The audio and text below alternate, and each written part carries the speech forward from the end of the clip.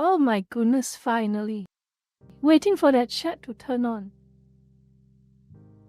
Streamlabs so slow. Always so slow. The Streamlabs is very, very slow. Oh. Tips. Quite many of you already drop in for the early morning. Well, welcome and good morning. Let me see. Hachiko, welcome. Don't touch wood. Kirby fan, good morning. If you're still here, Zephyr, good morning. Corn, good morning. Yuria, good morning. Zevo, good morning. Love has, good morning. Wispy, good morning. Zero, good morning. Well, we have a lot to go through today. And what I'm gonna do is, good morning, Lurker-chan. I haven't seen you in a while. I heard you are busy, but I'm glad you made it today. Thank you for coming and welcome. But anyway, what I'm going to do is, I would like today's stream. Well, sometimes I reach an epiphany of sorts. Sometimes I realize that, I'm going to do a lecture style stream. I might as well do it a video, right? I want the streams to be a proper conversation sometimes, because I like when you all make topics for me to just sidetrack a bit.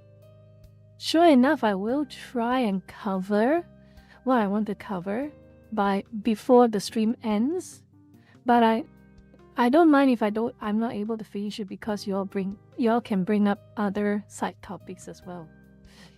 But that being said, we are still a little early. So what I'm going to do is, I'm going to wait for more lurkers to come and wait for the time to start.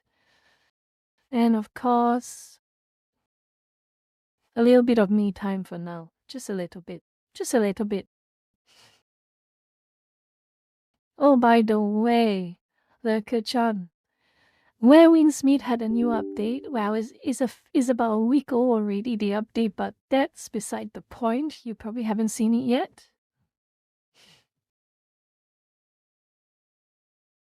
Yes, me time love has indeed me time. Is that a crime? Sue me time.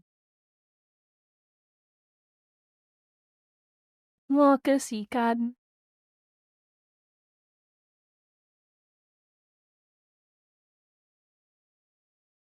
Oh boy. Of course, it is updating something. Not too slow at least, but still too slow. I wonder is there a new banner by chance?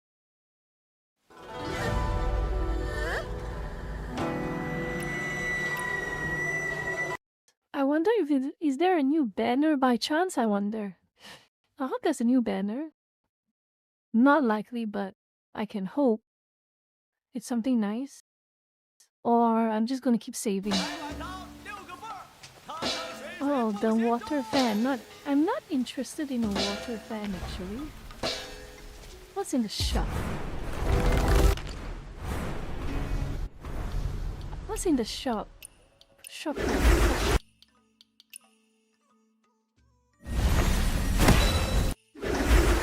Wait. What is loud? Why the hell? This is the problem I have with this game. Every time we are in the shop, the sound effects are extremely, extremely loud. And it is very annoyingly loud. Alright. Playing the battle pass for now. No, that's fine, Corn. That's completely fine, Corn. I can tell you a little bit of a story. My very first fully 3D PC game. Would y'all like to guess? No, it's not out yet. Would you all like to guess my very first fully 3D PC game? I played this on a Pentium 1 with like, I don't know, some kind of horrifying graphics. Wait, let me do my daily boss fights first. Okay, I'll tell you, it's Rogue Spear, Rainbow Six Rogue Spear. And guess how many FPS the game ran? 3D game. Guess how many FPS the game ran when I played it for the very first time? Would you like to guess?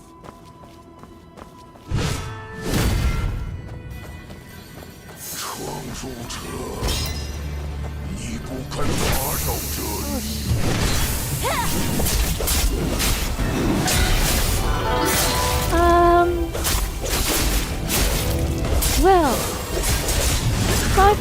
3 FPS.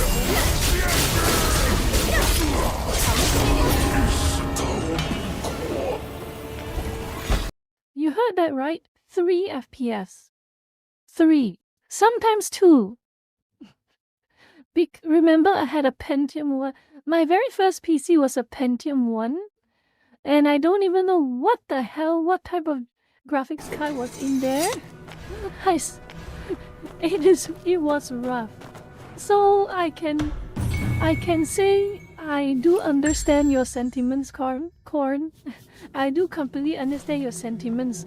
If a game performs horribly, it is not a good experience. I can understand firsthand.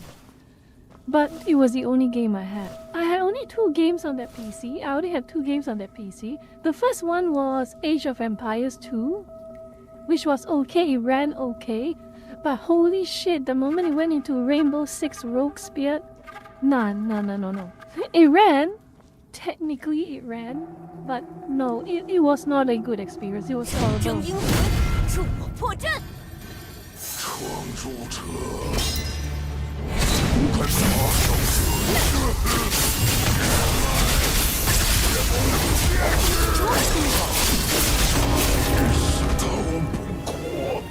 Yeah. Turn-based FPS. Yes, of course. Turn-based FPS. Ooh, finally level 4. 94. I needed a level up. Oh, by the way, Lurker Chat, you're gonna love this scenery. I'm telling you right now. You did get a chance to see this slot for quite a while. When I played this some time back. I played this last week. Look at this. Would you want to live here? I love to live here. Look at this place. As some lurkers would call it, it is the Windows wallpaper map. Tell me this isn't the Windows wallpaper map.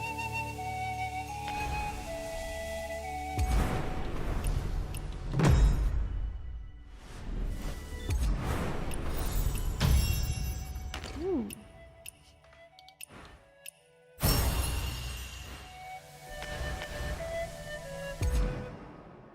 Half anniversary. Any new stuff to farm? I need to do more Sentinel challenges. I need to kill the world boss. I can do that in my own time. Oh, finally, something I want. Okay, let me open all my loot. And the music is very Studio Ghibli. Like us. Maybe it's by design, maybe it's intentional, but it has a very Studio Ghibli style soundtrack, this map. Agricola, welcome. Right now it is the calm before the storm per se, because we're going to have a topic later, but it's not a topic I'm going to lecture you on, but it's a topic that I'm going to just set out some key incidents and some key facts and some key things, and we can have a chat about it together. And I would like that. Potato, you have no idea. I don't need this. I don't like this new. I don't want this.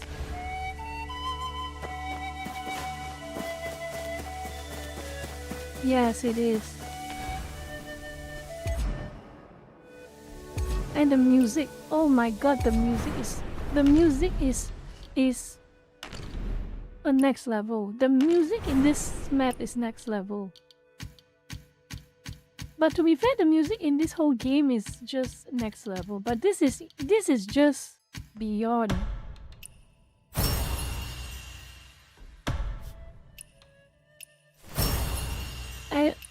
And yes, I'm sorry, lurkers. I'm extremely sorry. I'm doing the usual gacha thing again. At least it's completely free. The only payment for this gacha is your time. At least. I need a whole lot more of this. I'll be so hyped once I'm maxed out. I just need 10 more lurkers. Can I get 10 more in this session? Can I get 10 more? Do you think I can get 10 more? Can I get 8 more? Can I get 8 more? Can I get 8 more?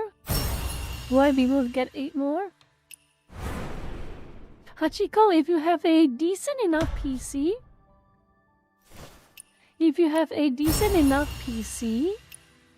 you can... It's free. It's free. It's completely free. The only reason it will not be considered free to you is if you want to look like... If you want to look good and you want to brag about how good you look.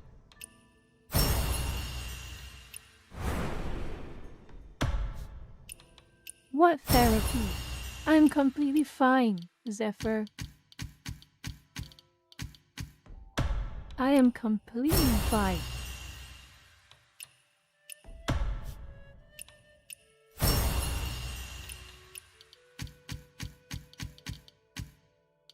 Wait, no, I don't need this. No. Nope.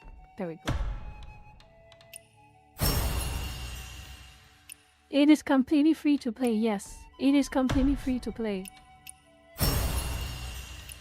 The only parts you pay for this game are those that makes you look good.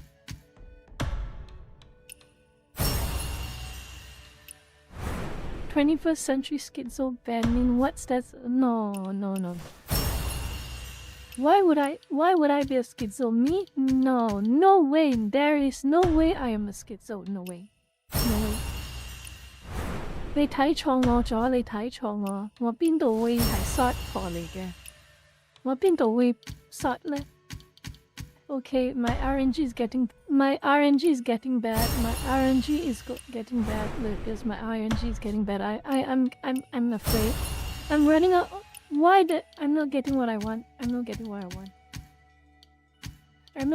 I want, Lucas. I'm not getting what I want.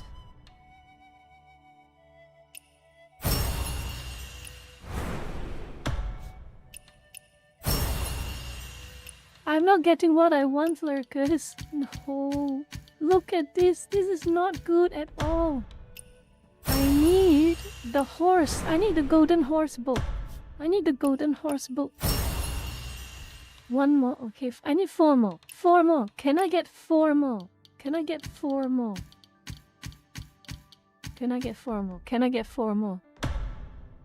Oh, Hachiko, you are missing out. Division 2 is still being updated, by the way, Hachiko.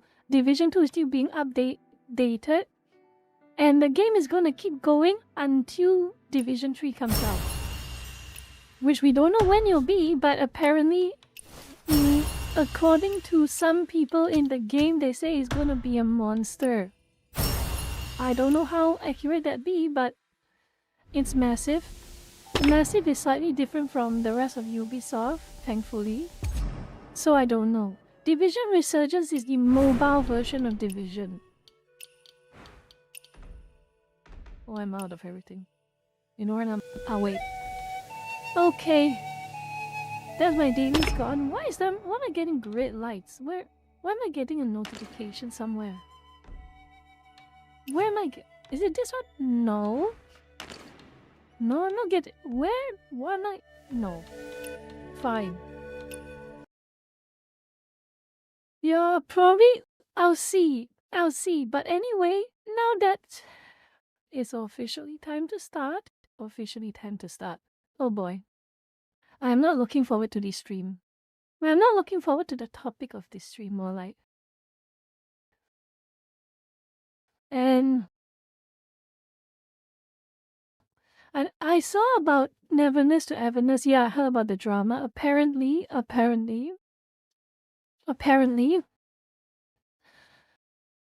some billboards and in-game ad on the TV are supposedly AI generated. Look. When me done, my dislike and disdain for AI is increasing with each passing week and month because of current events, but that is just ridiculous, okay? The character designs are human-made. The game world is human-made. Apparently the only Red Play and know some stuff includes AI. I might play it actually. I might play Neverness to Everness, but I have to decide what space. I need to clear out some space before I can install this game. It's probably going to be a big game, isn't it?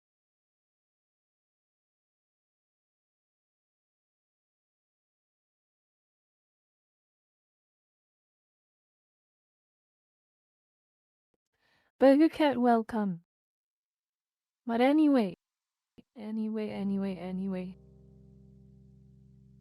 Yep, I can understand why there is a big recoil, a massive recoil when you find out that the game is using AI. I can completely understand, especially now with what's happening on YouTube. And speaking of what's happening on YouTube, we will get started on that, okay? Like I say, it is less a lecture. It's less a lecture and more like a conversation. We can add and reduce stuff. We can talk about stuff and sidetrack as much as you want. But I'm just setting it as like a common theme, okay? I mostly hold a grudge for companies trying to replace their moderation as many employees as possible with AI. Yes, that's horrible.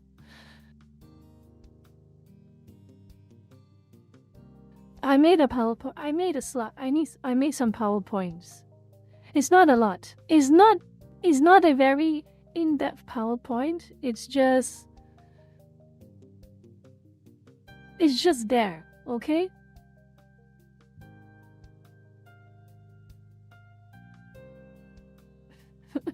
We have to speak. Oh no, that's not what I mean, Hachiko. That's not what I mean. But you gave some good pointers in the previous stream, Hachiko, so don't sell yourself short on that. Seattle RBLX, hello lads, is it alright if I take the time here to just rant down what my thoughts has been going on? I swear I feel I'm talking to a wall, but I wanted the wall. Go ahead. Before we go on with this topic, you talk about it. Seattle, if you genuinely need to rant about something, go ahead. And by the way, we are waiting, okay? Take your time. Meanwhile, until you come up with your rant, let's have a look at what else. Apney Gazer, your English has improved a lot since the last time I watched you. 2. Please, for the love of God, do not look up with your model.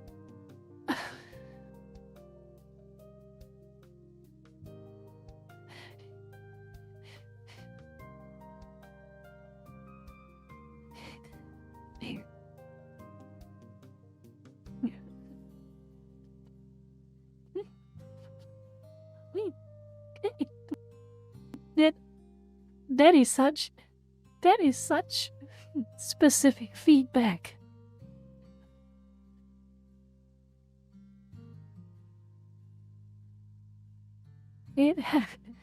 That is such specific feedback. Abney, that is such a specific feedback. But thank you for the feedback.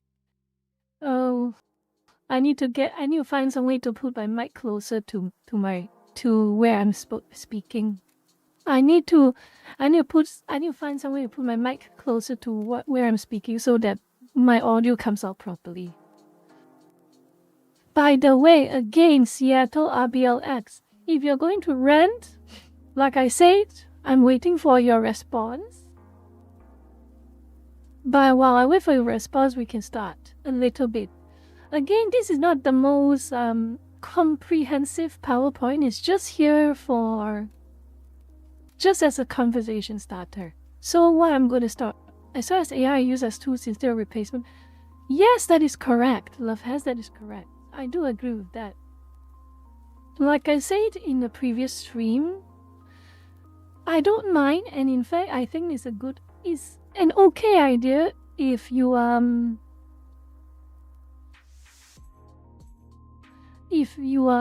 use AI for the most mundane menial tasks. So for instance, bookkeeping.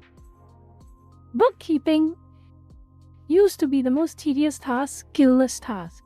You just have to give a person general instructions and they can do it for themselves. And to be honest, that is just, people can spend better time doing more important things. For instance, let's take a look at accounting for example. Like we talk about the accounting or even law. Let's use law. Law is easier. So let's say in the old times when you were a lawyer. Oh, let me stop that for now. Let me read SBLX, okay?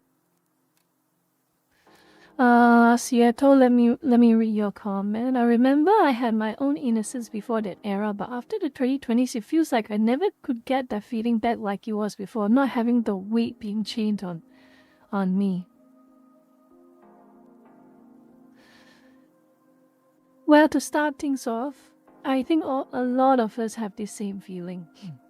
Something snapped in 2020. That is undeniable. So many things have happened and so many things have snapped. Before the 2020, for instance, let's look at some, I would say, for instance, let's look at something. I hope it doesn't offend you, but let's look at something a bit more mundane. But I think it's stylized enough that people get the point. Once upon a time,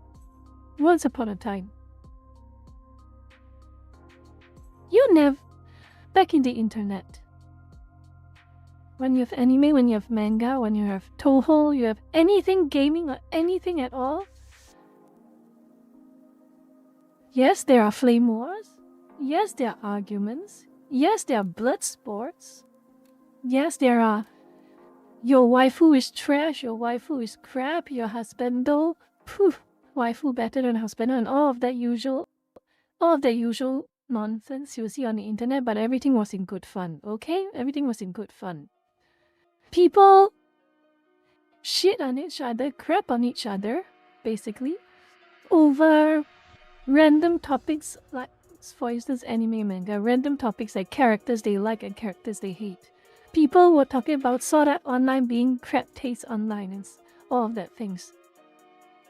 We hated each other was mostly joking. It was kind of like the best analogy is the Southeast Asians kind of mutual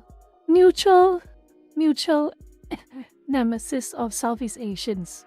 So when push comes to shove, everyone just ultimately on a fundamental level they core get along. But something broke with 2020. You know what broke? The COOF. The COOF made everything different because suddenly the normies were not allowed to go out. They were not allowed to do whatever crap they did out in the open world, in the real world. And what do they do when they have nothing else better to do? They go inwards. They go to the internet. And as we probably know, I'm sure you all are aware, at least subconsciously on the level, your first experience into the internet is like, how should I put it in a way that is TOS friendly, because I really do not like YouTube. And I'm aware that even a wrong word is going to get me in trouble with YouTube. But how do I put it? It is like, I'm thinking of some kind of substance. What is it called? The entry substance. Yeah, that's a good analogy. It's an entry substance. the internet, your first experience on the internet is an entry substance. Once you experience the internet for the first time, you can't get enough of it. And that is a lot of cases with a lot of very weird people, very weird normie people in the real world. Once you experience it the first time, you can't stop. But let me get back to you first. Let me just see. I mean, social media changed way too much. So much of it is more or less becoming more personal. Yes, correct. Exactly. Because what you have, in my opinion, you have very mentally unadjusted individuals, people who are very, very unadjusted to the internet, especially those who are in real life. A lot of people in real life, okay? Like not quite a fair few people in real life, they assume that the internet is the same as real life. What do I mean by that? Well, it simply means they think everything in the internet is personal. They think everything in the internet, when someone talks trash to you on the internet, they 100% mean it and they mean the worst for you. And it creates this... This is why you see so many things have changed. This is why you see there's so many cases of doxing, for instance. You have so many cases of threats, DTs. You have so many cases of dogpiling. Because these people have, the people here, back in the old days, the 2010s, there are arguably less people who partake in this type of activity. And if they partake in this type of activity, you will know about them instantly. But at this point, it's kind of become so painfully more common that yes, you still call out for stupidity, you still call out for the blatant evil that it is, but you notice you're complaining about it so much more already. And yes, correct. One of the biggest problems with a lot of normies, as in I'm not even talking about the internet normies, I'm talking about the normies who usually do not use the internet, but because of 2020, they were forced into the internet, and they never left. They invited themselves onto the internet and they never left. That's when this whole delusion started to take place. It really was when the delusion started to take place. 2020 onwards. And now what do you have?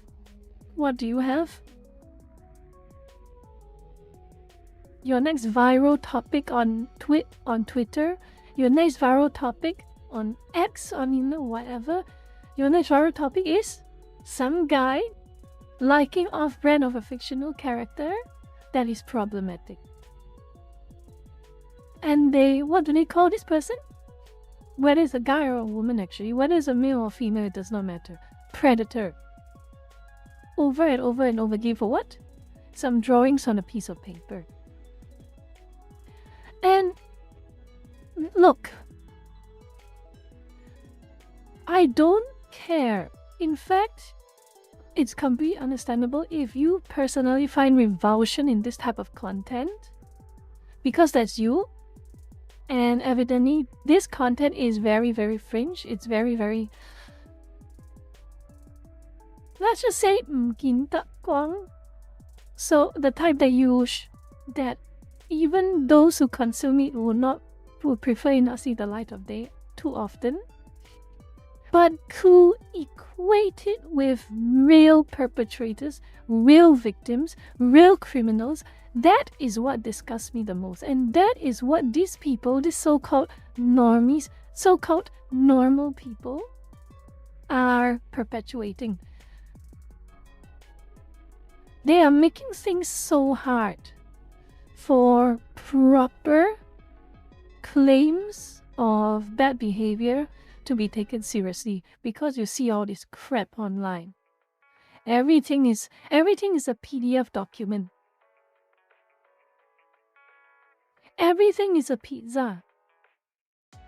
Everything they don't like is a PDF document. Everything they don't like is a pizza. At some point, people do become numb.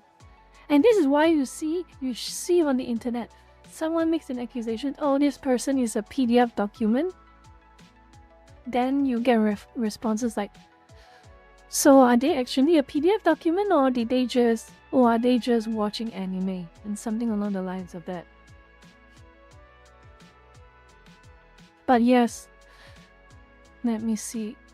I think they call it info hazard if I recall it. Yes. Someone who's been on the Roblox community for a long time, you have no idea how much he was suffering to hear all the news, all the clips, all the PDF documents, all the bad stuff, and entire world just said. Yes, I made a few posts. I made a few posts about it, and I made an entire stream about it, about the Roblox incident. And yes, it's so bad. It is so bad. It is so bad. And you know what makes it even so much worse? You know what makes it so much worse? The leadership of Roblox one of them is the chairperson, the chairwoman of FOSI. Something Family Online Safety Institute. Yes. One of the people leading one of the biggest source of abuse on the internet platform, and it's been uncontrolled, it's been completely uncontrolled, chairs the online safety organization. And this FOSI is centered on would you like to guess? Would you like to guess what they are centered on? What do they want to do the most? They'll brag about doing all the time. Family Online Safety Institute. I'll just tell you right now. Protecting the children.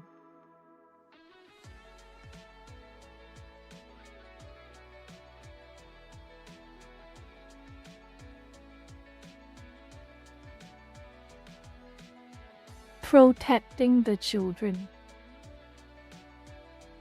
And then what is so-called chairwoman of this institute that protects the children, where does she work at? The online platform that has a very serious abuse problem. Funny how that works. Funny really how that works.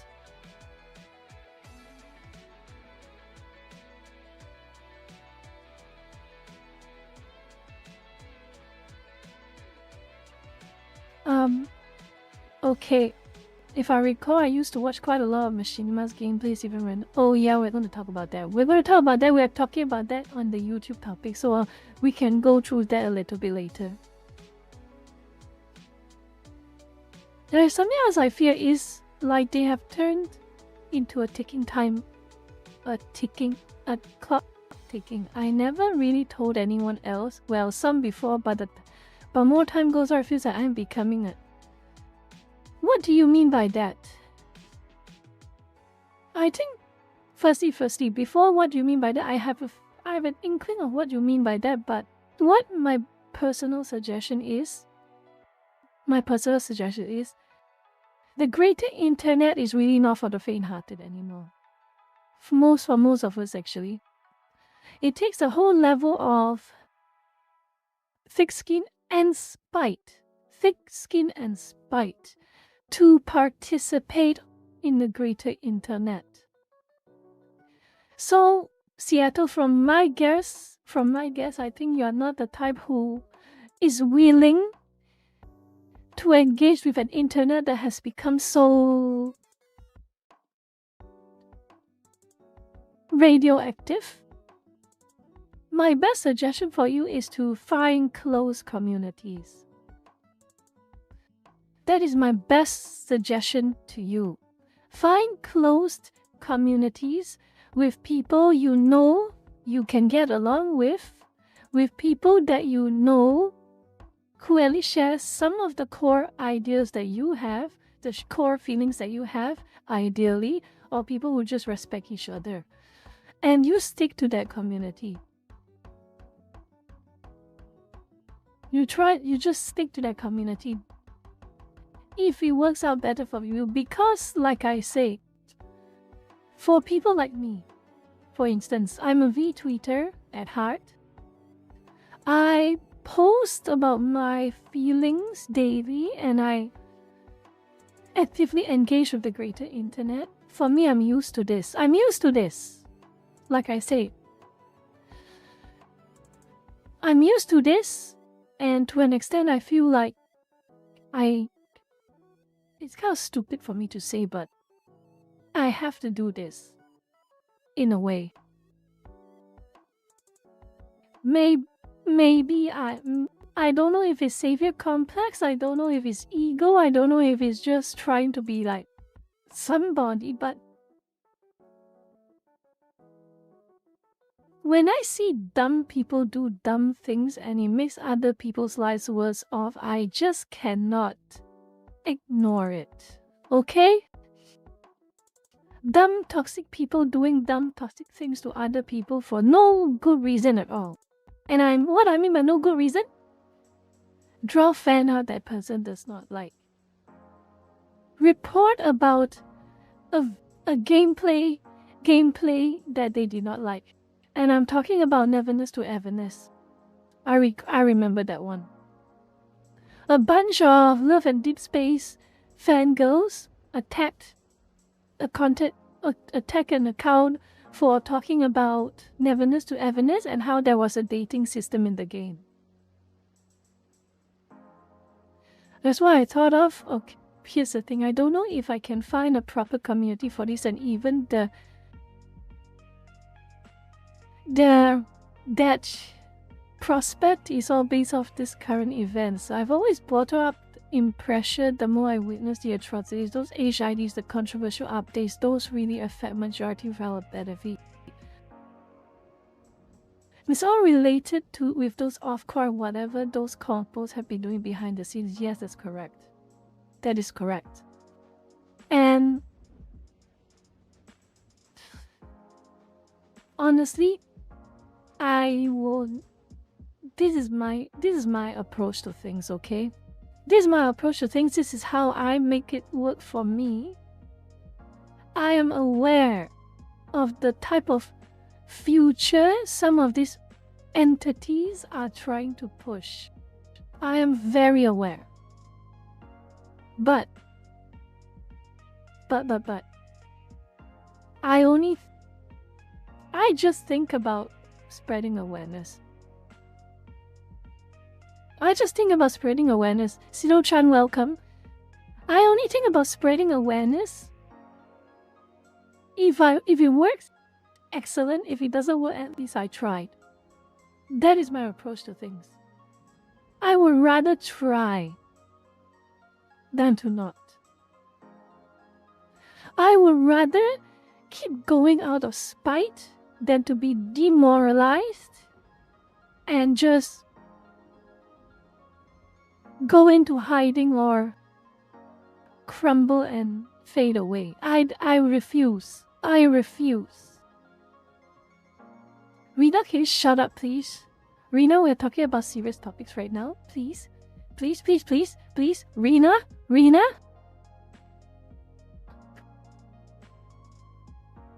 That's been what I've been doing. It did help me out remedy a bit though.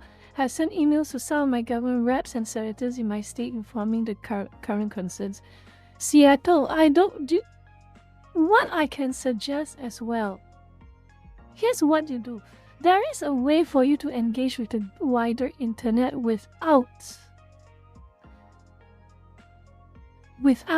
feeling that pressure that you told me you've been feeling. Just use if you have an online account, just use it as a mouthpiece. Just use it as a mouthpiece. Make the post you want to make. If you have a concern, make the post you want to be concerned about. If you're afraid of those people responding badly to you, you just make your post and just ignore the comments. I know it's sometimes easier said than done, but if that is how you can best approach this situation, I think it is worth trying. Because it's one thing to send your emails to your government representatives, it's one thing to send your concerns to some member in Congress or something like that. It's another thing entirely when you express a concern and more people, strangers, complete strangers to you, see it and agree with it and understand that is as much as a problem as you think it is. And yes, Leke Chan is correct. What you're doing is already more than the average person online, more than the average citizen who is digging their heads into the ground, pretending none of this is getting worse. Correct.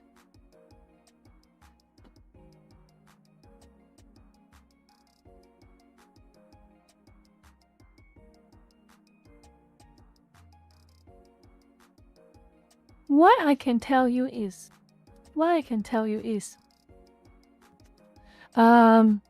Seattle, what I can tell you is, at the end of the day, you have the best control of what makes you happy and what makes you upset and what makes you sad, what makes you disappointed, and what makes you feel confident, whatever. At the end of the day, strangers on the internet do not matter to you. You have your concerns, you voice it out without reservation. You yell it out online without reservation. Vent however you want to vent. Say whatever you want to say online.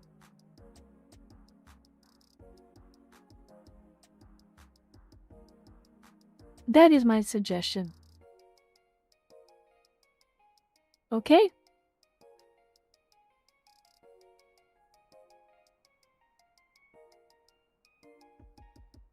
Just keep doing it. Just keep doing it. Seattle, just keep doing it. As long, even if only one person sees what you say, even if only one human sees what you say, it's already 100% improvement. Even if one person sees what you say and hears what you say,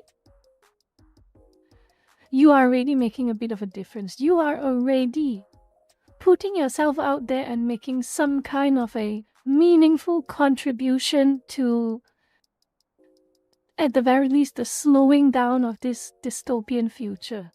Okay?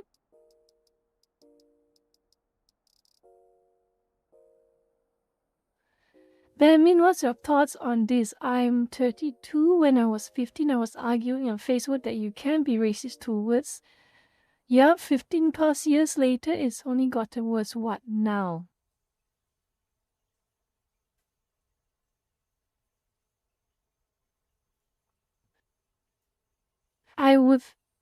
This is my opinion, okay? This is my opinion. Half a decade ago, 10 years ago, okay? The exact same thing that's being pushed by all these bakjaw. You can't be racist against this, you can't be racist against that, blah blah blah blah blah and blah blah blah. It used to be mainstream. It used to be mainstream. Counter arguments used to not matter. Because the only people who were calling them out were the so-called skeptics on YouTube. And they were at that point in time considered quote-unquote fringe. But look at it right now. Look what happened to Twitter. It has become X officially. Now, I'm going to say it right now, and I know a lot of y'all are going to bring up, but I'm going to be complete aware and acknowledge it. It is not a perfect website. It is very, very imperfect. Some things it gets really, really wrong. But if you want me to be honest and to express my opinions on this, X is so much better than Twitter. This is my opinion. X is so much better than Twitter.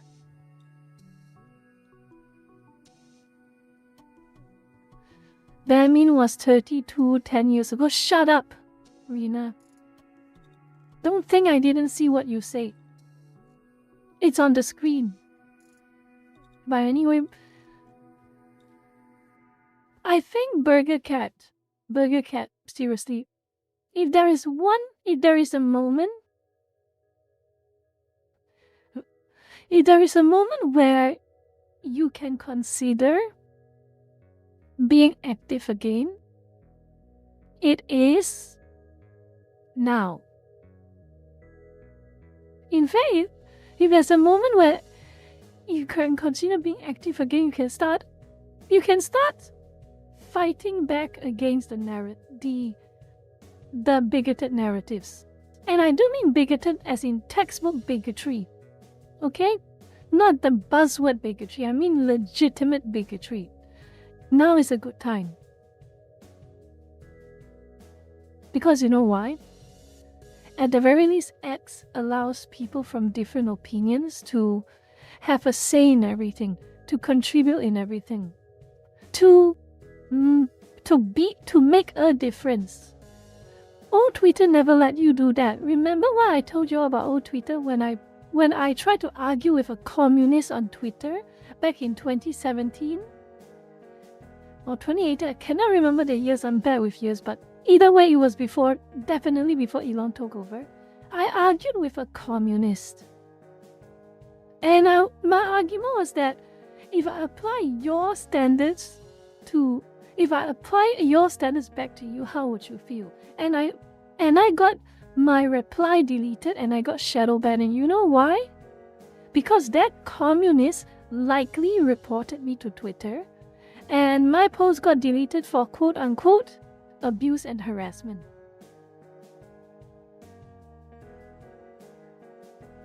I left only two replies. I left only two replies to this guy. One was an initial response, and he responded back to me, and I responded back to him. The second response I gave back to him got me the strike. That was old Twitter. I cannot even say I disagree with you. What if I use your standards back against you? That is considered abuse and harassment because, funnily enough,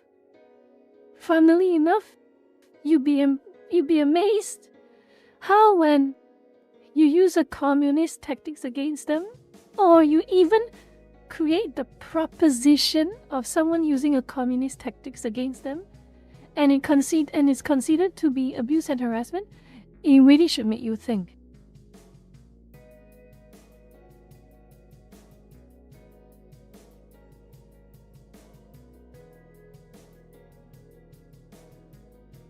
Oh, my mic turned off.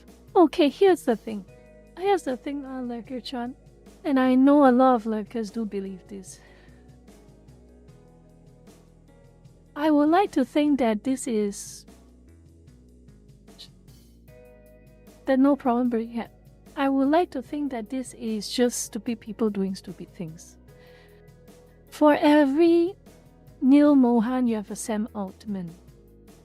For every Satya Nadella, you have that Claude guy.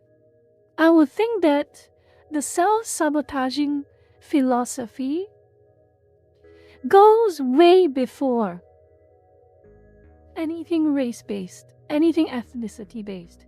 Look at, for instance, what was that guy's name? Matt Booty. Yes, Matt Booty from Midway Games. Matt Booty, he used to be the CEO of Midway Games, and guess what happened to Midway Games? It crumbled. It went bankrupt. And then now Matt Booty is managing Microsoft's gaming division, and guess what? Microsoft is in a shit show. A trash fire, if you would say. Nothing to do with ethnicity right there. Stupid people doing stupid things, in my opinion. So, every time I call out Neil Mohan, I make it very clear. I'm calling out the CEO for making bad decisions. I know some of you lurkers will disagree with me, and you probably think that there is some deeper meaning, some deeper immutable characteristics that decides that type of behavior, but I do not subscribe to that. Well, because I've seen enough people from different immutable characteristics doing equal amounts of stupidity or doing equal amounts of intelligence and kindness. It's not restricted to a specific group of people. But again, that's my opinion, Lurkachan, that's my opinion. Kirby fan, welcome back. Yeah, you were there to say hello and now you're back. Okay, let me see. Cheryl Commander. I think there's a large amount of people that are still just starting to see what's happening. So showing that there is a counter argument to those lurkers helps even just a bit. That's correct. That's correct. Who knew that someone making a rebrand created something better than they knew? Sure, maybe there's some controversial changes, but now I feel correct. I'm glad you feel that way. Well, not correct as in objectively correct, but I'm glad you feel that way, Seattle. But the thing is, again, it's a human thing. It's a human thing. It's an upbringing thing. It is a thoughts you develop by yourself thing. Humans are capable of great evil, but also great good.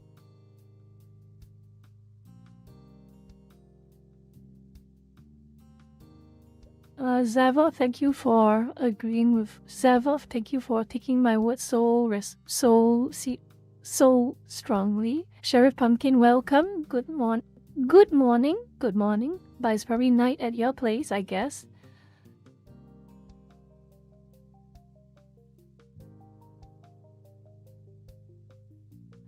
I do tell you, there's quite a lot of Jumkovs in the workforce, mostly with lower budget companies and sometimes from high-ups. My pops has been a manager in a warehouse and he has witnessed a lot. I'm sure you have. Here's the thing.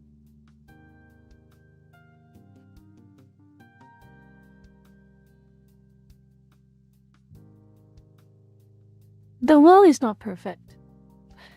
That's the best way I can say. I don't know how to say it in a way that's more encouraging, but all I can say is that the world is not perfect.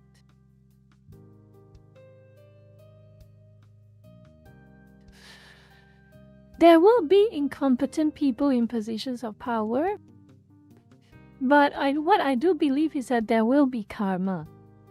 Every single action creates a reaction. And the more dumb decisions a person in a position of power does, the more it comes back to... The more it will come back to them demanding for the bill, per se. So it may not happen now, it may not happen very, very soon, but it will happen eventually. You know, now that I think about it, what the hell has YouTube and generally popular media platforms of him hiring to moderate the content? We are going to go into that shop. We're going to go into that. Perfect segue. We're going back into that. Seattle, we're going back into this topic. Perfect. Kirby fan, hello. Let's get into this topic and we can keep talking as we go.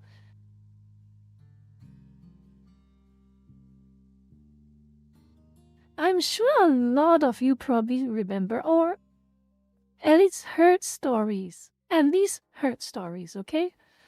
A lot of you remember or at least heard stories of what YouTube was meant to be. I'm sure. Back in the days, what do you have before YouTube? You have cable TV. And what are the problems with cable TV? Every single segment on cable TV, every single show, every single opinion, every single information, everything is curated. It was curated. Everything was completely curated. You do not get to say anything you like. You do not get to do anything you like. And if you even tried, you're gone. It is the bit, it is the hub of the celebrities. It is the hub of the so-called reliable sources of cable television news. It was the hub of publishers, producers, the big money. And they always say, and of course, legions and legions and legions of advertisements. And of course, one of the most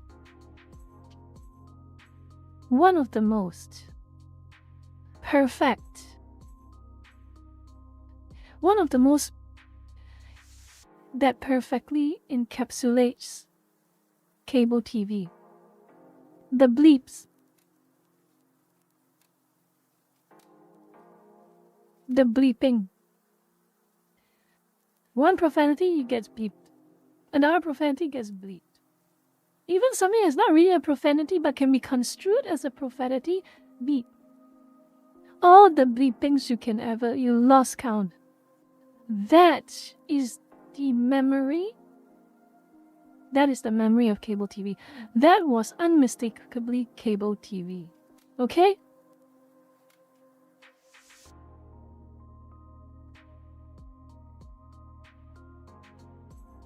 So, February 14, 2005, YouTube was unveiled.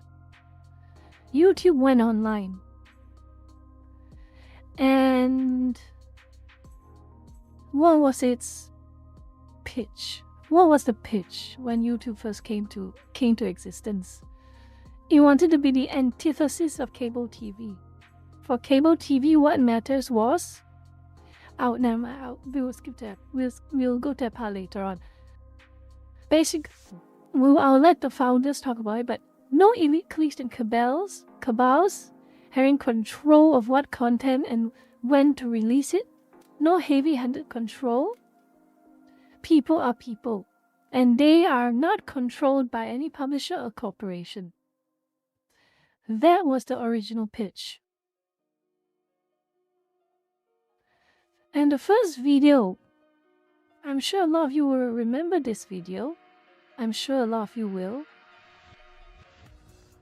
I hope that this video is...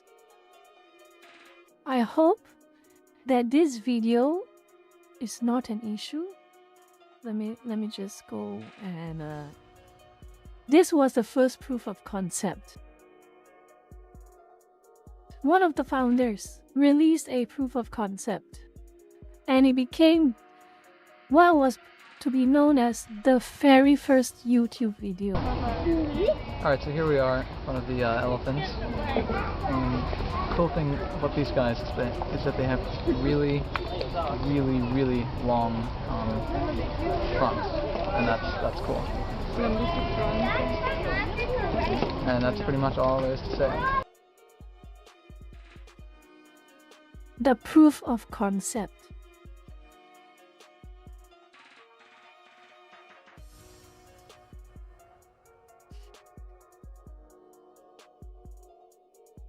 There was a video from the very first co-founder, Karim Jawed. So I'm going to show you another video. I'm only a short snippet because, like I said, I don't know. With the way YouTube is going right now, I don't know what will make it upset. Again, like I say at the front, like I say back, like I say, I don't know. It has its eyes on all of us, every one of us.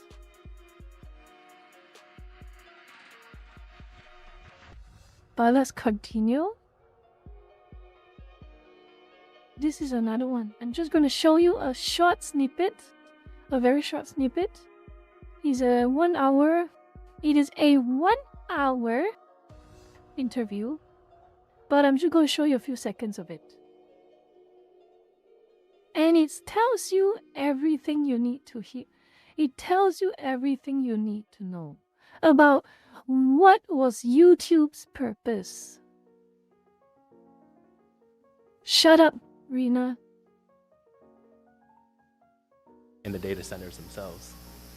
Well, we're going to want to talk about a lot of the business aspects and that, but you know, one of the things that I love most about YouTube is that it's a mirror on ourselves. I mean, you know, traditional television is a mirror on the business model of television. It's constrained by, you know, to mass market one-size-fits-all products by virtue of being a broadcast medium. And the great thing about YouTube is that it's not. it's one size fits one. It is about you, not them. And so in a sense, it's a great lens on our culture, a reflection of who we are that we really haven't been able to see on a massive scale before. And so I guess we see it from the outside. We see YouTube from a user perspective, but from the inside, when you look at the trends and what's surprising, what do you see? What does it say about us? Yeah, it's surprising to see the trends. I mean, you see different types of content becoming popular within the system, but like I was saying, the stories that we hear of people connecting, I think really surprises us that YouTube isn't an entertainment destination. It's really becoming a site where people come to be informed and to be inspired through video. And I've talked about this in the past, but I hear stories of actually children in Africa going to computer centers and going there to watch YouTube. And it's inspiring because they're saying that this is acting as a window to the world to them. They have a chance to experience cultures beyond their borders. One size. Okay, this is the most part. This is the most important part. Again, I want to repeat this part. Just repeat this part. After that, we can have a is talk. that it's a mirror on ourselves. I mean, traditional television is a mirror on the business model of television. It's constrained by, to mass market one-size-fits-all products by virtue of being a broadcast medium. And the great thing about YouTube is that it's not. It's one size fits one. It is about you, not them. And so in a sense, it's a great lens on our culture, a reflection of who we are that we really haven't been able to see.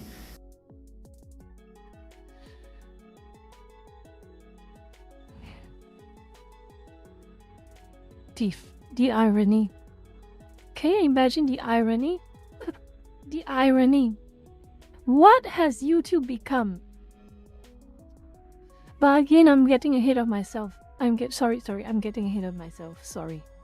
So what happens? Ever since YouTube grew, they grew and grew and grew and grew and grew. It was so popular.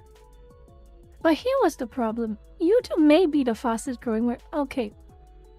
How many of you remember? I don't know how many of you were alive back in 2006 or 2005. I don't know how many of you were alive back then. But back in those days, I went to YouTube to just... Well, most of the time I go to YouTube to see... I had a very bad PC back in the day. Very, very bad PC. So, when I go to the IT labs, the first thing I do is to go on YouTube and you know what I watch? I watch gameplay of games that I will never be able to play. I just wanted to see how it looks like when I could run a game properly. That was how I spent my time on YouTube back in the days. Watching people play games that I could not play. Because I did not have a beefy PC. Because I didn't have the money to buy a beefy PC. Or I was not allowed to buy a beefy PC. Yes, the stars under every video, everyone remembers that too. Hello Johnny English, welcome back. Welcome back, thank you for being here. But yes, it is quite a nostalgic experience. That was how I started watching YouTube. It is like the very first times I started watching YouTube, and back then there were a lot of, unregistered hypercams, the bandicams, all of the 140p gameplay videos. Those were the days. And you know what's even funny? There were so many of these gameplay videos that basically they were showing gameplay videos as Linkin Park plays in the background. It's always that, and I'll never forget it. I'll never forget seeing someone playing a video game without talking, and just having Linkin Park's Numb running in the background. Life was simpler back then. Really, life was so much simpler back then. 2005 were... No, it's not. That was 21 years ago, Kirby. That was 21 years ago. Damn it, that's 21 years ago. Shh. Wow. Oh my goodness, that was 21 years ago.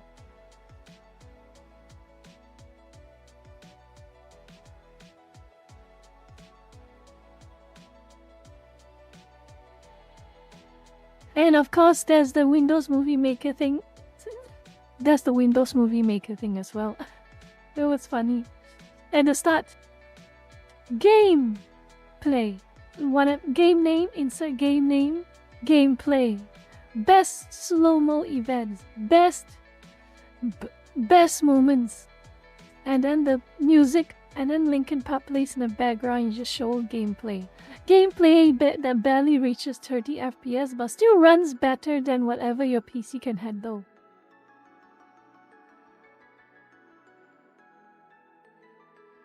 And now, as you can check this archive by yourself. I think it's a bit of a waste. I won't say it's a waste of time, but I don't think you want to spend this much time reading an article on stream, and neither do I. But long story short is YouTube was one of the fastest growing platforms around the late 2000s. But with its fastest growing, even though fastest growing platform it may be, it has problems. And they started to rear their head, basically. One of them being, well, the start of everything. The start of most YouTubers' biggest gripes and woes. The splinter that never came out. Copyright. Even back in 2006. Copyright was a problem. YouTube was swamped with copyright. All those Linkin Park soundtracks. All those reposting of content, the full episodes of certain shows on YouTube. It may be on 140p, but the full shows were there.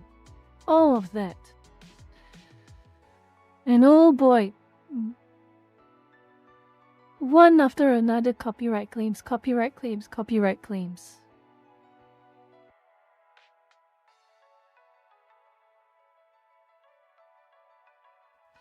Oh, by the way, let me see what you said on the chat. Don't forget Naruto vs. Sasuke, AFVs with Linkin Park. Oh boy. Oh my god, that is a memory I haven't remembered in a while. Oh my goodness. Full shows on... Yes. Oh my goodness. Those were the days. But yes, this was when problems started to happen. The bigger you grow, the more problems there happens. Eventually, well, we have this one. Okay? And I feel I have to go with this article. We have to go. Zarok, thank you for the gifted. I'm very grateful. Thank you for the gifted. I still remember all of those gifteds that a whole bunch of lurkers gave to me last month. And I'm still shell-shocked to this day. Really. So shell-shocked. But anyway, thank you, Zarok, for 5658. Make sure to thank Zarok. So...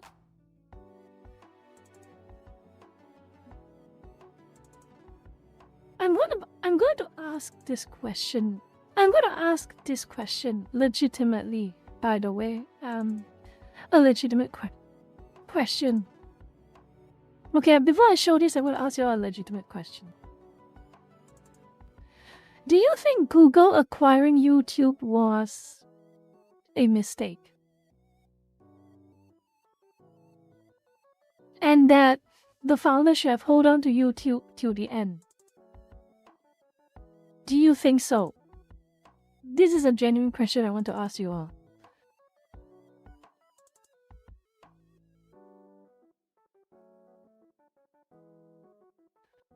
Okay, so here, what I'm going to provide you is an article.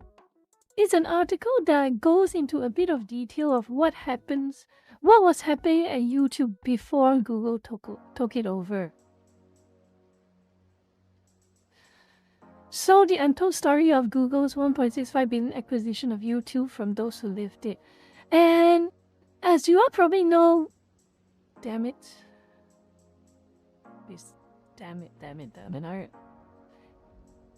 What a... Oh my goodness. Fine. You want to be that way? I'm not paying. You want to be that way? Fine.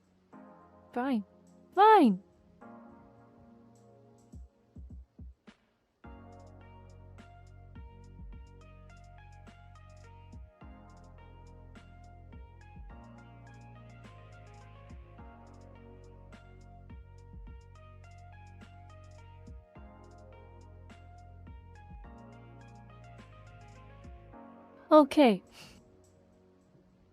Basically,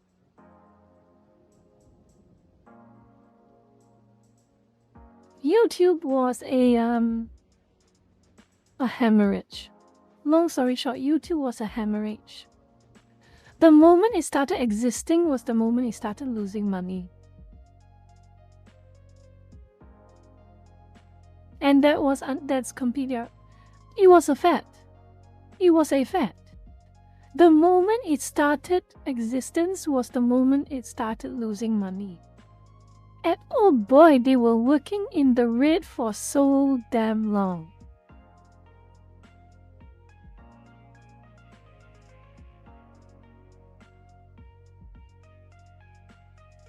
And of course, not only they had to maintain their servers, they had to maintain everything, they had to watch over everything. 3 people maintaining everything, watching over everything. They barely had any money.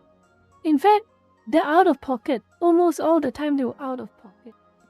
YouTube, as beautiful as a website it was back in the late 2000s, as beautiful as a website it was on borrowed time. It would have been like any other website in the world, any other startup website in the world. Eventually, it will crumble and it will fall and it will be destroyed under the weight of its obligations. It was only a matter of time, basically. This word sums it up properly. We didn't have the resources to keep on fighting.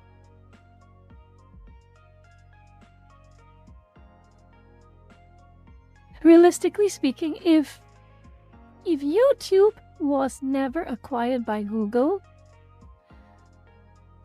I don't think we would have a YouTube right now. That is the hard truth. YouTube needed something big, someone big, to keep it alive.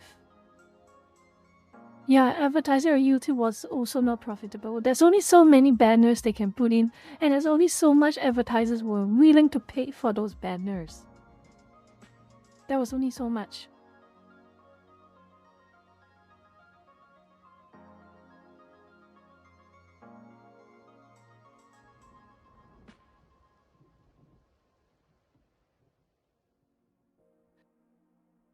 So, with that being the backdrop, this was the article in reference. With that being the backdrop,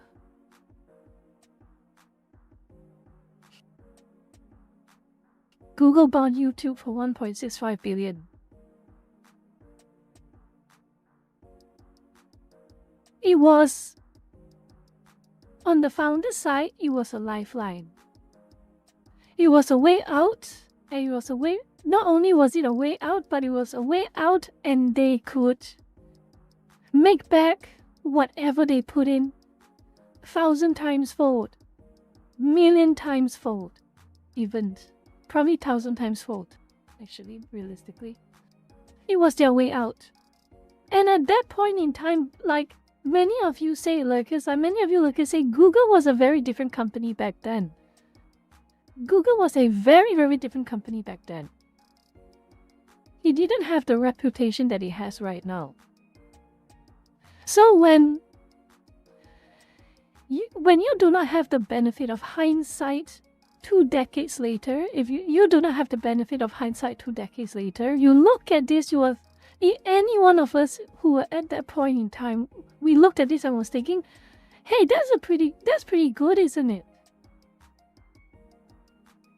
YouTube basically swooped in, cleared out all the founders' debts, and set them for life. 1.65 billion shared between the 3 of them. If they invest their money properly, they do not have to worry about money for generations.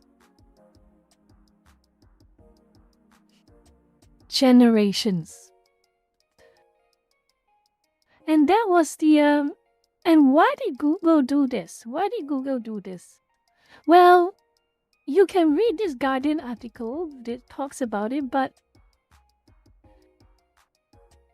let me have a look. Google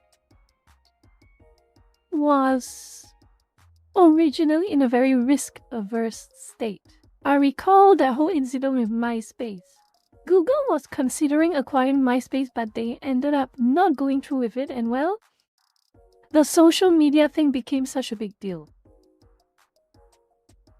So what Google did was, Google saw the potential of YouTube. They saw the numbers.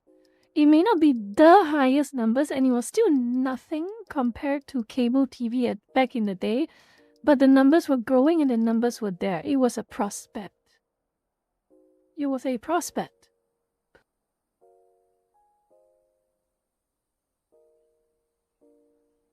So they took the jump. By Google's own admission, they paid a premium. 1.65 billion was overvalued for YouTube. 1.65 billion was definitely, they say, was overvalued for YouTube, and they were just banking on YouTube's future. And like it or not, back in hindsight, I really did not like this, but back in the day, like it or not, Google saved YouTube. That cannot be taken away from them. It cannot be taken away from them. Google saved YouTube. And not only did it save YouTube, but because over the years, as the late 2000s went into the 2010s, as advertisers started to flock YouTube because Google was there vouching for it big. People who made videos on YouTube realized one day they could get paid for doing what they do. There was an incentive for them to just keep posting, not just for a hobby, not just because when they have a little bit of spare time and they want to do it, but because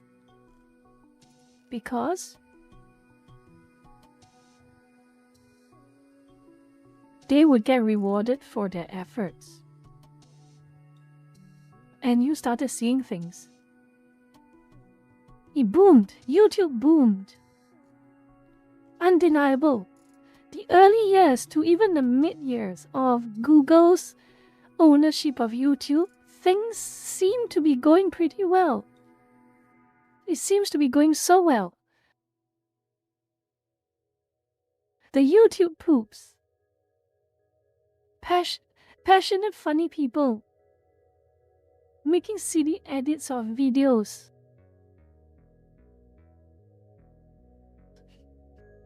And then, of course, the Let's Players, PewDiePie, Markiplier, Jacksepticeye, the game reviewers, Angry Video Game Nerd. Then you have the gaming commentary, the gaming skits, gaming related skits, and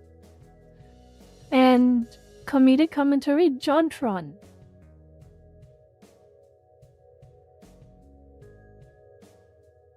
JonTron. And then of course, the birth of the informative educational YouTube videos.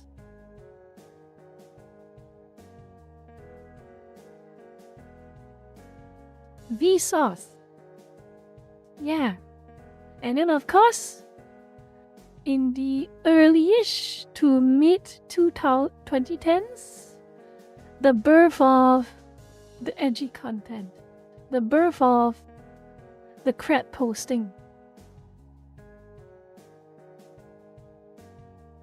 Rena, shut up.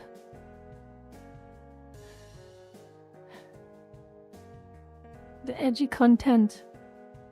Papa Franco, Filthy Frank. Max Mofo.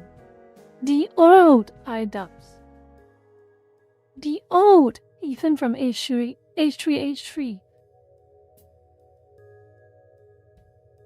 Everything was good for a while. Everything was good for a short moment. For that briefest moment, for those few years, everything was good. Everything was good. Then what happened? What happened? Master, there's a lot to talk about. We will talk about it after we talk about this YouTube part. But you know what? I'll talk about it. What happened to iDubbbz? Long story short, he became desperate for a girlfriend and a wife. This is my opinion, by the way. He became desperate for a girlfriend and a wife. He has reached to a point where he has decided anyone would do. And somehow he ended up with now his wife, Anissa. And things went downhill from there. Basically, that's a long story short. How? I don't know. Blackmail, maybe? I suspect blackmail.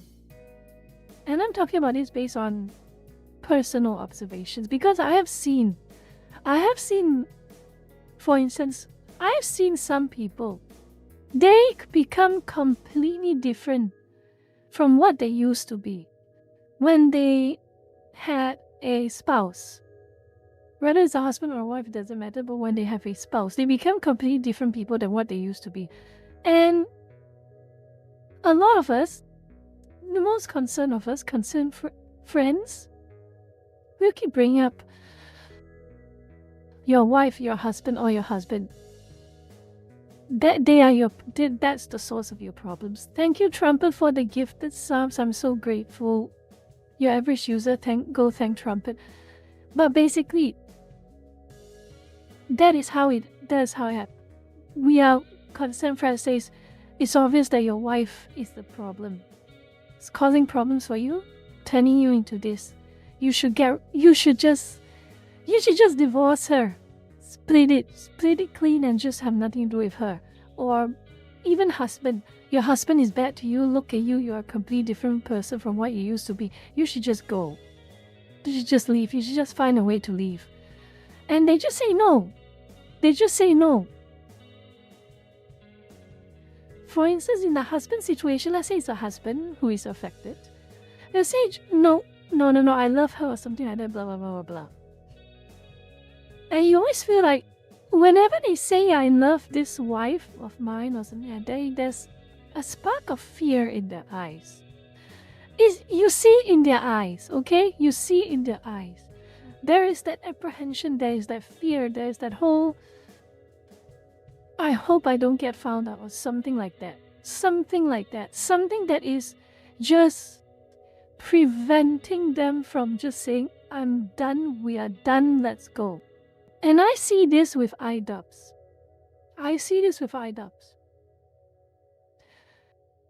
And I'm sure a lot of people genuinely do speculate whether it is the case or not. Sure enough, Sam Hyde speculated. Trumpet, what comment is this? What home record? Oh no. But anyway, back to the. Sam Hyde said this when he commented about the documentary that iDubbbz tried to make about him.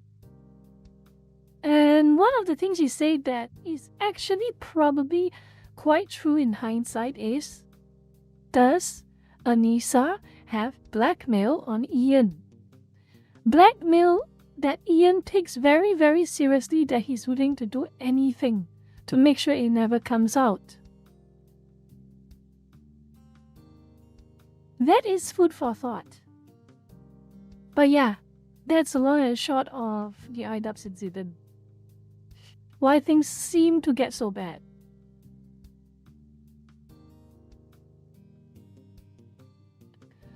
Chiruno? Oh, Genius Chiruno. Welcome, welcome, welcome. But yeah, blackmail is only as powerful as... Blackmail is only powerful if you give it its power. If you give it the power. So, you don't want to give blackmail the power? Don't do stupid crap. Don't do stupid crap and don't confess your stupid crap. Long story short. Don't confess your stupid crap to someone you think you can trust.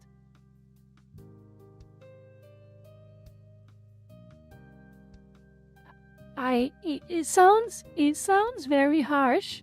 It sounds a little cynical, but sometimes the best answer really is the cynical answer. Firstly, don't even do the stupid crap. Don't even do it. Really, don't even do it. And if you're gonna do it, admit it loud and proud. Admit it loud and proud and in public. That way, no one's gonna have power over you. No one can blackmail you over something that you admit. That's my suggestion. You want to do something stupid, you admit it and you make it public. So it has no more power over you. No, that's not what I mean, Trumpet. Holy moly. Trumpet, don't say that. Don't say that, Trumpet, don't say that. Trumpet, don't say that. Please, seriously, seriously. I'm just saying in the context of blackmail.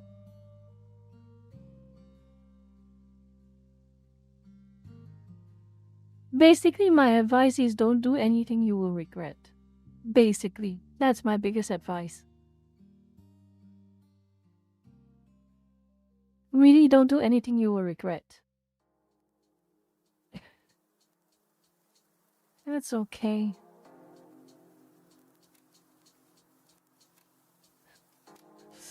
Marcos, don't be like this.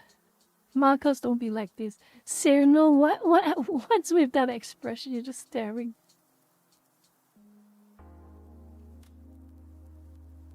Look, I cannot really say that.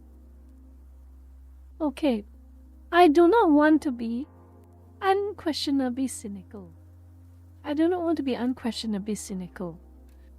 But what I do say is, Hachiko, trust but beware not. That's not what I'm trying to say. My advice is,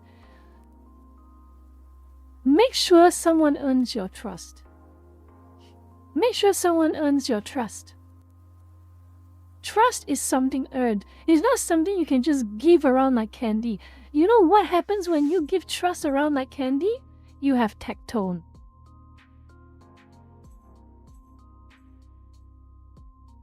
That is the perfect illustration of what happens when some people give trust away like candy. You have tectone. When he gloats on stream saying that he has blackmail of a lot of different people. He has blackmail of a lot of different people. He's not afraid to use them to quote-unquote protect himself. The blackmail involves some of the worst things that likely could even be illegal, but he chose not to disclose them because he wants to use them as blackmail. That is low behavior, that is shameless behavior.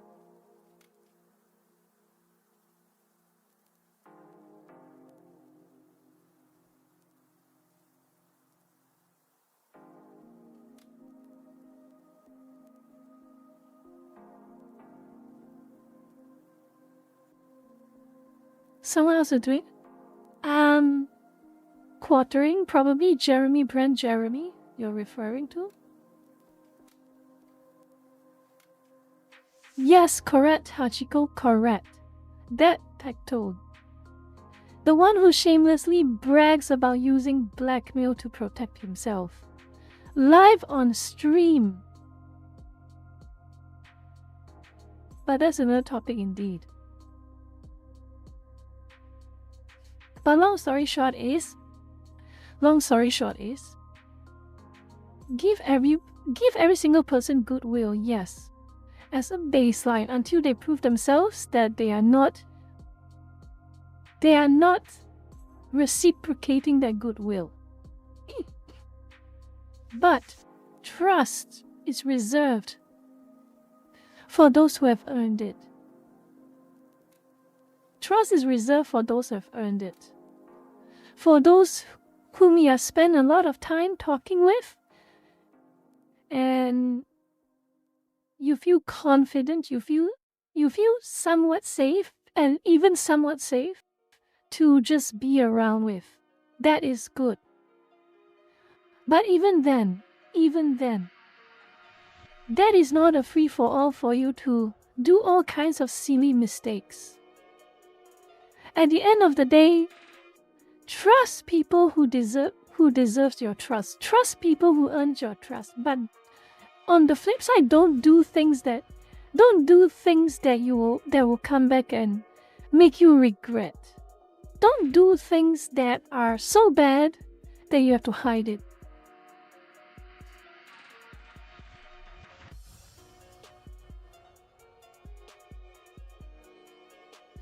Okay, the thing about Iron Mouse is, according to her, she was told something. Okay, she asked something. She got a response back saying A, and she finds out later that it's actually B. I would be upset too. I would be pissed as well. I would be angry too. I might stop supporting something out of spite if I caught them lying to my face. What did you just... Rina, you have a problem. So I think at the core issue, maybe people are a little too harsh on Iron Mouse. They are a little too harsh on Iron Mouse. Specifically only Iron Mouse.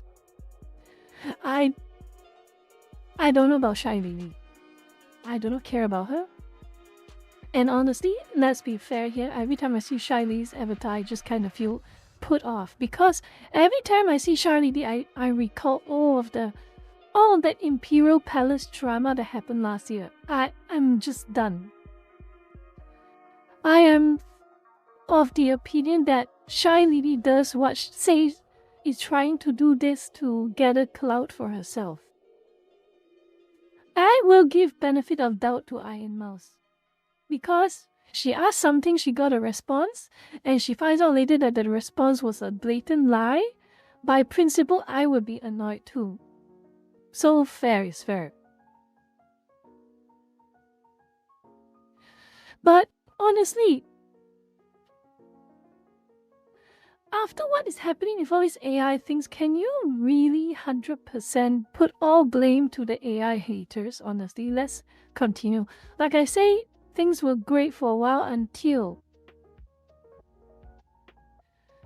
2017. Until 2017. The apocalypse, as some would come to call it as. The apocalypse. So what was the source of apocalypse? Basically, a few trigger points. The two of them are kind of bogus, but one of them is genuine, to be fair. Okay? Two of them is bogus, one of them is genuine. I will go with the genuine one first. The genuine one was that a lot of new YouTube channels started cropping up, and there were ads attached to those YouTube channels. And what were those YouTube channels specifically? What were those YouTube channels specifically? The Egyptian goddess name. the Egyptian goddess named the wife of Osiris. Those YouTube channels. If you know, you know. Say out the name in your head, you will know what I mean. Those type of YouTube channels. Those were genuine concerns. Because the YouTube channels that bear the acronym name of the wife of Osiris, their content is, let's just say, absolutely evil. And I don't mean unironically evil. The type of evil where if you were caught with it, you were caught spreading it, you would be sitting decades in a jail cell type of evil.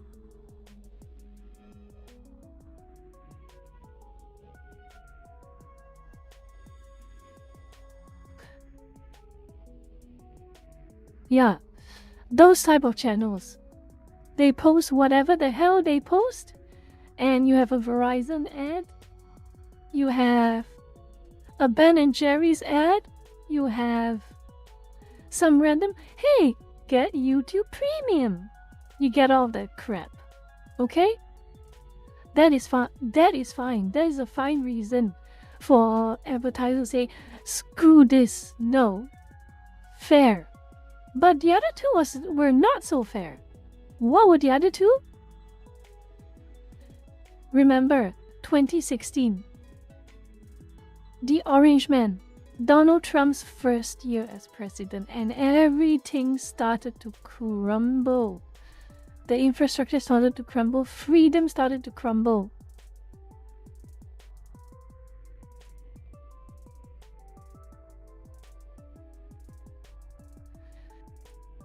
Everything started to crumble. Mainstream media were being stupid. And you know why? What happens? You know why the Orange Man, why Donald Trump became the president? Because of YouTubers, because of memes, because of social media, because of all the Pepe memes, because of all the basket of deplorable memes. And so, the powers that be pressured YouTube with ad money to start censoring any video that is critical of the establishment, that even so much as saying Donald Trump is not as bad as people make him out to be. That is considered extremist content. Oh yeah, there's Elsa Gate as well. I forgot about that. There is Elsa Gate as well, correct. There is also Elsa Gate. And then of course, you have the skeptics. The skeptics.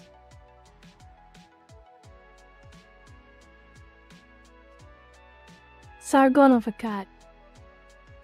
Mr. Metalcur. Metalcur is not a skeptic. I'm just going to show off some skeptics. Sargon of Akkad, Skeptic, Crowd and Tea, Aiden Paladin, all those names. All those names.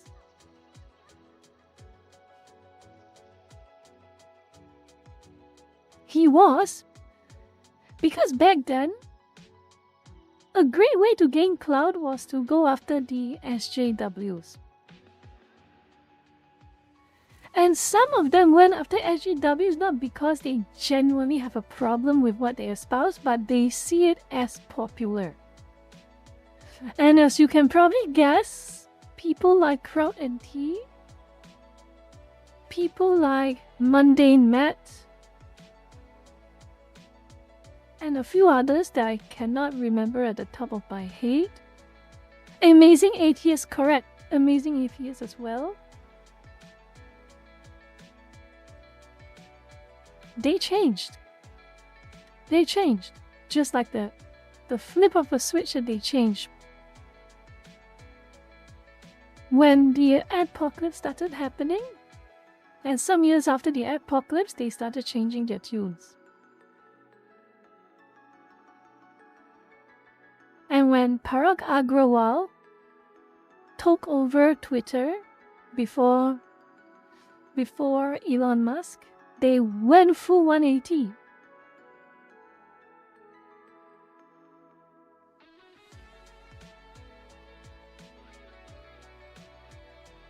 But yeah, the apocalypse was not fun for everyone. And after the apocalypse, things started to go downhill. It started to go downhill. It's one thing. It's a good thing. Google originally bought YouTube, brought YouTube into a true golden age,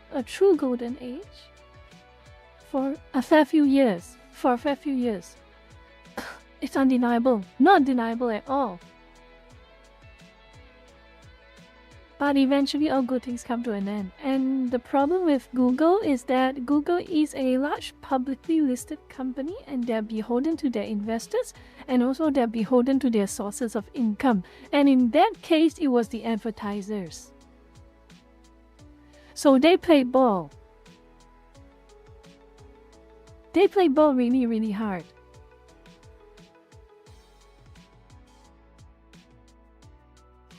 But of course, that was not the end of the apocalypse. 2 years of slow decline. It was a slow decline, granted, but it was a noticeable decline.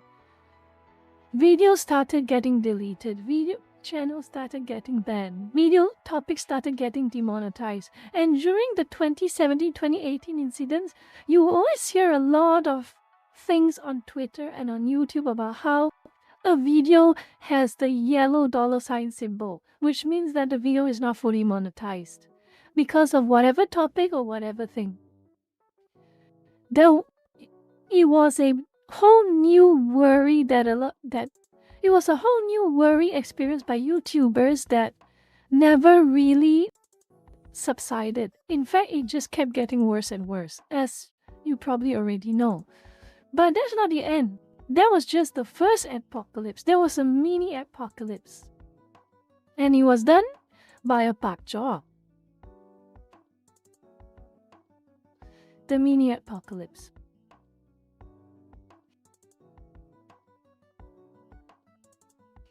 Some of you may or may not remember this guy. His name is Carlos Maza. He was a very notorious pak jaw around the 2019 year period. Actually, throughout 2017 to 2019, he brags about creating the second apocalypse. He brags till this very day. Why? He went after Steven Crowder.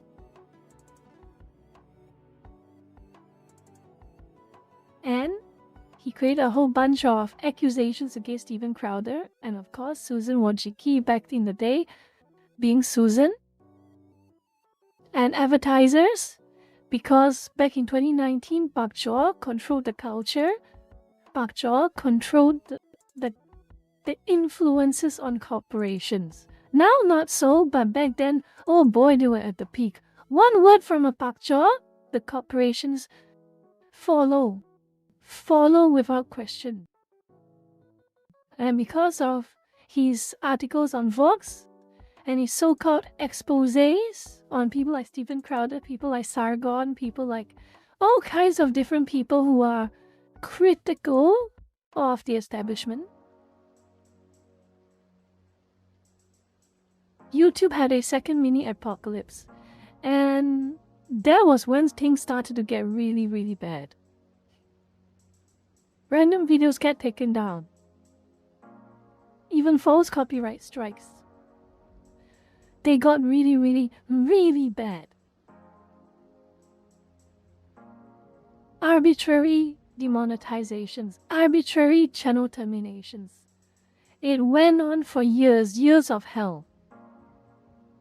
But as Marco's badminton job is over, so gonna go. Okay, Marco, see you later. Take care. Take care. Be careful on your way home.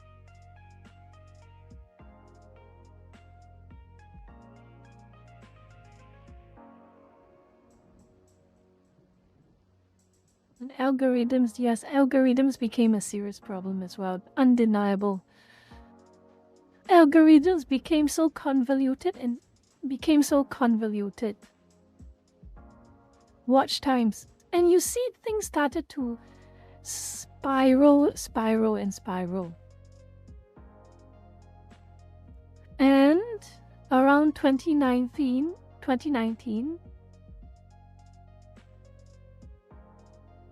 the symbolic turning point. It was completely symbolic, but YouTubers started to get the hint, as they say. They got the hint.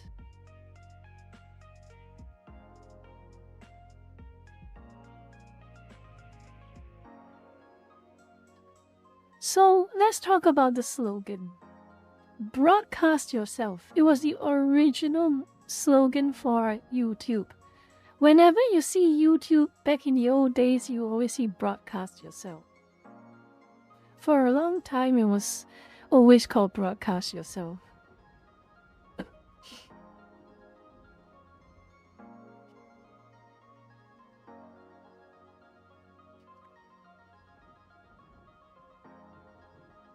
YouTube removed the broadcast yourself slogan from the official website around 2012 because YouTube made it big, and they basically, in line with the presidential debate, because big channels were posting the presidential debates that time. It was like Obama and Romney, I recall, something like that, yes.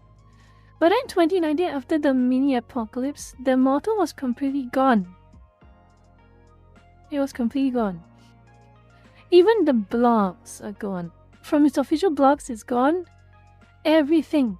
It's like the word broadcast yourself was never there. But YouTubers noticed. I noticed. And it was sad. It was sad. Very, very sad.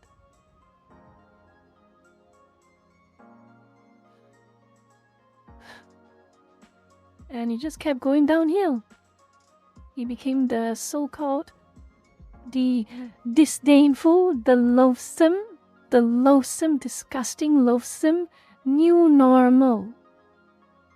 Every time you hear about YouTube, there's always like, something got false flagged. Something got false copyright struck. Something got falsely struck as harassment and abuse. Something got falsely struck as controversial. The animation channels they were the biggest hit. Animations take a long time to make. The videos at most reach around, if you're lucky, 5 minutes, but it's never 5 minutes, hardly ever 5 minutes. They get struck the hardest.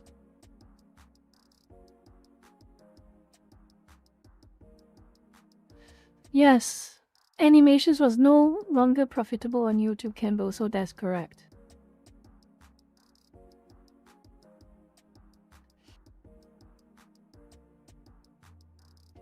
And the only real way you could kind of bypass this, and even that there's a C bypass, because it slopifies content, the stick figures. A lot of people started using stick figures, especially now. But funny enough, even now, it's running out. That method is running out of steam.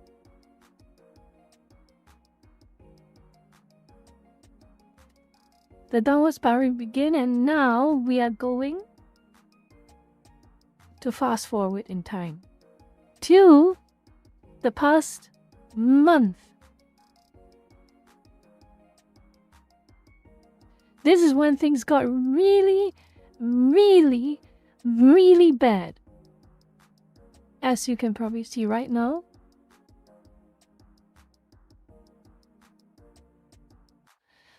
Hang on for a moment, can we pause for a second? Big pattern. There's a lot of patterns, but which pattern specifically? If it's the pattern that I think you are talking about, I have a feeling I know what you're talking about. But let's see if it's right.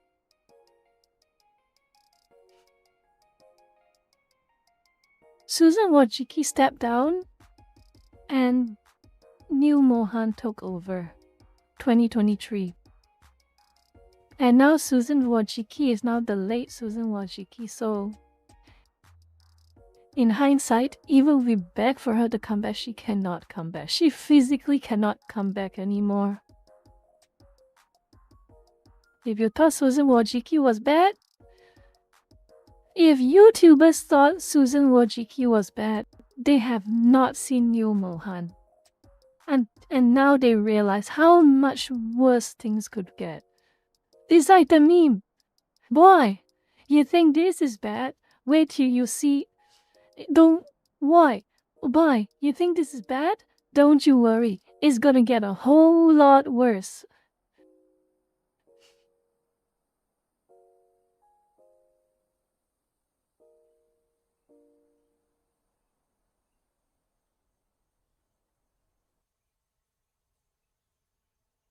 The apocalypse, the doom, and then the downfall. It almost feels like the same as you just played somewhat different, yet you played the same result. Huh. But yeah, things start to go, and the AI moderations that is purging the YouTubers increasingly, so much so that I do not know, because I genuinely do not know. Touch wood again, I genuinely do not know when it's my time for my channel to be struck. I do not know. I hope it'll never happen, but I cannot know for sure. I can follow the TOS, I can minimize the playing of copyrighted content, but I do not know for sure.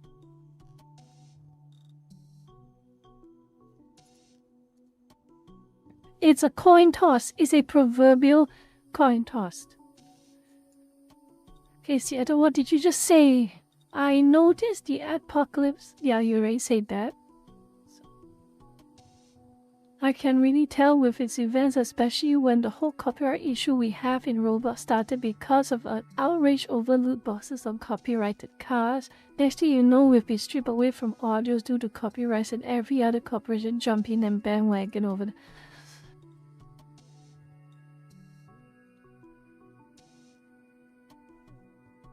The problem is that even streams are not safe. Yeah, videos are the highest risk, but streams are not entirely safe as well. That's the problem.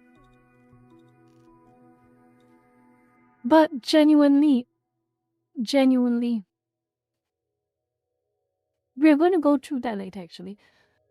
What does this all mean? And I want to show you all exactly this one. This post specifically. I want you all to see this post specifically.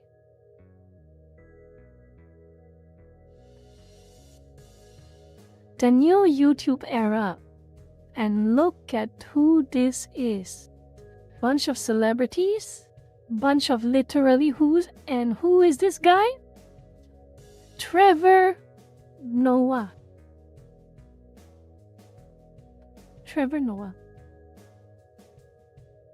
Oh wow. Some real big named quote unquote YouTubers this are, isn't it? Some really big quote unquote YouTubers this are. Some big name YouTubers.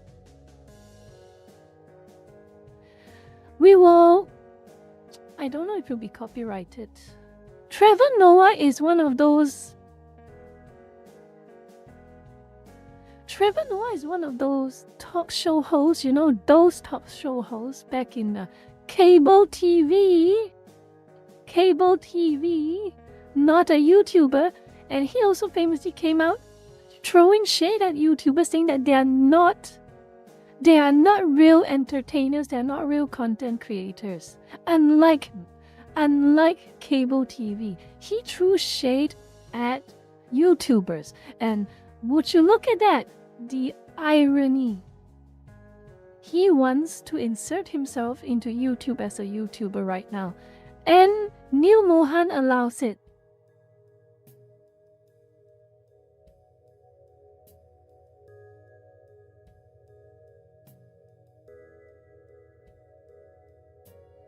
Epic. What a I knew Epic was. I knew I didn't trust Epic.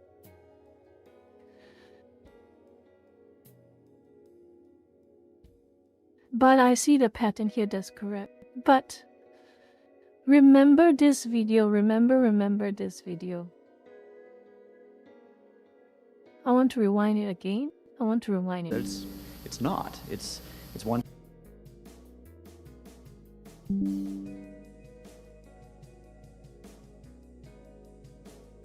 What the hell, OBS? What the hell?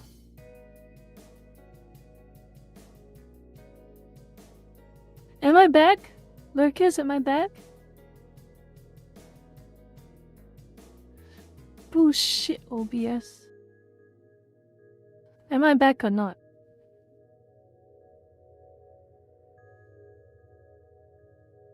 And are y'all noticing lag? Are y'all noticing a lot of lag right now? Is my lips very, very desynced?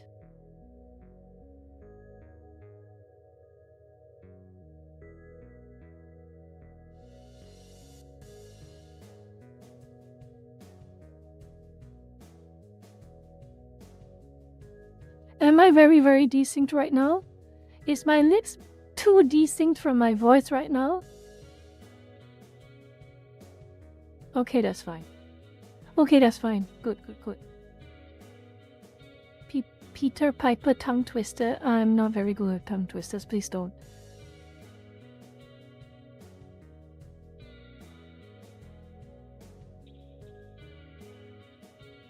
One size fits one. It is about you, not them. And so in a sense, it's a great lens on our culture. The irony. The irony. The complete irony. YouTube once now. YouTube became everything. Is that Star Wars meme? You're supposed to destroy the dark side, not join them. You are supposed to be the opposite of cable TV, not join them. Because of people like Susan Wojcicki and because of people like him.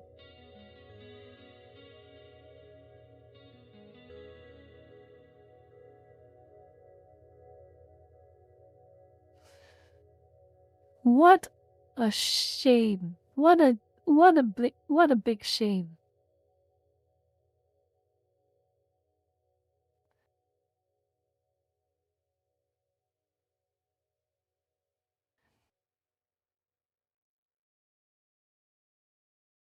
So we have ads. The ads are more obnoxious than ever on YouTube, just like they are on TV. And your YouTube premium subscription, which personally I will never ever buy, because like I said, I remember when YouTube Premium was just YouTube, with a couple of banners at most. They increased their prices from $13.99 a month to $15.99 a month. YouTube wants to be cable TV right now. It wants to be the new cable TV. And of course, the bleeping. Any profanity? Bleep. This bleep, that bleep, everything bleep.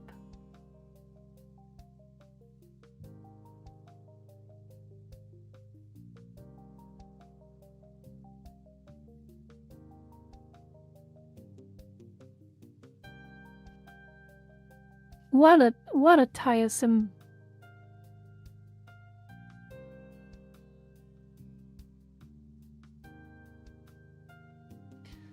He's trying so hard.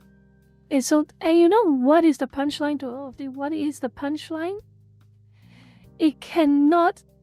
It's too broken to be TV. It's too broken to be cable TV. Like I say, how can you be the next cable TV when your bots, your quote-unquote AI moderation, screws over every single YouTuber for for problems that are not their own.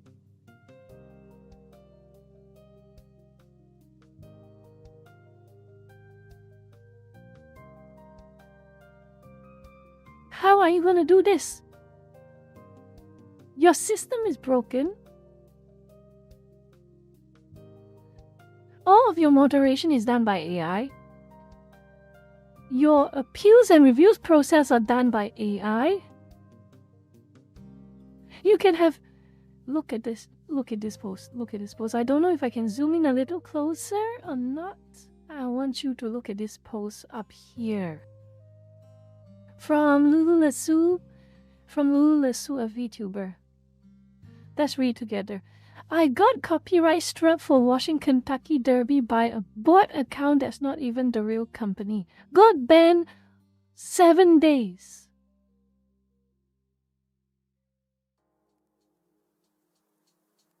A bot. So much for protecting AI slop. So much for protecting us from the bots when a bot can even false flag a channel. Thanks a lot, YouTube. A bot can false flag a channel, and YouTube takes it seriously because guess what? AI moderation. A bot thinks everything without context, takes everything without critical thought.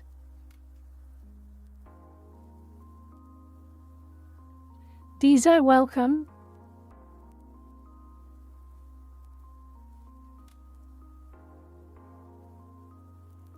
And then there's this one. This is the worst one. I'm going to go to the actual post because I feel it's important to see this. And oh boy, this is horrible. So this is a post from a guy. I think his description is accurate enough and clear enough. A guy is stealing my content and posting it on YouTube. He has reached out to me about my copyright strikes to tell me he's open to discussing a fair revenue sharing agreement for my work that he stole. You can't make this up. This is the cable TV that YouTube wants to be. Oh my god. What is wrong with the internet? Jesus, what is wrong with the internet?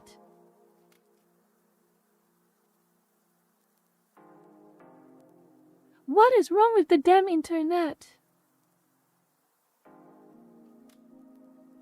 What is wrong with it? What is wrong with it? What is wrong with it? What is wrong with this stupid thing? Let me have a look. Let me have a look. And I don't want to have to...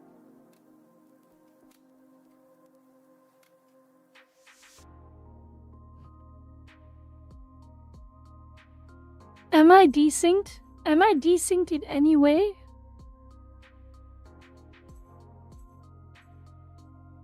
Am I desynced in any way? I guess I have to buy better internet. I guess I have to buy better internet. Now the chat is so delayed. Holy moly, the chat is so delayed. 7 seconds delay.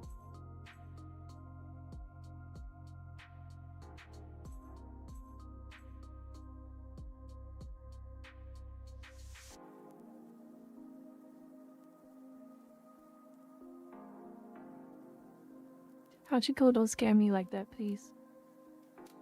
Please don't scare me like that.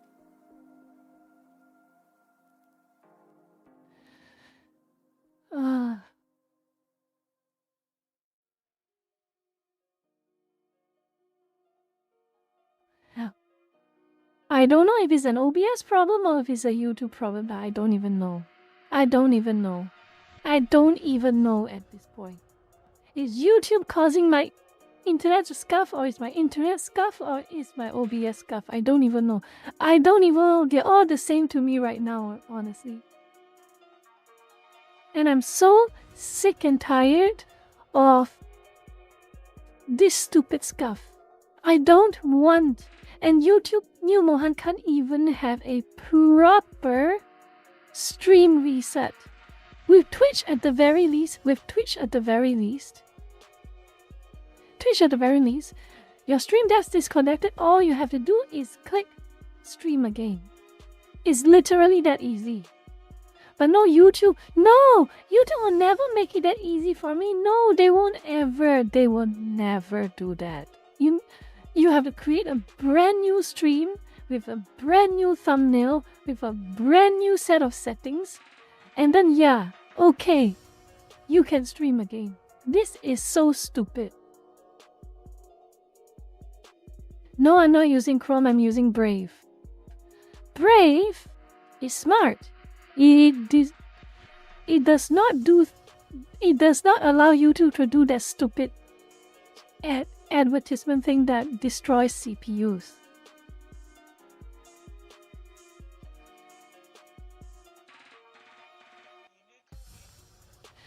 Oh my god, alright, cool. Someone say hello and someone say hello. I need to wish them welcome. Who was it who say hello? I saw someone say hello. Let me see. Who was it? Not Hachiko, not Seattle. Pedro. Welcome, Pedro. Thank you for joining.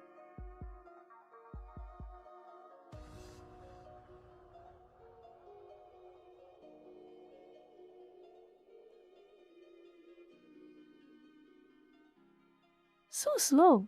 Look at this chat, it's so slow. The delay is 7 seconds. OBS saying that the delay is 7 seconds. Thankfully, there's no drop frames. Drop frames would be a disaster, but 7 seconds delay. Holy crap, how the hell am I going to properly read chat in 7 seconds? I'm going to have a look at my stream for a moment later. and to see how synced it is. But yeah, this is a horrible, horrible thing. I'll read this together. Dear sir, hope you are doing well. I'm writing regarding the recent copyright claims issued on my YouTube channel. I sincerely respect your ownership rights. I'm sure you do. And apologize for any unintended use of your content. I'm sure you're not. To resolve this matter professionally, I'm prepared to immediately remove all content associated with your material from my channel. Additionally, I'm opening to discuss a fair revenue sharing arrangement for any past use. No! Delete every single thing and give all the money back to him. My goal is to shut up. Can you imagine stealing someone's content and then you say, hey thief, stop doing that. And then the thief is like, can I split this content I stole with you in half? Can you imagine that? Okay, now I'm going to have a look and see the delay on my video because this is ridiculous. Absolutely ridiculous. How much is the delay on my video? Because this is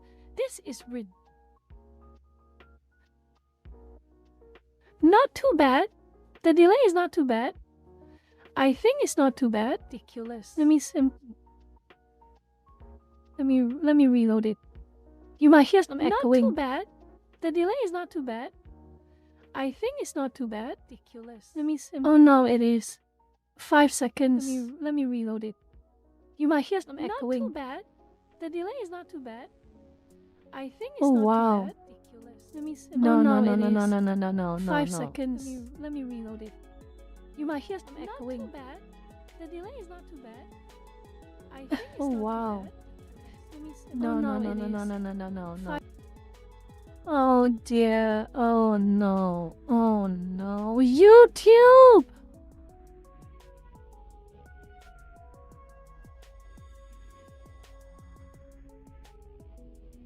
YouTube, don't do this to me, please.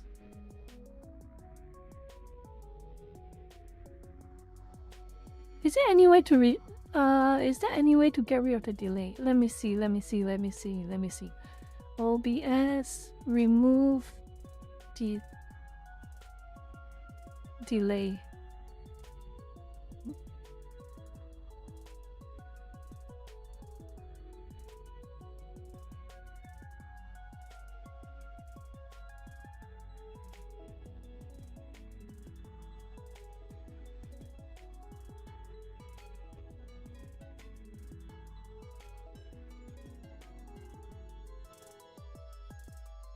Wow, that's not helpful at all. That is very not helpful at all.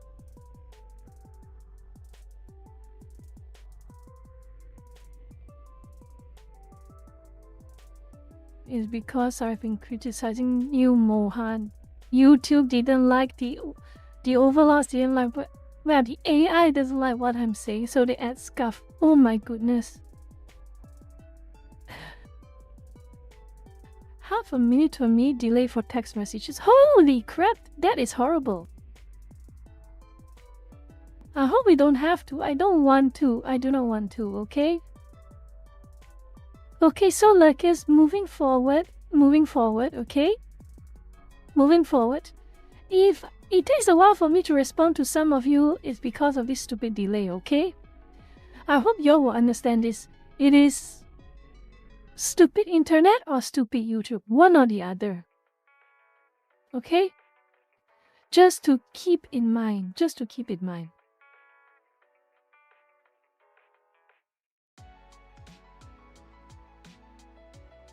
So if it takes a while for me to respond to your message, just letting you know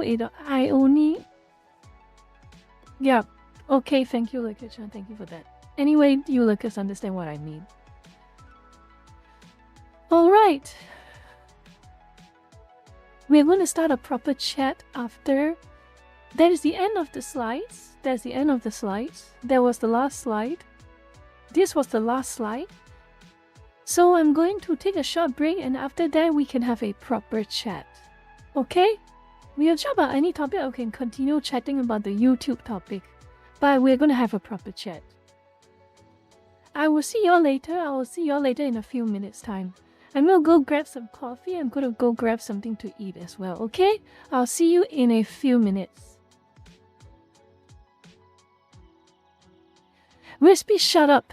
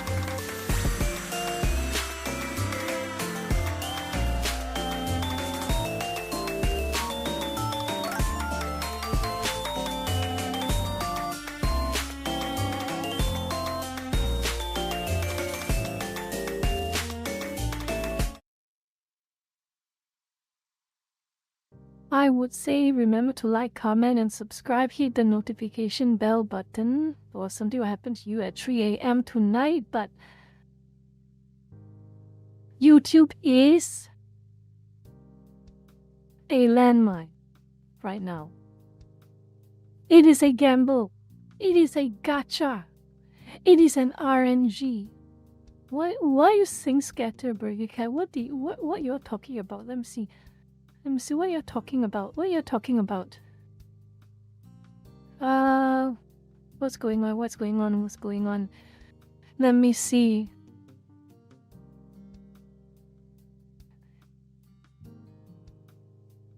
Coffee with some milk.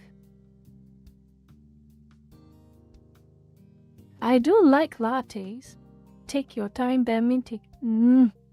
If she didn't want us to talk about milk jars, shouldn't jiggle them? It's not by choice, okay? Not by choice, okay? Do you guys actually see those, right? Can't see. What? Suka. Good. No. Bye, everyone. Bye, DZ, if you're still here. I'm getting late even when she goes. What is going on? What is going on with YouTube? Seriously? 10-second delay. What the hell? Another lag spike? What is going on? Is it a problem with YouTube? Is there something going on with YouTube? Let me have a look. Is something going on with YouTube right now? Hold on, let me have a look.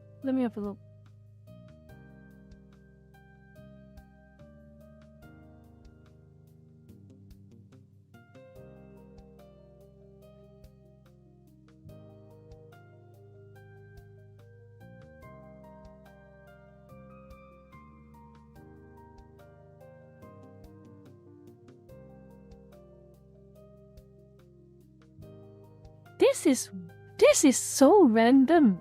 What is going on?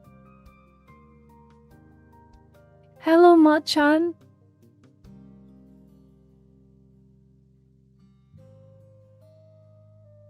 Oh my god. I'm so tired of all of this. I'm so tired of all this nonsense with YouTube.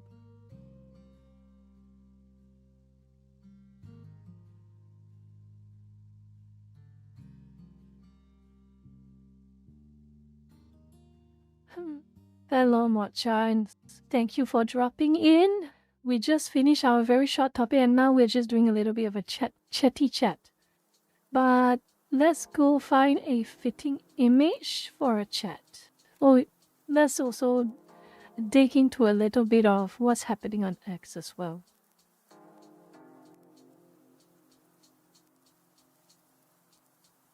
Oh, there's one post I want to show you all. Let me see if I can find it. Let me see if I can find it, okay? Let me see if I can find it. It's been a while since I saw it, but I want to see if I can. Okay? Hold on a minute while I look for it.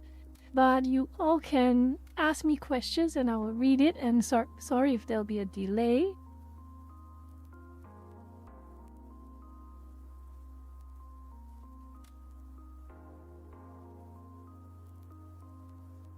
I'm sorry if there will be a delay, but hopefully it won't be too much of a delay, and I hope that YouTube does not keep the stupid thing problem out again.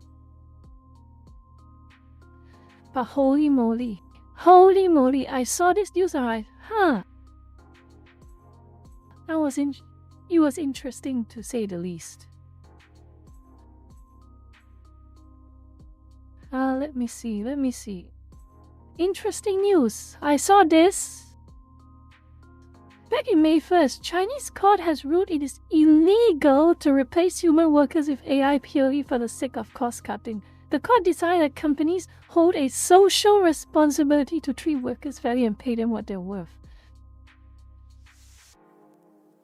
When even mainland. You know how I feel about mainland.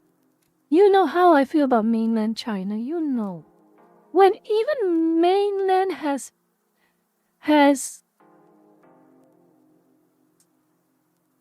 I saw a lot of party emojis, Hachiko. I see a lot of party emojis. Don't think I didn't see them. Don't think I didn't see them. I don't know what are you all partying about? It's like, can you imagine this? Can you really just imagine this?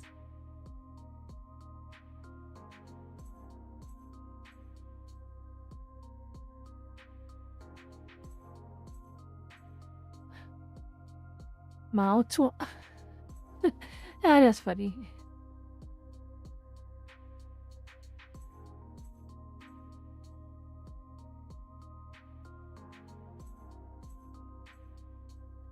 Wobomin God. Oh boy. You know, fantasies communists have to. True. They can never fully trust anything a communist says. That's correct.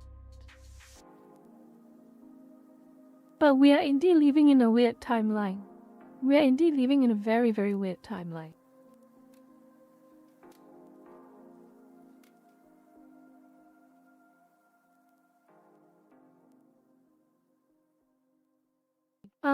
I will try to watch it, Lurker-chan. I'll try. I hope it is not copyrighted. Because like I say, YouTube's AI is very, very creepy right now.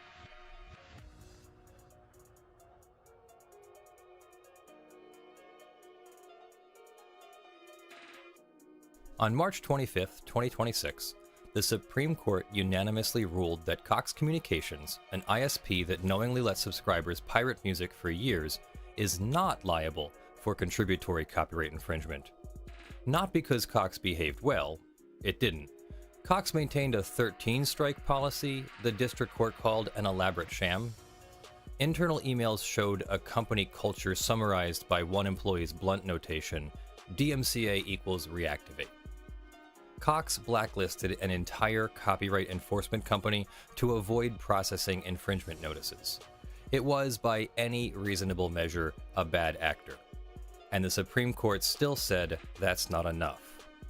Cox Communication versus Sony Music Entertainment held that providing a general-purpose service with knowledge that some users will infringe copyright is not contributory infringement, period.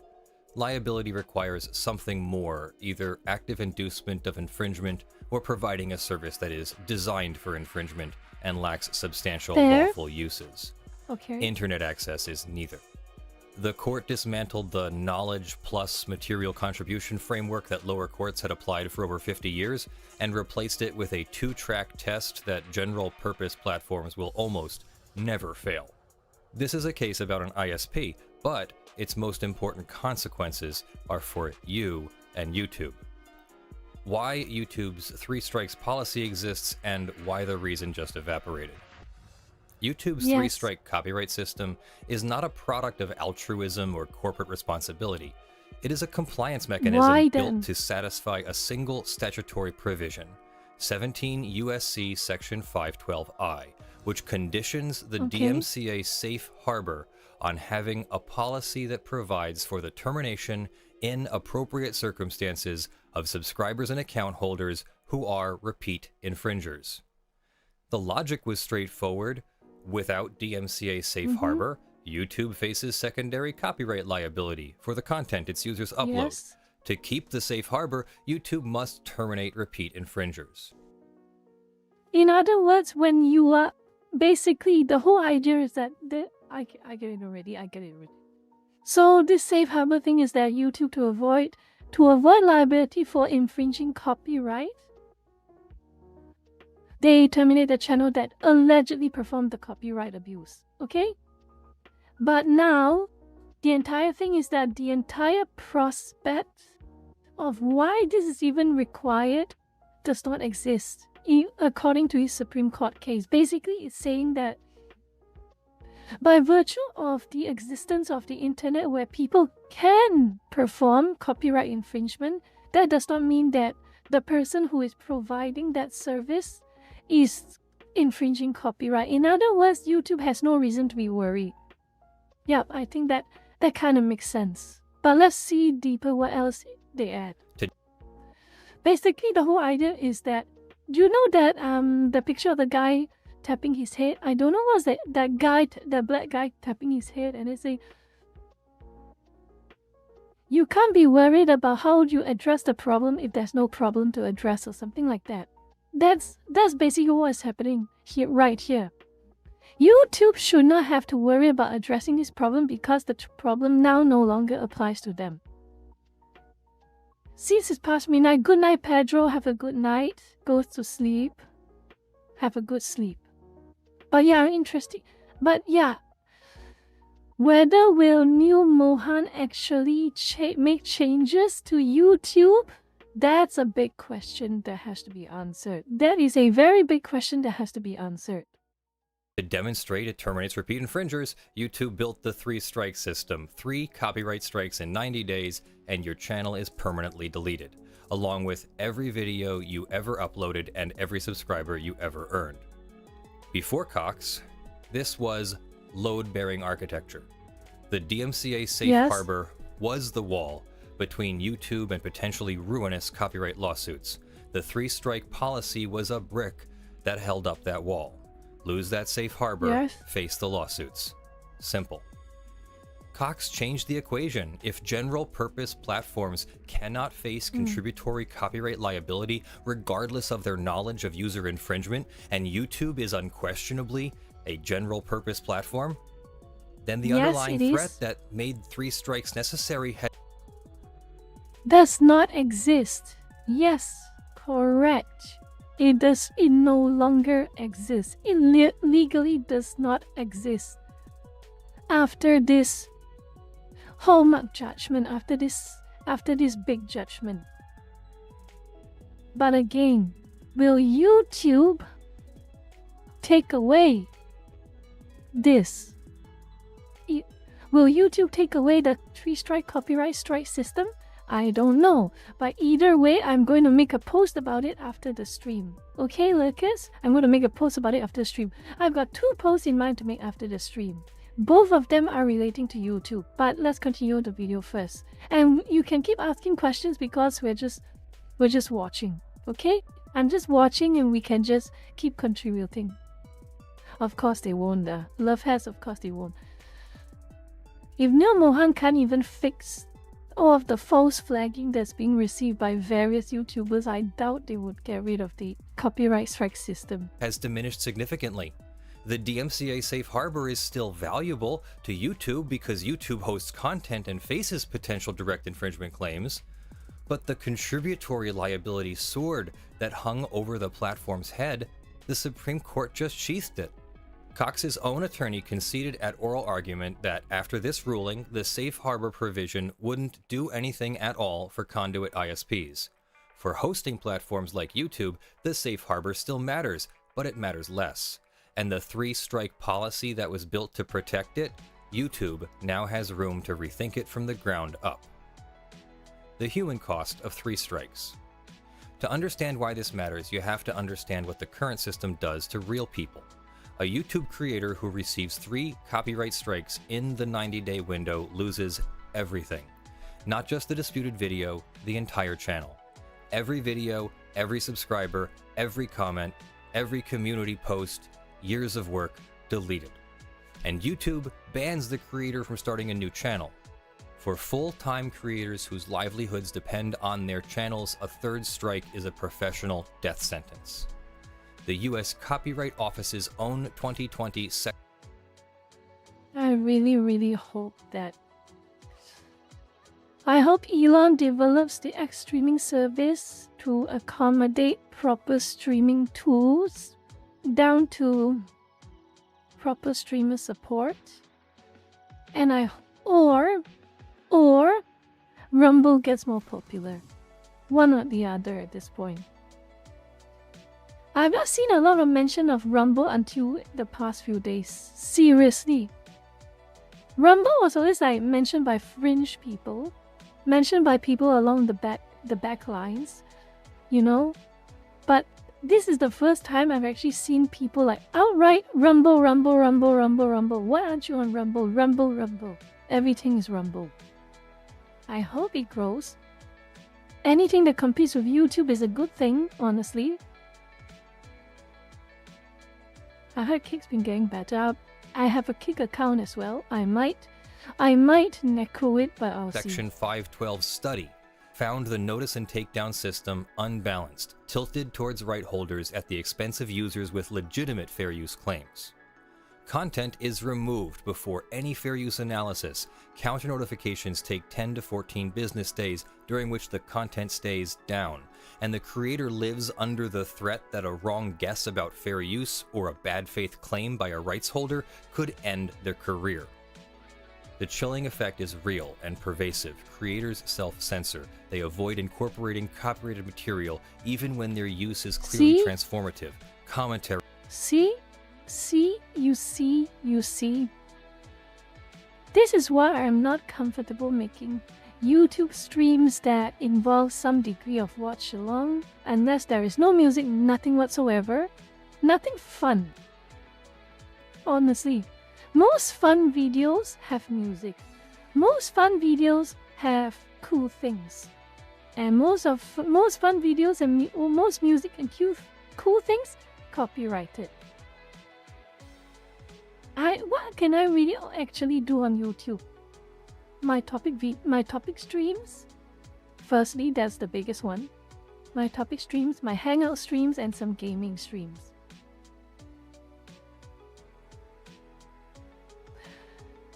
It doesn't have to be like this, but YouTube makes it like this. Since Susan.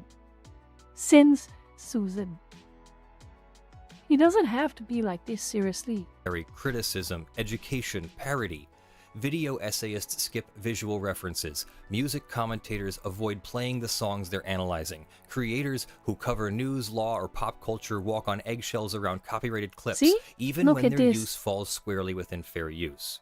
The system punishes risk-taking, and in a creative economy, risk-taking is the whole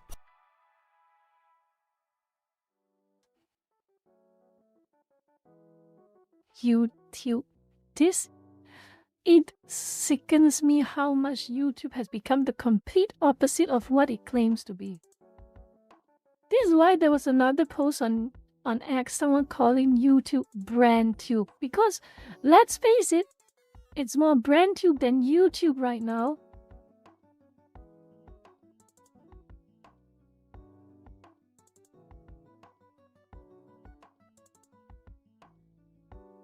A lot of people hate using Twitch, and I can't exactly blame them. But I really will be grateful if some of you are willing to just go the extra mile to use Twitch to listen to me. But at some point, I don't even know how sustainable. I do not have a big corporation like Culver Corp protecting me. I don't have a big corporation like HoloLive. I don't have a big agency like HoloLive watching over me and seeing if something becomes a problem. But I'm kind of curious if Culver Corp will put their foot down and start something with YouTube if one of the Touchwood HoloLive girls get affected by all this stupid AI moderation. I hope if that happens, hopefully it won't happen, but if that happens, I hope Culver Corp goes to war with them. No, I do not have a small corporation love has. I'm just me. I just exist somewhere in the back rooms doing this. I don't even know why I'm doing this. Oh yeah, a bunch of lurkers made me do this. Point. Meanwhile, Content ID, YouTube's automated fingerprinting system, handles 98 to 99% of copyright management on the platform, entirely outside the DMC. Oh, by the way, this Content ID system, even if 1% of it is on your video, you can kiss goodbye to any ad revenue. Literally any ad revenue.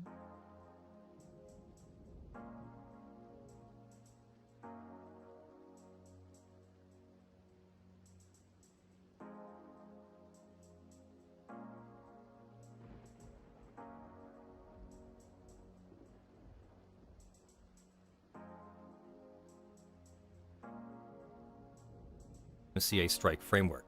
Content ID scans every upload against over 50 million reference files and lets rights holders choose to monetize, track, or block. About 90% choose to monetize. Content ID claims don't generate copyright strikes, they direct revenue.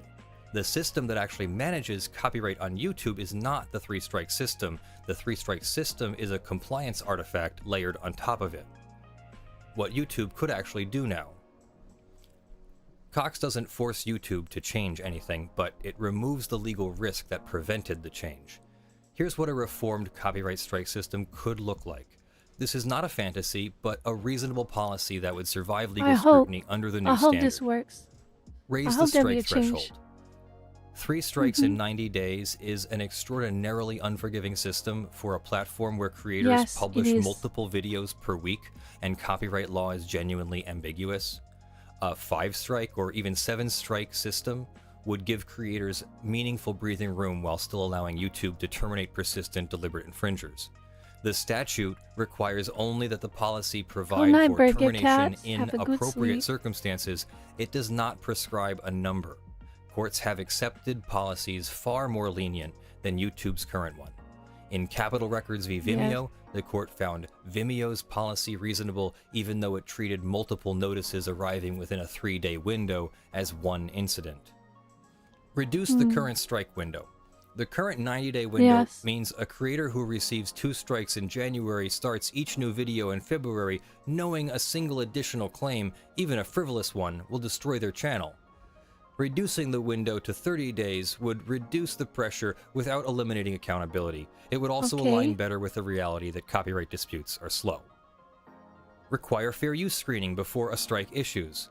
This is the most consequential reform and the hardest to implement. Under the current system, a DMCA takedown request generates a strike immediately.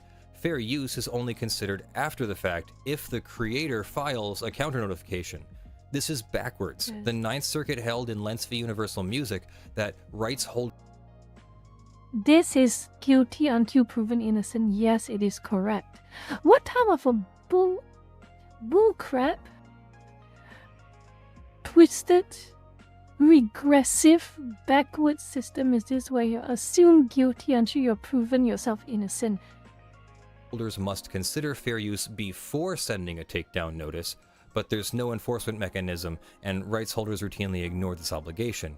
YouTube could build one. Before a formal strike issues, YouTube could flag the claim for a fair use review, automated or human, and withhold the strike if the use appears transformative. This would require investment, but YouTube already employs thousands of content moderators and has sophisticated content analysis. Nope. No. I'm sorry. Leonard French, I'm sorry, but didn't you get the memo, Leonard? Most of their content moderation humans are gone.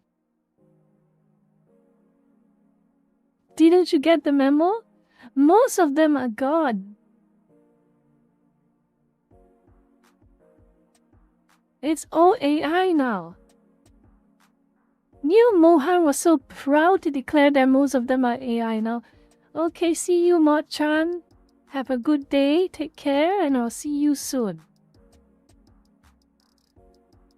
But didn't you get the memo, Leonard French? Leonard, didn't you get it? Don't you get it? There's one thing you are completely wrong. And that is assuming that YouTube even has enough humans to control content, to moderate content. It's all AI. Most of them is AI. I wouldn't dare say all, I'll say most. Tools. You could separate the Content ID and the strike system entirely. Content ID claims already don't generate strikes, but the two systems interact in ways that create confusion and fear. A bright line separation with clear communication to creators that automated Content ID matches can never lead to a channel termination would reduce the chilling effect significantly. You could adopt neutral third-party dispute resolution. PEX has already partnered with WIPO's Arbitration and Mediation Center to provide exactly this for copyright disputes.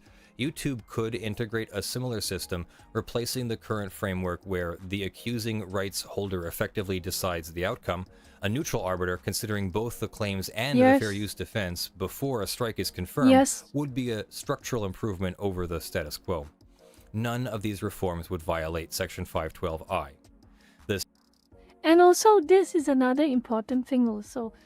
The reason there are so many false flaggers on YouTube and how scammers manage to make a business false flagging videos on YouTube is because it is so easy to false flag people on YouTube, especially DMCA claim them. If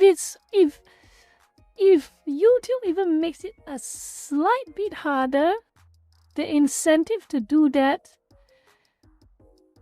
will be reduced so much, because the amount of effort someone has to put to falsely claim something will not match the payout.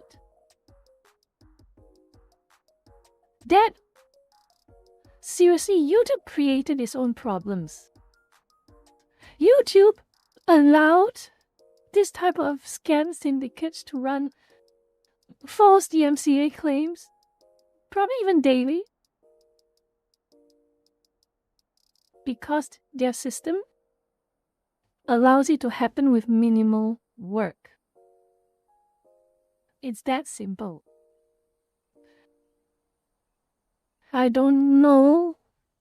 Well, actually, I kind of know, but I'm going to use this rhetorically. I don't know why Neil Mohan does not come up with a better solution, and now he's running out of excuses to come up with a better solution.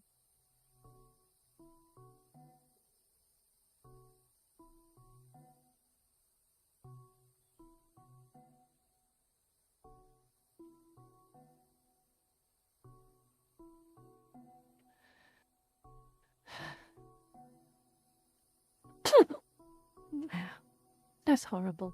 It's absolutely horrible.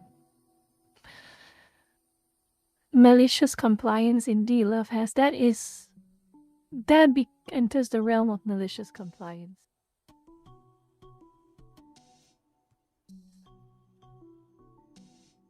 Malicious compliance can be a good tool for rebellion against an unfair government, but it can also be used as a horrible, horrible weapon against the innocent. That's correct.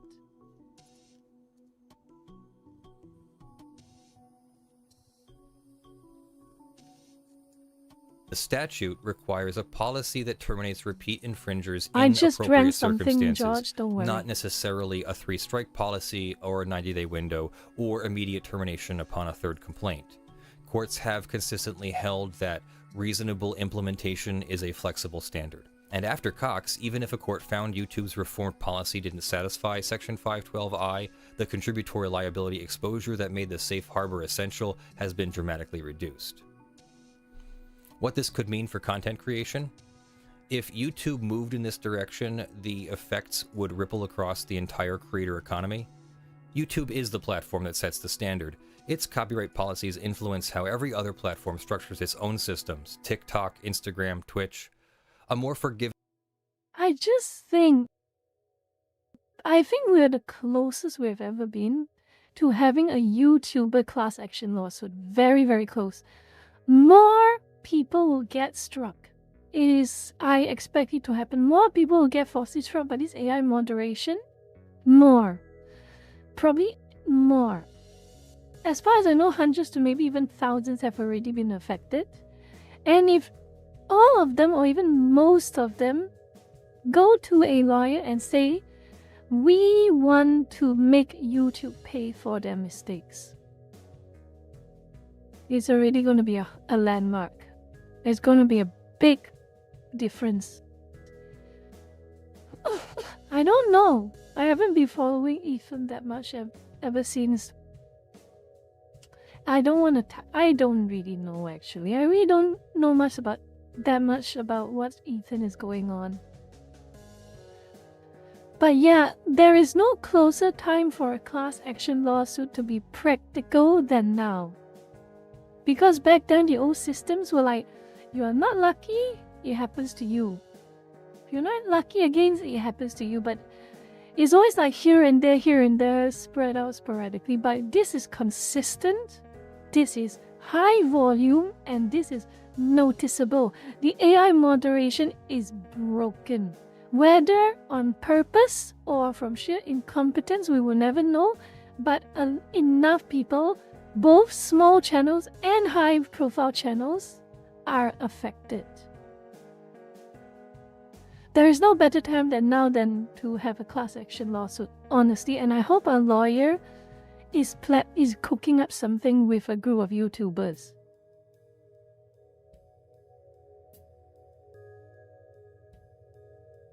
Giving strike system would unlock categories of content that are currently too risky to produce at scale.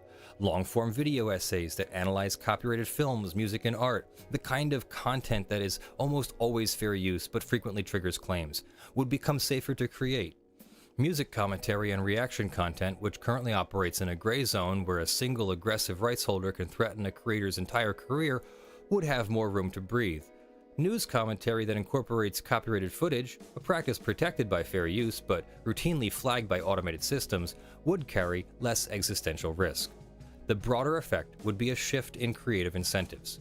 The current system rewards creators who avoid copyrighted material entirely, who make content in a vacuum, disconnected from the broader culture they're commenting on. A reformed system would reward creators who engage with copyrighted works in transformative ways, exactly the kind of creative output that copyright's fair use doctrine is designed to protect. I think The so law too. Love already has. says this content is legal. The I think there platform's is some enforcement system just hasn't the caught up. patterns are too consistent. There is a and reasonable too frequent. counter-argument. Rights holders work. Okay, the patterns are too consistent, too frequent, and the leadership are too seemingly oblivious for it to not be accident, for it to not be incompetence. I have reason to believe there is a degree of deliberation, there is a degree of intent. By all means, if YouTube dares or wants to, they can try and deny it, but I don't think that's going to change people's opinions all that much. I do think so, yes. I do think so. We have long gone past this looks like incompetence, this looks like stupidity, this looks like ineptness. There is something going on with the AI moderation that I think is by design. That's my opinion. And I'm sure a lot of people are sharing the same opinion right now. And this video assumes, he makes a lot of good points, sure, yes, Leonard makes a lot of good points, but the problem is that he assumes that YouTube is in good faith, that YouTube leadership is acting in good faith. And we're gonna see YouTube's posts. How good faith are they?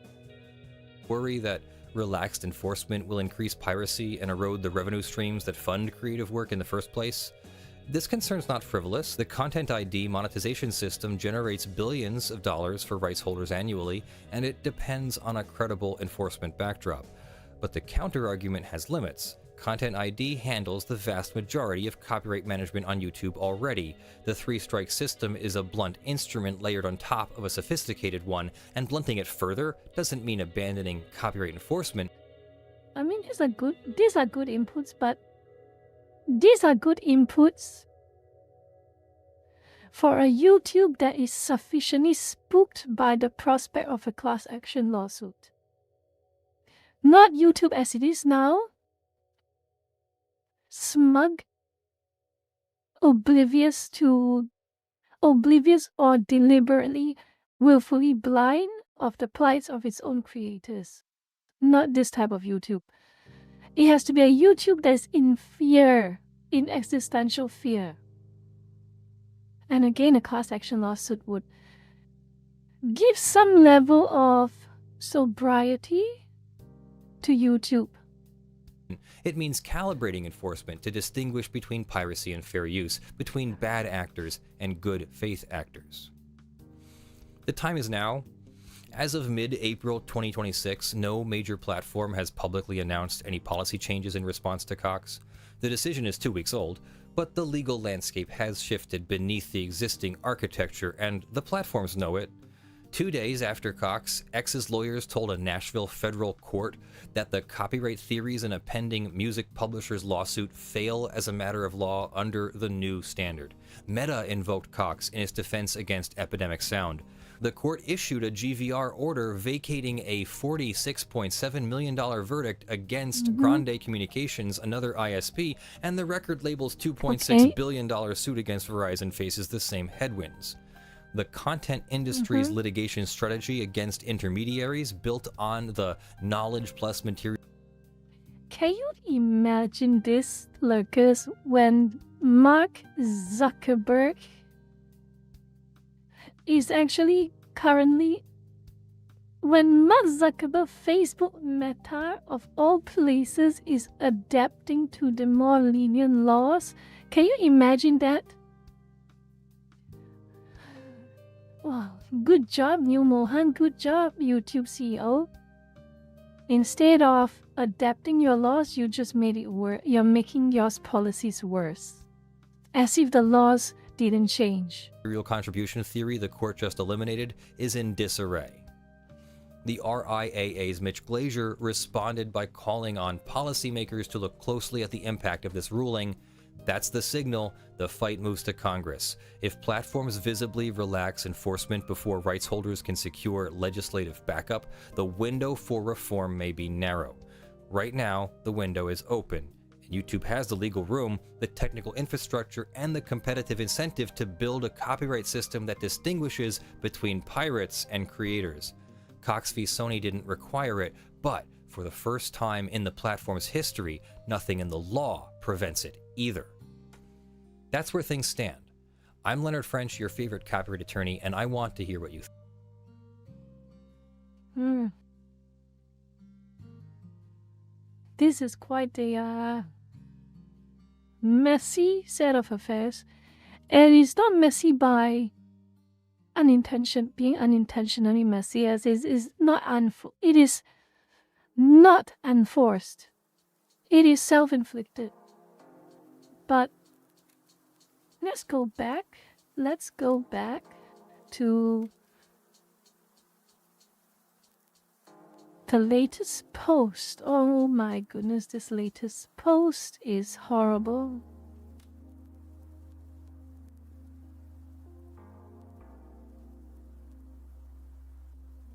Let me have a look.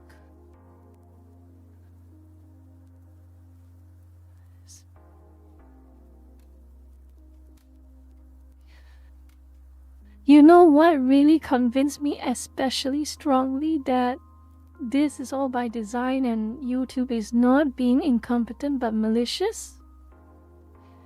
Just a day ago, had the gal to post crap like this.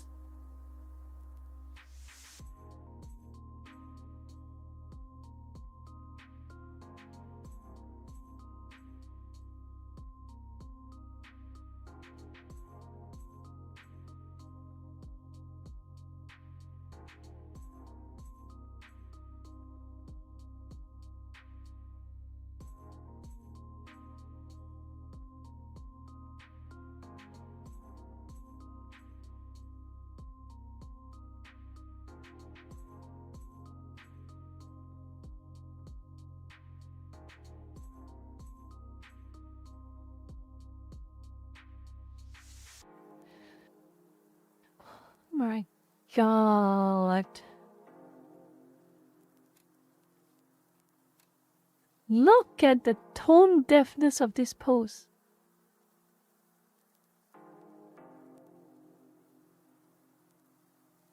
Look at the amount of tone deafness of this post.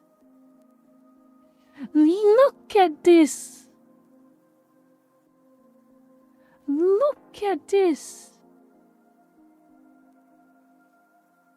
The content, invented content, you develop content ID to stifle creativity. Stop lying. This is ever heard of the term "the emperor has no clothes," lurkers? This is peak emperor has no clothes. This is peak emperor has no clothes.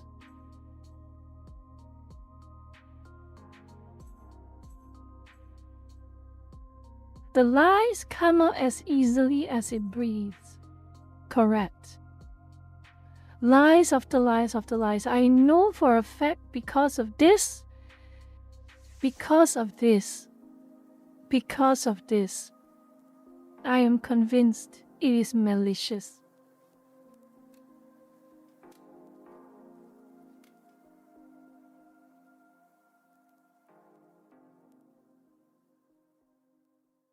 It is malicious.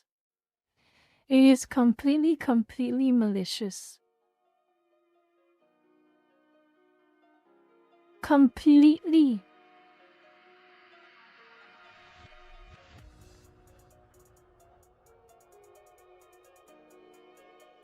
This was my post on it.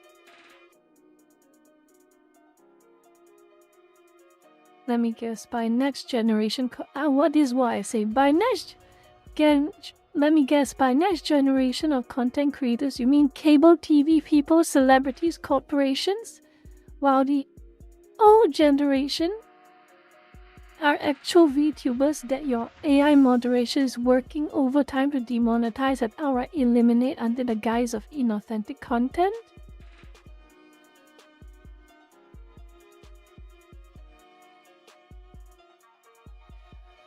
I will continue to make fun of YouTube. I will continue to call them out.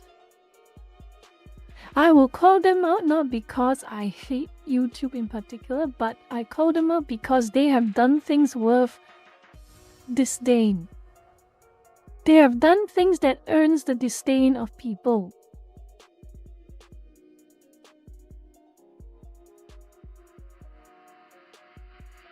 Absolutely ridiculous that we have to deal with this crap.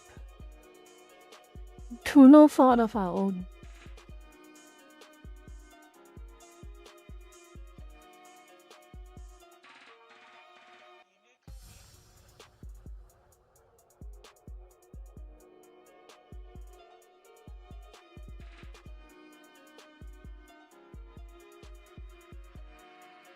What a horrible, terrible...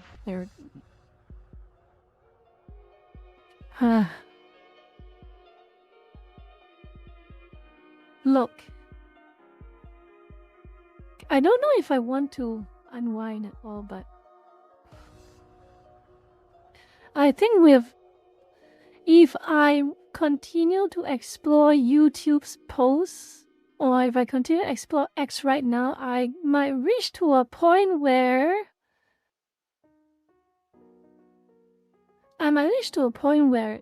I can get particularly stressed up and I start V-tweeting again. And I'm not... And I want to reserve V-tweeting to moments where I really cannot... I cannot keep bottled up, okay? I don't want to make V-tweeting too often. Sometimes it's just about streaming and sometimes and it should be about you lurkers.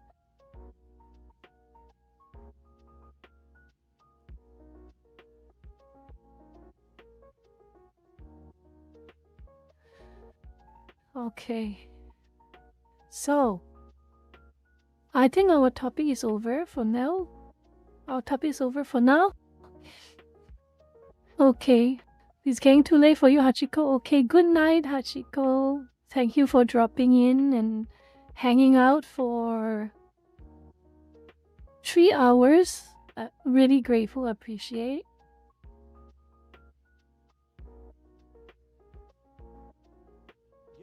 Yes, Wispy Jazz, correct. Correct.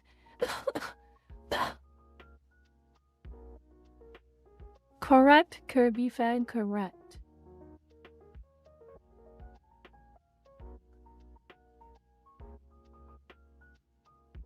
So, anyone want to chat about anything? I think we've gone through this topic. We have properly gone through the YouTube topic, and since we are on YouTube and not on Twitch, I do not want to risk watching a video just yet. Unless it's a video that has no audio. That's fine.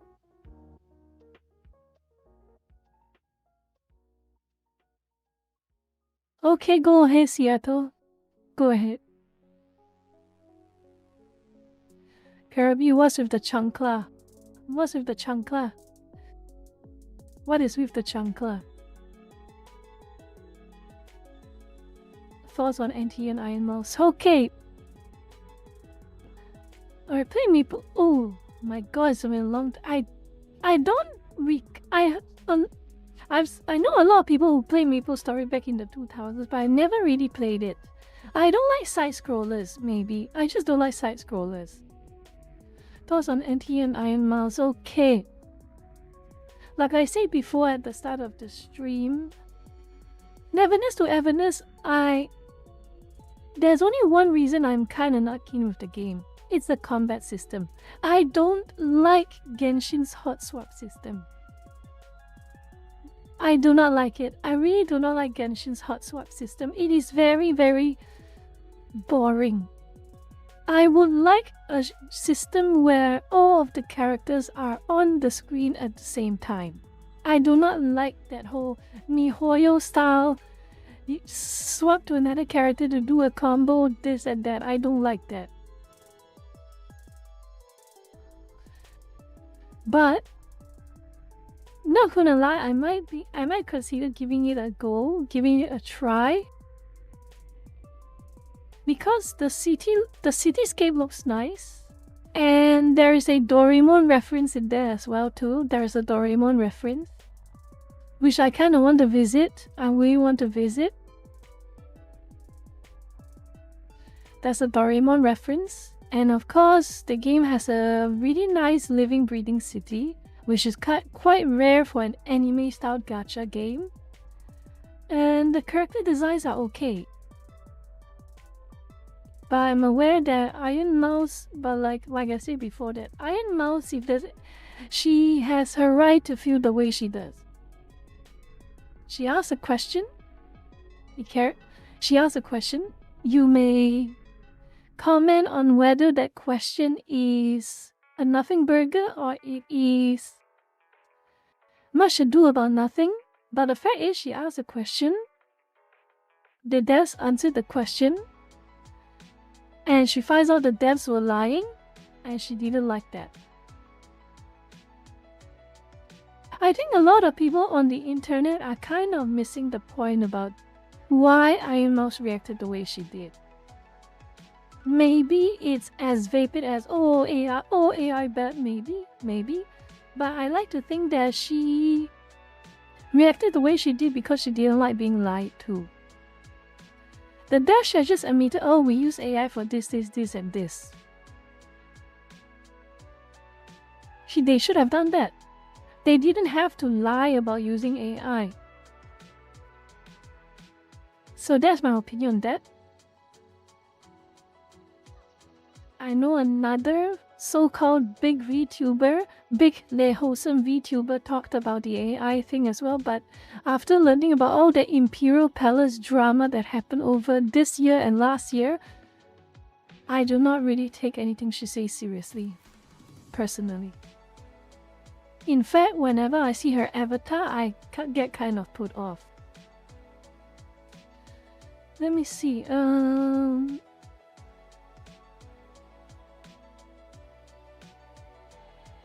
let me see. Everyone, Seattle RBLX. Everyone always knows most part when it comes to internet is usually an escape from reality. But with our current situation, I realize we're in the mirror of the US economy. Again, I blame 2020. I blame all the normies. They brought their reality into the internet, and I will never forgive them for that. So the only best way I can do to resolve this issue or to cope with this issue is to call them out on X and create and curate my own community to hang out with. amongst my friends, my mutuals, my mutuals on Twitch. I have a few friends. I have a few people that I do consider friends, and I hope they consider me a friend as well. I do enjoy a lot of good time with them, even I do enjoy a lot of good time with them, basically. Even though I do not see them in the flesh. I do not see them IRL, I don't even know what they look like, but I don't care. It's the experience, it's the interactions, it's the conversations we have that matters, and I enjoy every moment of it. And if you all know who I'm referring to, you all know who you are, okay? You were all always there for me since my Facebook days. Just randomly saying nice things, being funny, just appearing, spamming your emojis and just saying hi and hellos. And I enjoy all those moments. And it is an escape. It is an escape to what I usually do on X and to some extent on certain streams.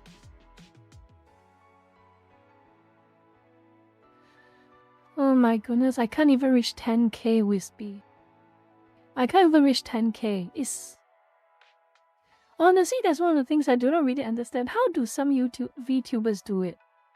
Reach 10k so fast, I can't reach 10k. But I guess that's something always at the back burner. I don't try to think about it too hard, because that's not really the biggest reason why I started VTubing, but not gonna lie, I do think it's at the back of my head sometimes.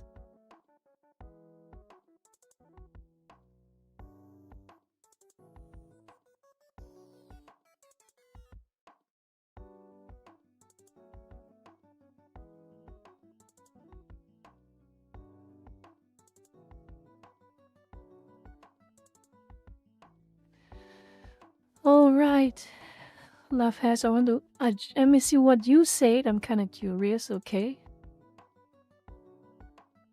There's quite a lot of you all, so bear with me. I'm going to read more of your chats because you are giving a lot of interesting insight. Let me finish off Seattle because you are still before Love Has. When it comes to it, we are basically witnessing a situation where creators are having a lot less incentive to stick around in YouTube due to recent changes. Correct. That's why I mentioned there's so many people talking about Rumble that I'm actually kind of surprised myself. So many people talking about Rumble on X. Okay, let's see what Love Has you said. I don't care about what IML says anymore. Good luck with her career and whatever, but I stopped caring about what she said after she spurned her fans for the sake of normies. Understandable. Understandable. If there's one thing I really do criticize Iron Mouse about, is that she's trying too hard to cater to normies. And you know the normies. They smile to your face, but behind your back, they talk trash about you. They say the worst things about you. Those are not the people I want to associate with. Those are not the people I'm willing to burn my own followers, to burn my own fans, to burn my own friends to cater to. No.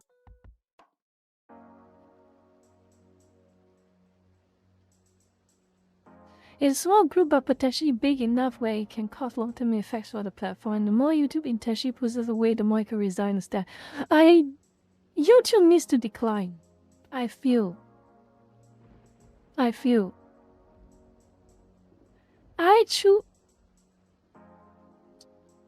don't want YouTube to go this direction.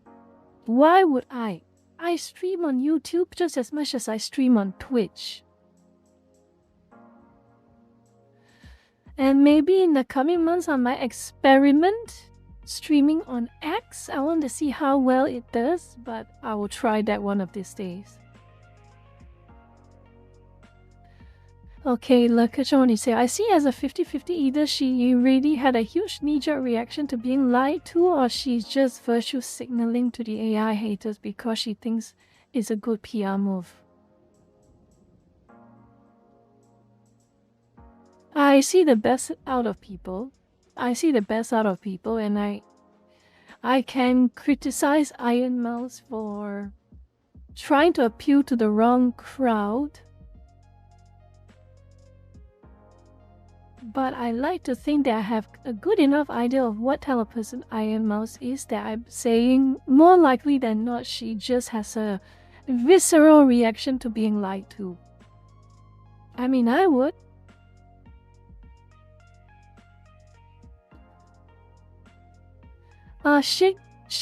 Shindig listener, what is a content ID? Basically, long story short, you make a video on YouTube, okay? You make a video on YouTube. You just so happen to include a video clip or a music clip. Just so happen.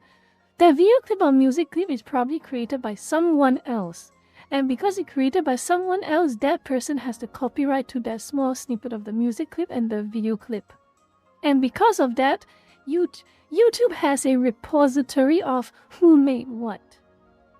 And when a YouTuber creates a video that has those clips, for instance, YouTube, if it has the records, will identify the creator and it will basically take off money from the YouTuber who made the video that sampled that content and give it to the original creator of that snippet. On one hand, you can see what YouTube is trying to do, but on the other hand, it can be very, very unfair, especially if it's just a 1 or 2 second snippet and the YouTuber in question put in a lot of effort for commentary and all kinds of things.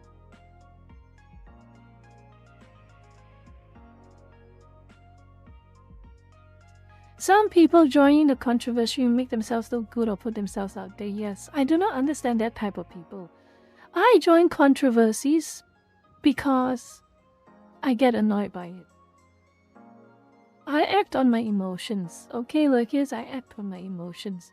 If I feel strongly about a specific controversy or a specific drama, or I feel that I'm personally affected by it, or it is affecting innocent people and it bothers me, I will join in on that controversy. But if it's nothing and it's just pure drama between a bunch of stupid people, I do my best to avoid it.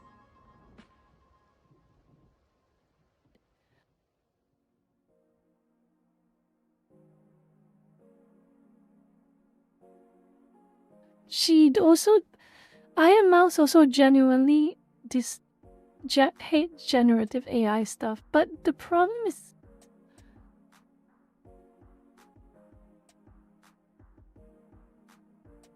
what other games that Iron Mouse gets sponsored into? What other games or other contents?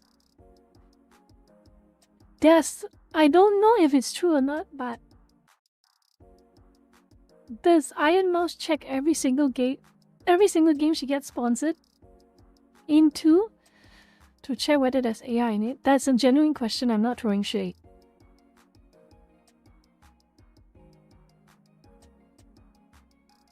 Oh my goodness. Oh dear, there's so many people have already chatted. There's a backlog. Holy moly, there's a backlog. Yeah, Wispy Jazz, Normies are not people worth courting over. Really, it's not worth courting over normies. Really. You create your niche, your loyal niche. Large enough, that's good enough. You don't need all the followers, you just need enough followers. The measure of success does not mean everything. It means enough. Enough for you to feel gratified, enough for you to feel secure and safe.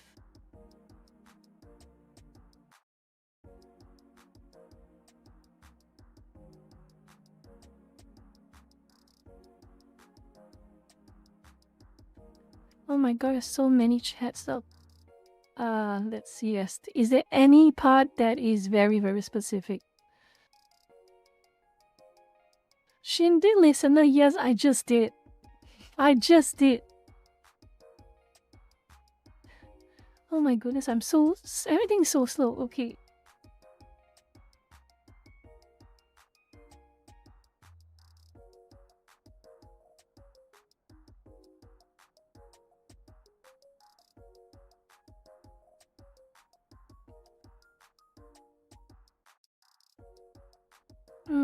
Let's see. It's combination of improving and investing into things like paid clippers ads and and with networking.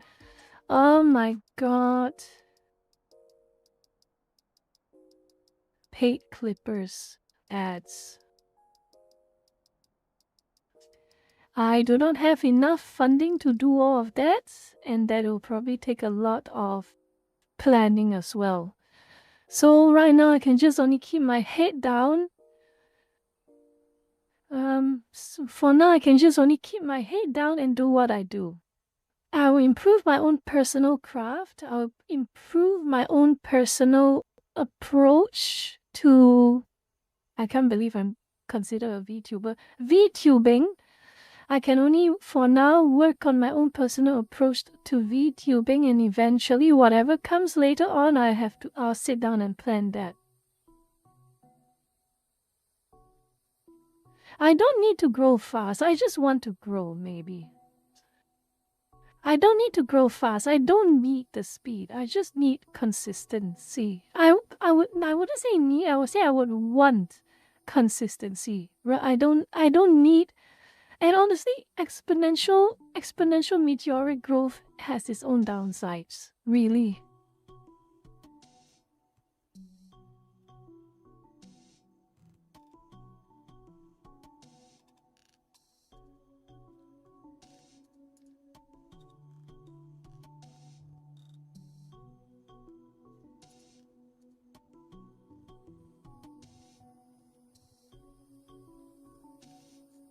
Badmin doesn't want to go. I can't. I don't even know how to go fast, and it's because this is how I think about it. This is my approach to VTubing, and it's probably affecting my growth. It probably affects my growth personally, but I don't know. I do things because I want to do them. If I do it in a different way, I feel like I'm draining the soul out of my own body. I don't want my soul to be drained. Networking will drain my soul. Paying for shameless ads will drain my soul.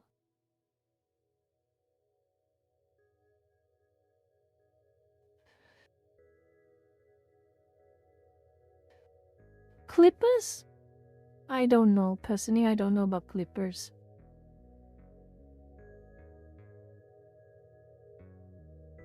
But yeah, those are the biggest ones.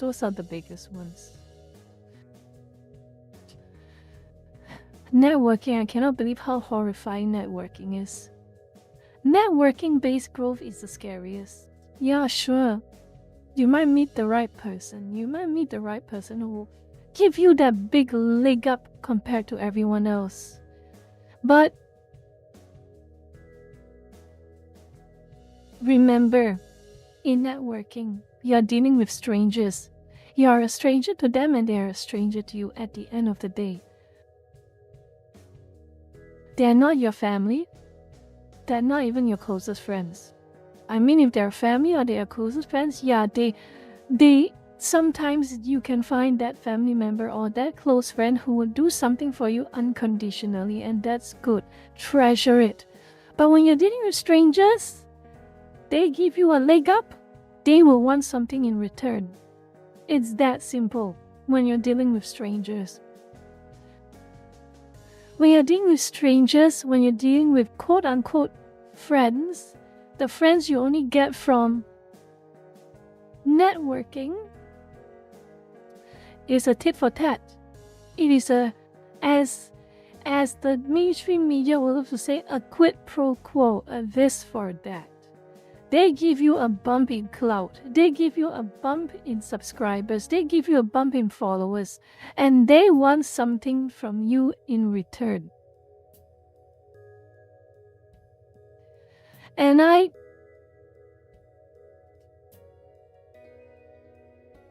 that prospect does not interest me. It's probably to my own detriment. It is probably to my own detriment, actually.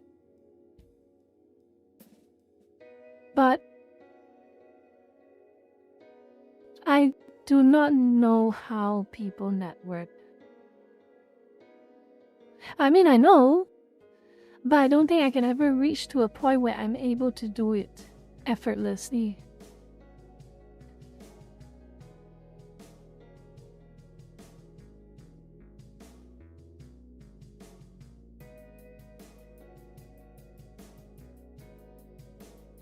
There's also being purposefully edgy like Face Connect used to in its early days.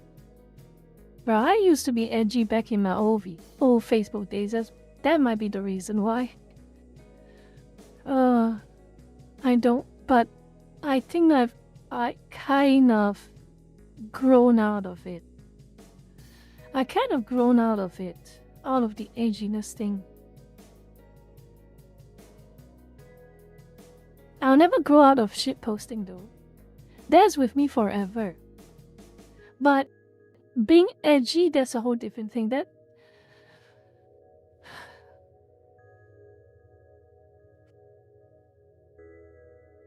Mina, can you shut up, please?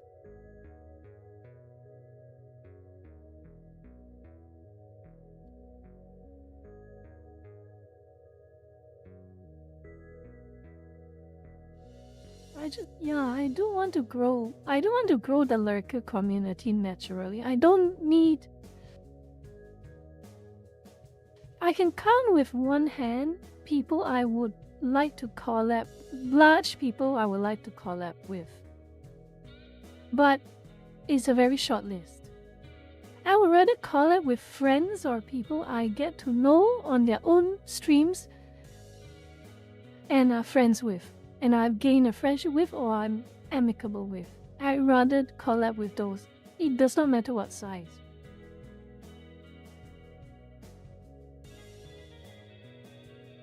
The handmaid decided to have the troll remorse. Here's the odd thing, Leka-chan. It may be a troll's remorse, but I would like to say that I am conveying my messages in a more easily digestible format. Because I like to think despite being less edgy, I have not changed my views.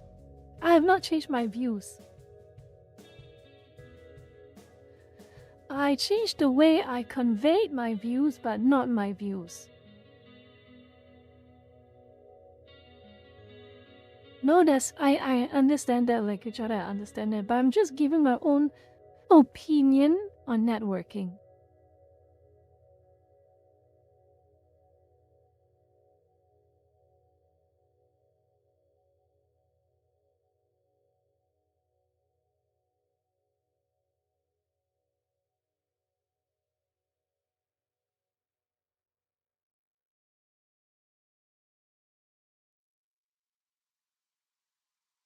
So y'all got any other questions for me?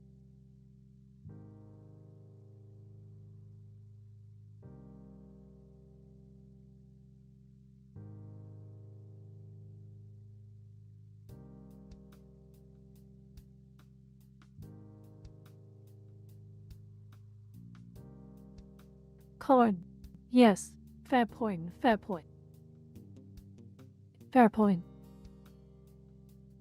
If you're working in something that you have no passion in, you're just working because it's a 9 to 5 and you have to find some way to pay the mortgage, get food on the table and have a shelter under a head. Yeah, sure, networking is fair. It's fair. You're in it for the hustle, you're not in it for the passion. It's fair. But when you're doing something you so-called have passion for, like VTubing, because let's be fair, VTubing is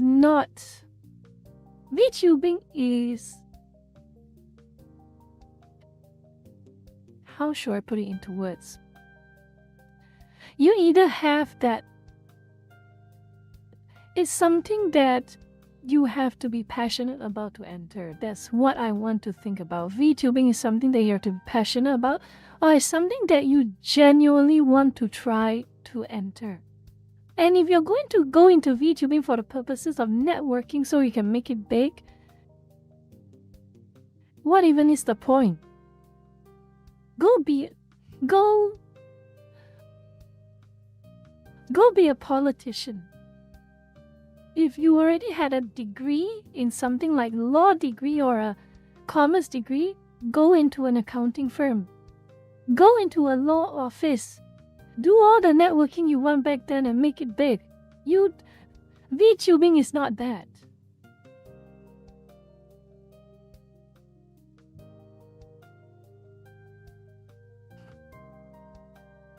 Rina, shut up, please.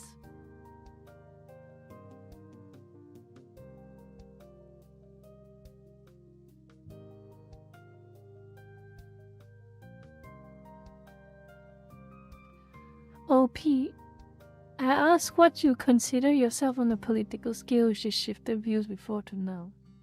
I don't even know. I do not know. I do not know. I can clearly tell you that I do not know. Some right-wingers annoy me. Pak Cha annoys me. You know very well about that. I just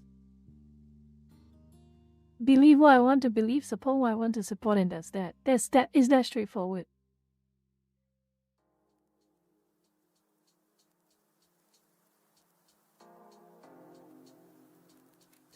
Liu Qi, that's Lục Tat.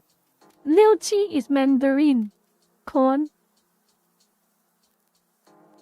You absolutely hate the use of content. Whatever your content is, just say what it is. Is bedroom Bantonese? A bedroom Bantonese? Milfin. Backroom Bantonese. Yes, that is correct. That's the accent. Bedrooms Bantonese. Aggravated centrist. Extreme centrist. I am an extremist centrist.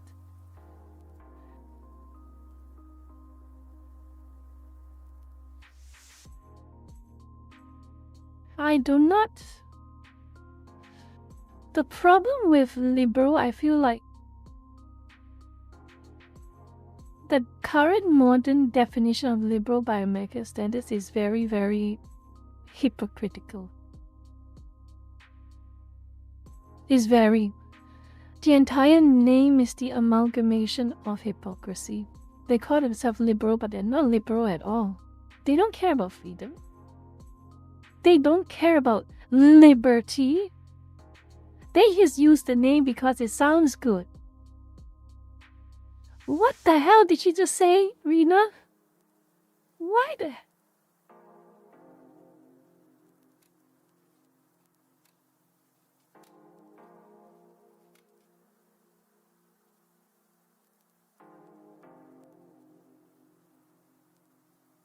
I don't know what Bantonese is, but that's neat.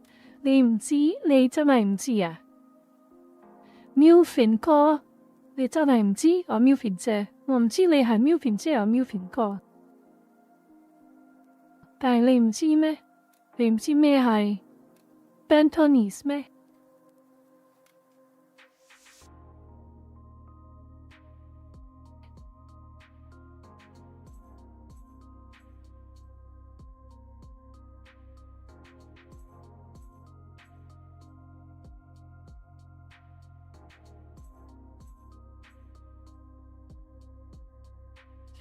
Norbury, what happened?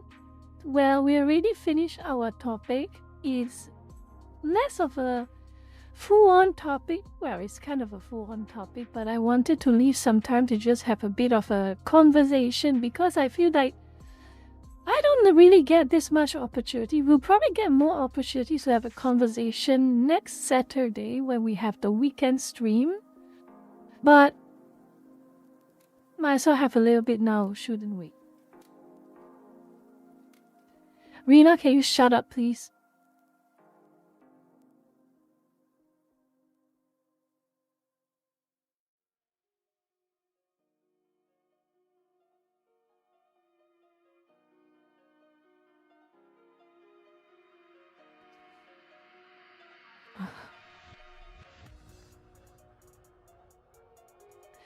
Seattle. One thing that... You know what? One thing I do not really understand. Actually, I want to ask you all as well. More of you lurkers. Do you know the term reactionary? Have you heard of the term? Have you heard of the term reactionary by any chance? You all know that term, right? Reactionary. Do you see that term everywhere back in the late 2010s? Everything is reactionary. Every evil reactionary. Oh, evil reactionary. Bigoted reactionary. And my question is very simple. My question is extremely simple.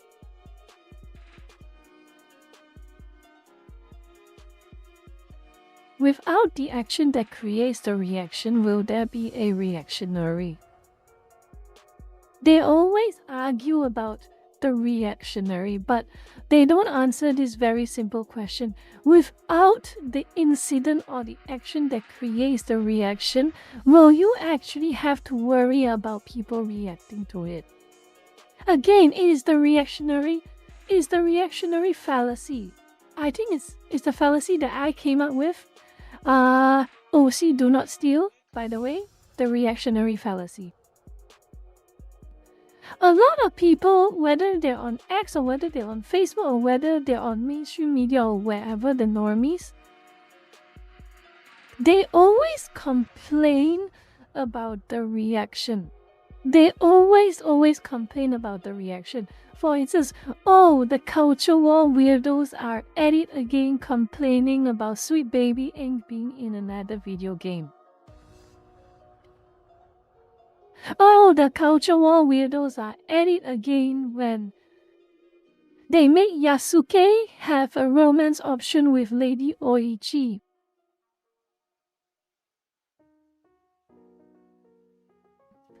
Aha.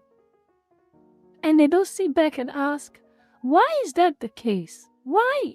Why is that the case?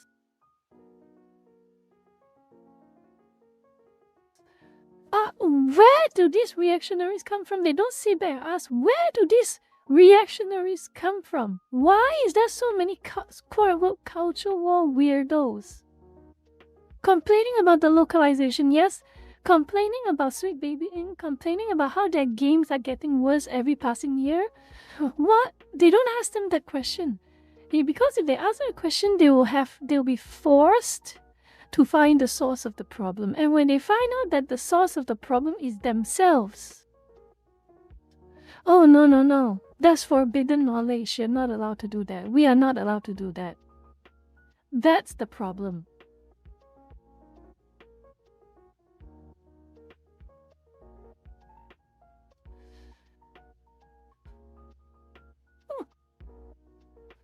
But you know what? You know what? I'm tired of pretending that reactionary is a bad word. People react. It is human to react.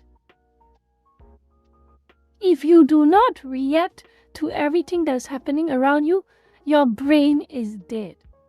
You are a corpse. I'm sorry. Maybe some bakchor that is chronically online on Blue Sky or X will come up with some very funky definition of a reactionary, but no, at the end of the day, reactionary, what is the key word in reactionary? Reaction, not action, reaction. To react, to respond to something that has been pushed on you. That is the core of reactionary.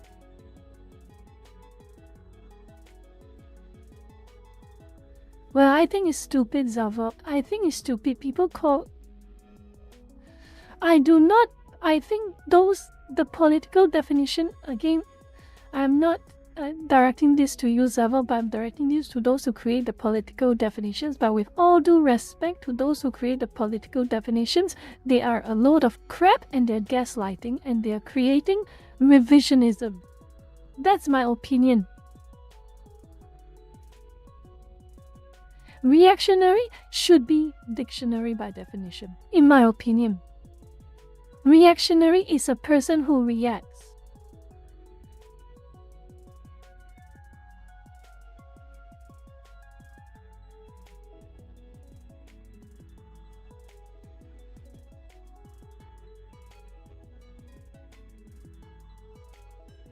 These so-called political experts, all I see about them, they're gaslighters, they're liars, they're revisionists. Politics, and politicians, in my very humble opinion, politics is legalized crime. That's my opinion. And politicians are legal criminals. That's my opinion. Those are all about my opinion. Remember that Tom McDonald video?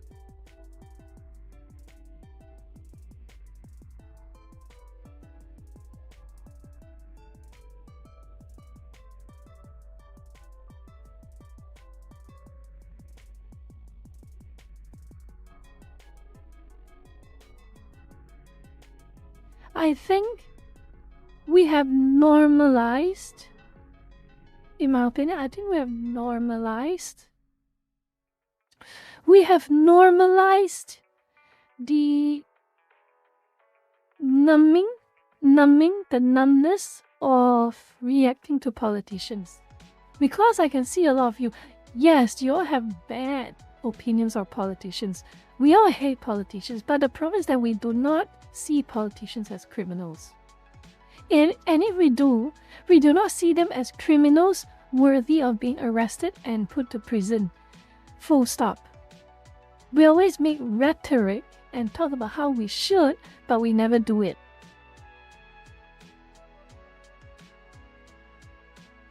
We never do it. No, we haven't. We posted one on YouTube, yeah. Well, I mean on Twitch. We watched a music video on Twitch. But anyway, my point is, there has been some kind of normalization for years now, decades even, a century, maybe even a century at this point, that politicians can do all of this shady crap, and it's just that, oh, they're politicians, they are like that. Oh, they're politicians, they're like that. Just work under that understanding that they're politicians and they'll do horrible things. Just get used to it. But when a normal person commits crimes, oh, the police goes after you. You are sent to prison. Rightfully so. But when a politician does that, oh, they're a politician. They are like that. Just don't trust them. They are like that. What happened to the second step? What happened to the second step of arresting them for their wrongdoing and sending them to prison? Like everyone else. There is this normalization that politicians are like that. Oh, they are like that. This is the common term. Oh, they are like that. It's a politician. They are like that. Are you all going to do anything about it? Of course not. But yes, politicians are in my opinion, are the non-productive class.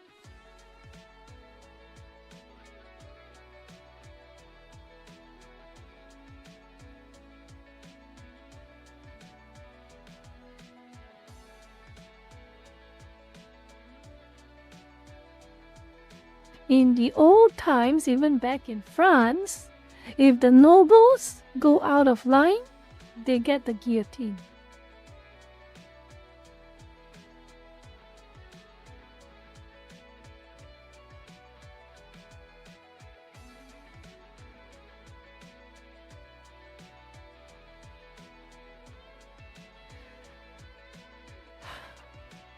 But you know what? We can continue this chat. I'm going to take a short break. We can continue this chat, but what I'm going to do while we continue chatting, and don't worry, I will be very aware. While we continue chatting, I'm going to do a little bit of Hollow Village. I didn't get a chance to play much Hollow Village since the last stream. It's a proper way to just unwind, but also be focused on the chat. If I play Where Winds Meet, I'll probably be too locked in. If I play any other game like Deadlock, I'll be too locked in. But if I play Hollow Village, I probably can be a bit...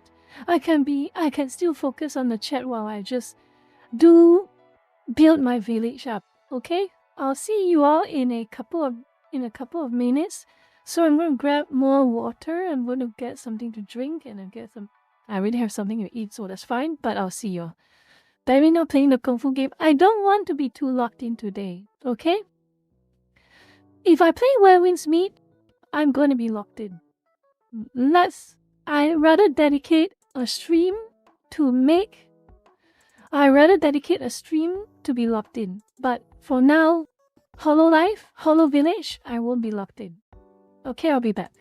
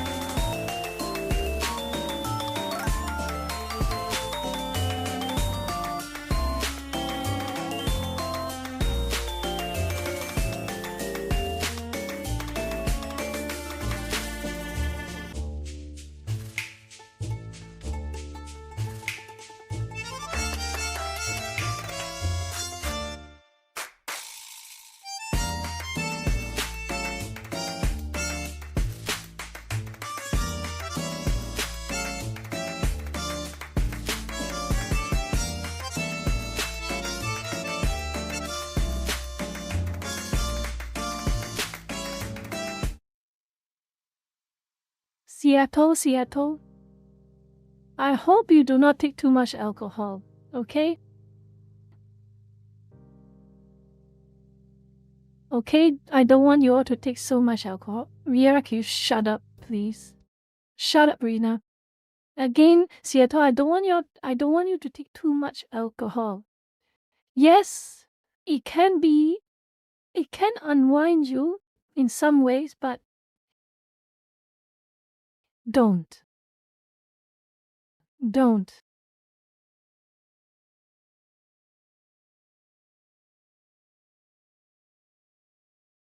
You're in a complete... Okay, Seattle. Take it from me, okay? Well, not take it from me, but if you drink too much alcohol as a way to numb your frustrations or whatever you are experiencing mentally, yeah, the high of it can give you some kind of solace, but you drink too much alcohol, you watch out for your liver. Because it is a fact that you drink too much alcohol, your liver, guess what? It gets pickled. And what happens when you get a pickled liver?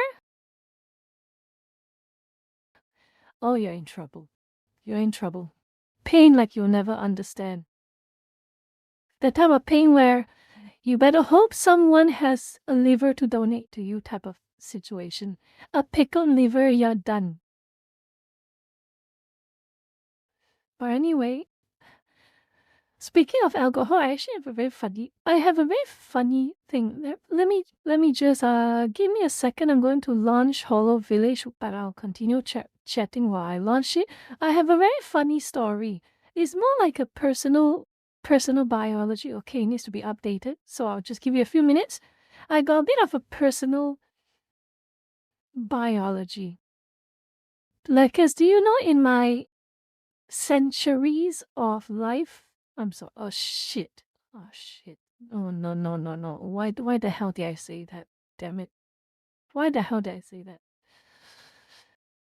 Pretend you didn't hear that, Lucas. Pretend you didn't hear that. Pretend you didn't hear that. Anyway, my years of life. By the way, my years of life, I have never gotten drunk once. In my entire existence, not once. Not once. 8 minutes to update. Okay, fine, I'll give you the 8 minutes. I have never gotten drunk once.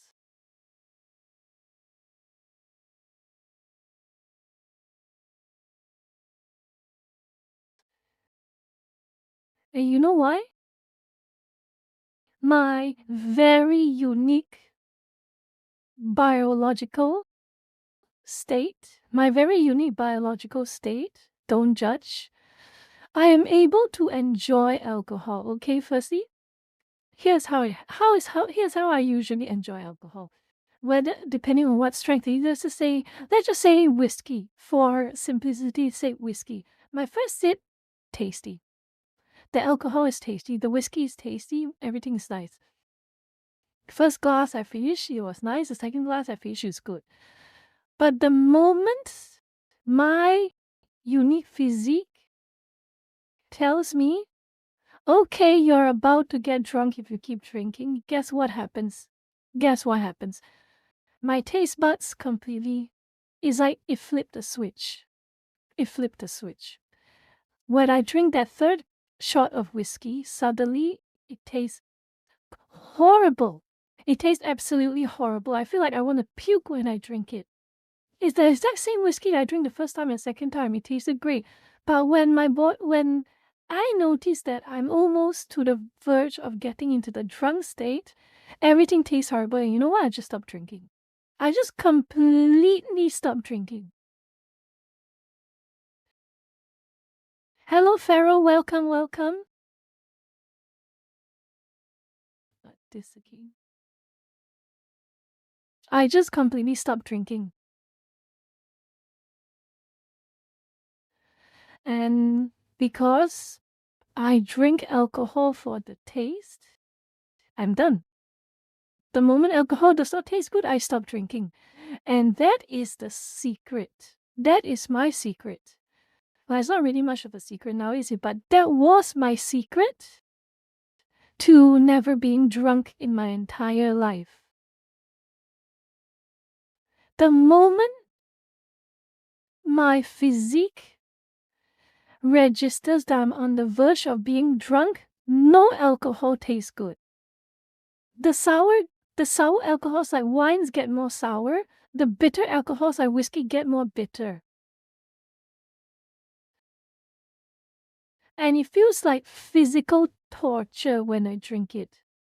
So that's what happens, I stop.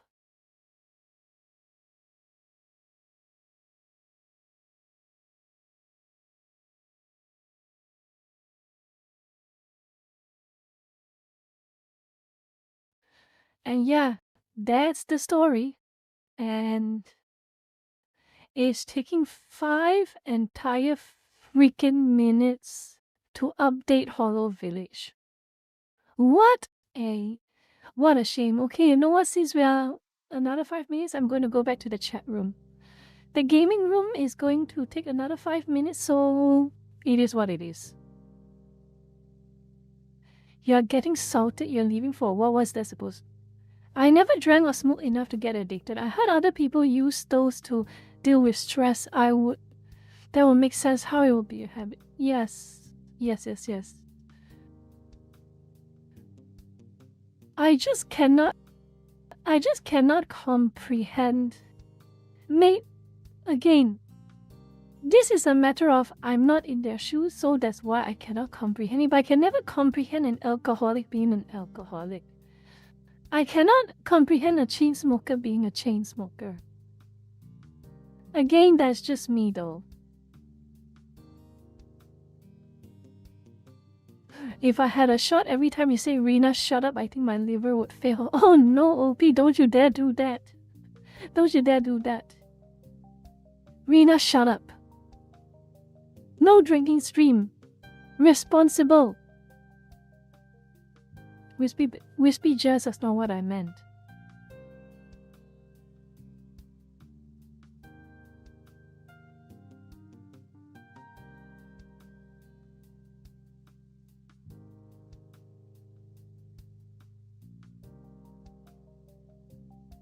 Rena, can you please shut up? Why drink alcohol with soda around? Fair enough. You know what? Interesting you talk about that, Potato. Interesting you talk about that. I have actually gotten into, alongside alcohols, because I have gotten into the rabbit hole. I've gotten into the deep rabbit hole of non-alcoholic drinks. And you would be surprised how many really good non-alcoholic drinks are around.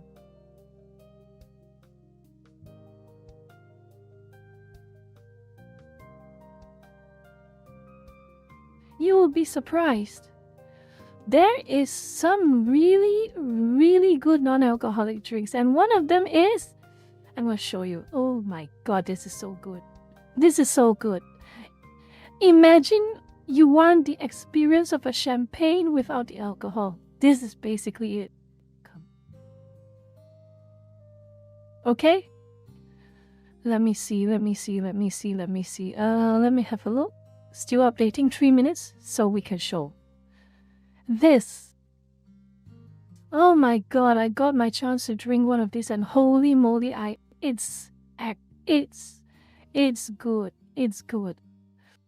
A little bit pricey at times, but holy moly, this is good.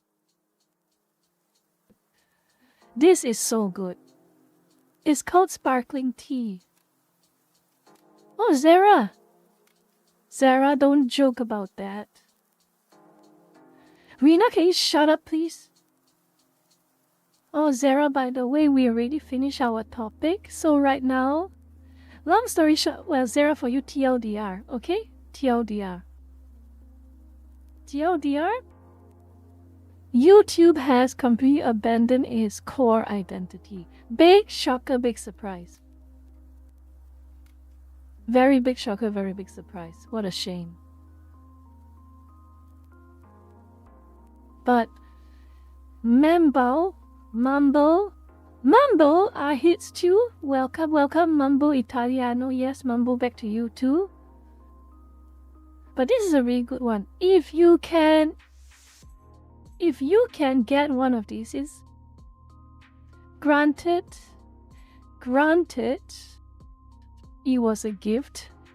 It was a gift. I got it as a gift. But if you ever get a chance to drink this, don't throw it. This is good. This is good. Zero alcohol.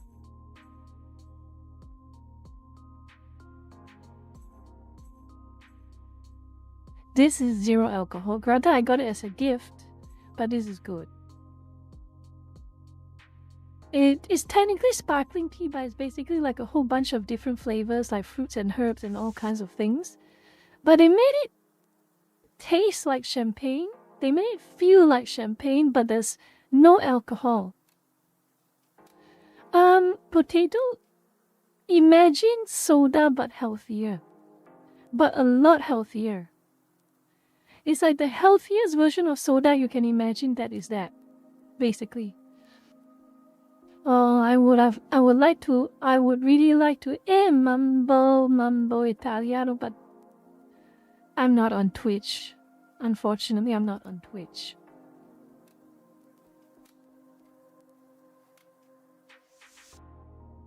Milfin, what did Milfin ask?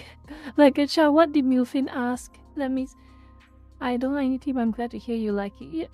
It's tea in the sense that, well, it has the ingredients of tea, but it's more like a soda. It's just more like a very healthy soda than actual tea. Oh, I'm surprised you haven't banned Rena for being a duvet. Oh, Milfin, you will get used to Rena. You will get used to Rena, Milfin, if you stay here for a while. You will get used to Rena. Anyway, is it done yet? It is done! Finally! Hold on.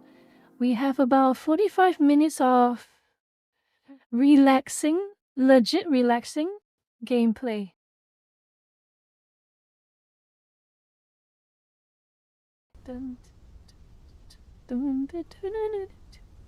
Mambo, mambo italiano, mambo.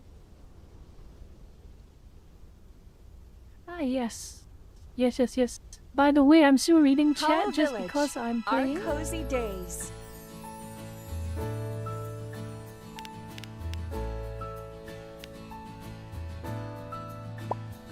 Here we go. Gosling View, literally us lurkers, is literally me. I love, this is the perfect name for a hollow village.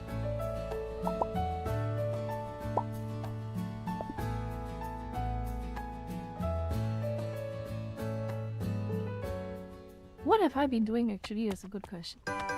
Oh, there we go, that's me. Oh, I forgot the controls. Okay, I need to check. What's the controls?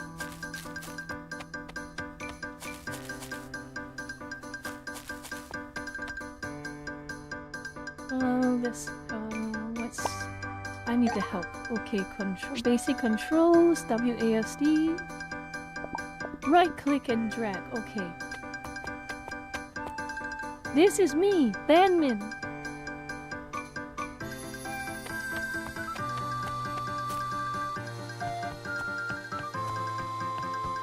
It's a nice place, don't you think so, Lucas?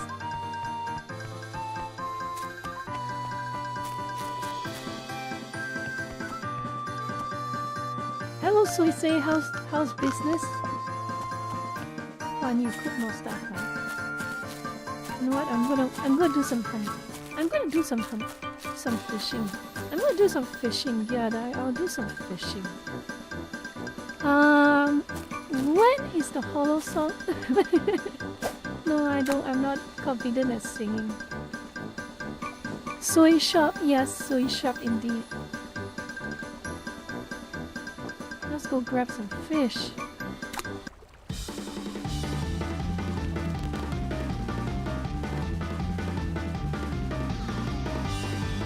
Oh dear.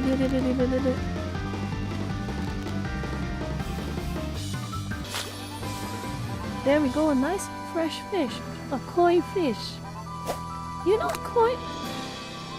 Carp. Oh, that's carp. Third game I've seen them go fishing in. Fish. Okay, chibi. Oh, more fish.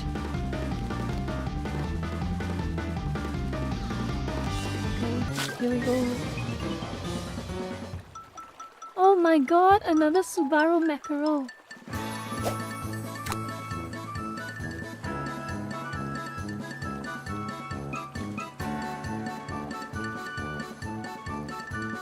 No, I said wrongly. I mistook koi for carp. I wanted to say carp is a horrible fish to eat, but a lot of people eat it for some reason. You know why? Carp has a lot of bones, and I absolutely hate it. I hate when fish have a lot of bones. Oh, time to cook. Jesse, we have to cook. Cook some sashimi. Requirements. Oh no, choose ingredient.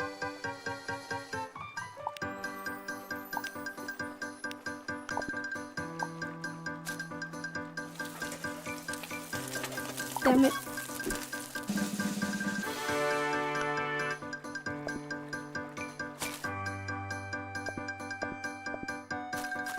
Oh my god, I need to relocate this damn thing. Holy moly, I need to relocate.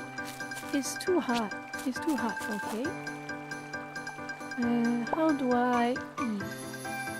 E. Remember the old meme E, Lurkers? Where do I put the cooking? Where do I put the cooking? Where do I put the cooking? Where do I put the cooking? They still haven't fixed it. They still haven't fixed the placement issues. They still haven't fixed the placement issues. Okay, I'll cook here. Let's cook more stuff.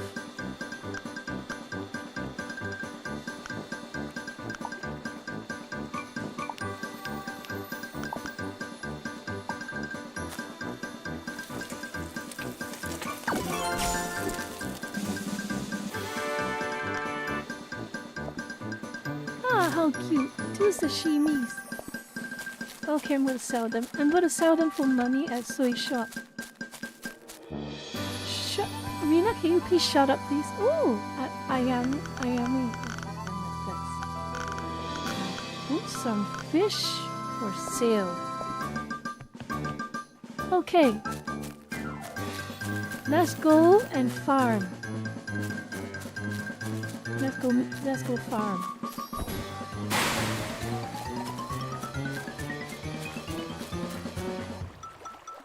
Oh, yay, not scuff. Let me see. I should. Let's continue. I wanna go here actually. Oh.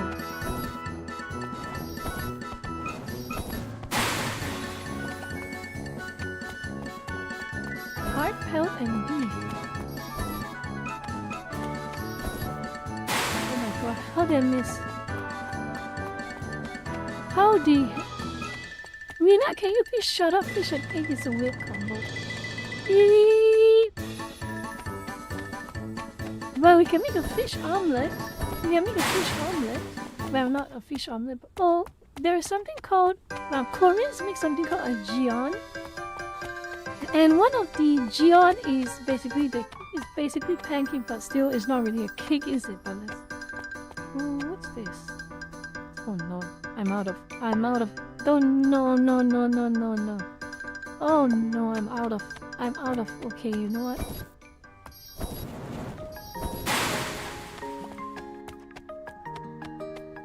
Polonium fragments. Okay, it's getting a little late, so I should go home. I should go home.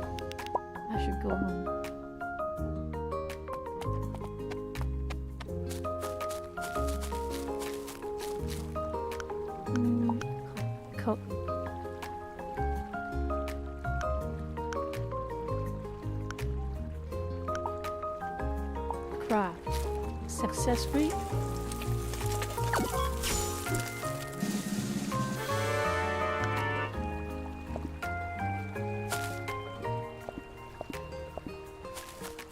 I'm just gonna sell a whole bunch of stuff. Open the villager's workbox. What should I put in? I should put in... No way. I should...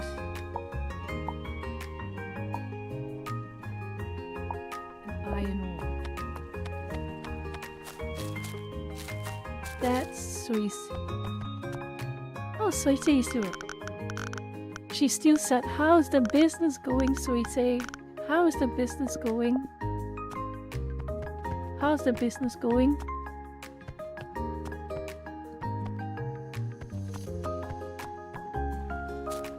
Yeah, it kind of does that, doesn't it?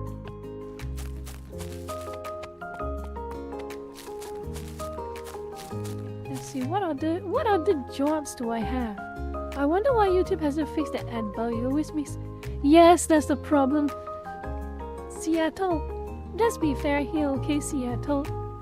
With the way Neil Mohan is running YouTube, are you exactly shocked? Are you shocked that they are this incompetent?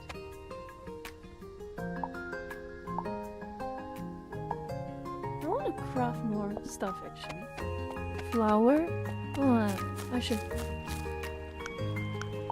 Let's cook some croissant.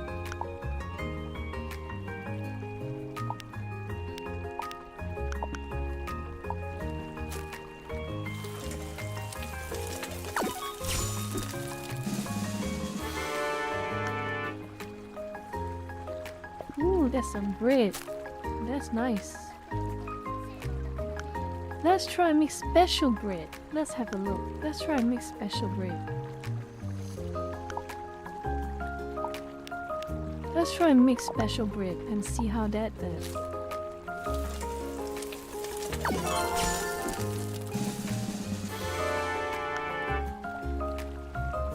Ooh, delish. That sounds... Oh boy. Time to sell some food, lurkers. I'm making... Ooh, Choco Sensei. Welcome. You gonna buy something? Choco Sensei, you gonna buy something? Or not?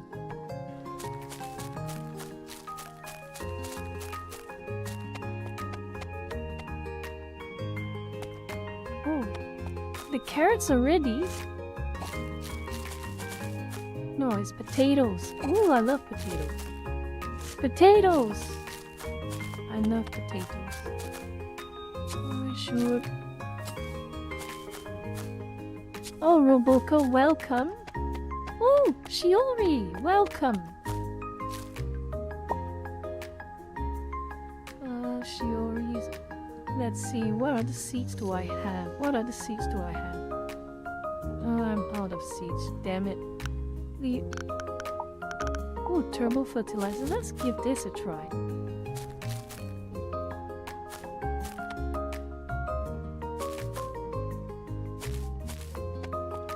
Okay. I think it's a bit late, isn't it? Let's go back and rest.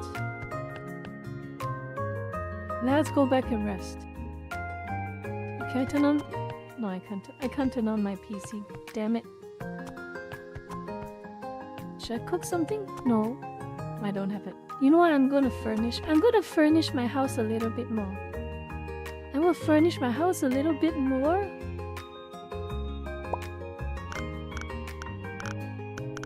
What else do I want? Corner sofa. I would like to have a corner sofa actually. What I should do...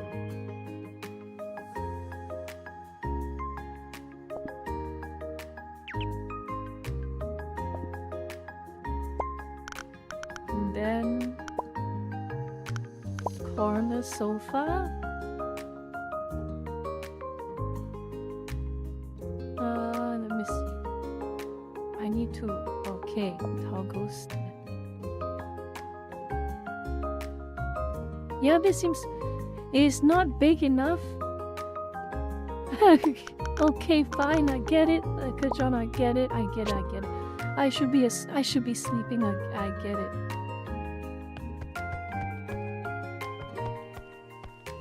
Oh, let's just... This is nice. Well, at least you get to interact with everything, which is nice.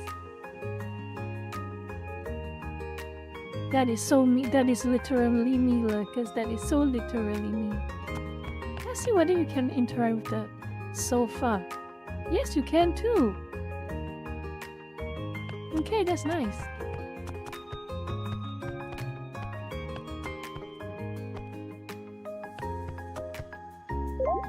Now time to sleep. It's time to sleep. How much money did I make? I didn't make any freaking money. I didn't make any freaking money. Oh no, I did. Okay, so how much more food is available? Let me see. Okay, still for sale. Hello. So you say how's business? How's business? How's business, my employee? Fine. Be that way.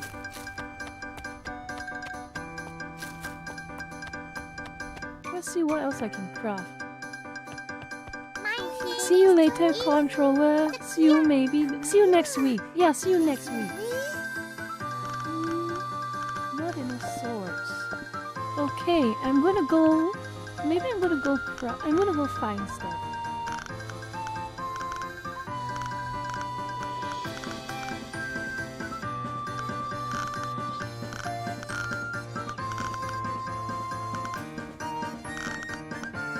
Set. I don't know what I want to do with set, but let's go. I'm gonna go to the cave. And we'll go to cave and just grab some. Oh shoot! Oh shoot! Oh my god!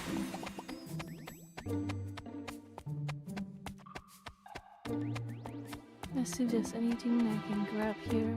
I need to grab some broken swords. Got some herbs. Where can I get food recipes? I need more recipes for food.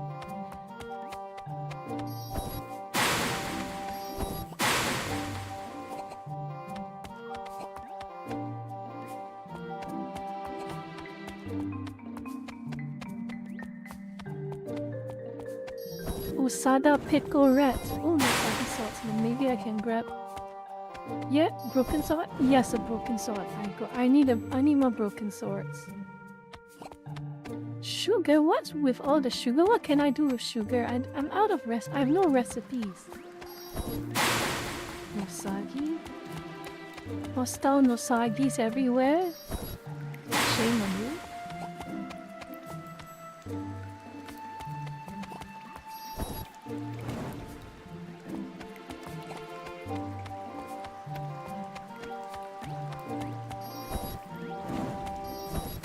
I need more swords. I need more swords.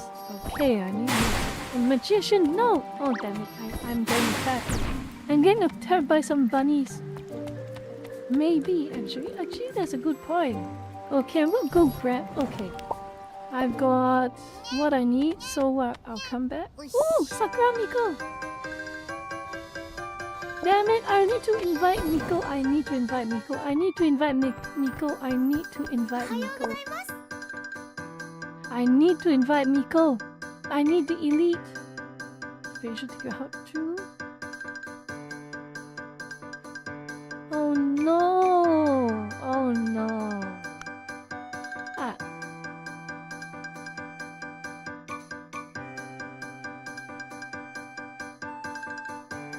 Oh no! Oh no! I can't build a third house yet. Oh, oops, oops, oops. I'm sorry.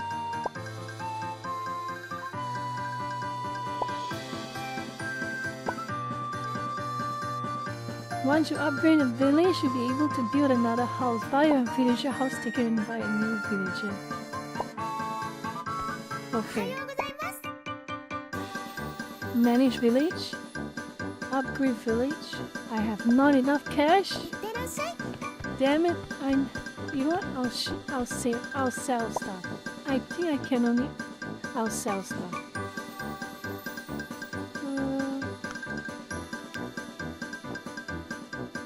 Sell. Oh my goodness! What do I do with these eggs? What do I do with these eggs? They are not Pololiums. You know what I'm gonna build something cool anyway. I want to be a weed. Wheatmin coming. Wheatmin heading here right now.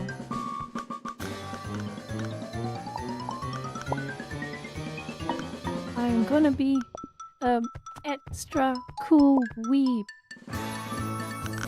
Yeah, the Shuba fish.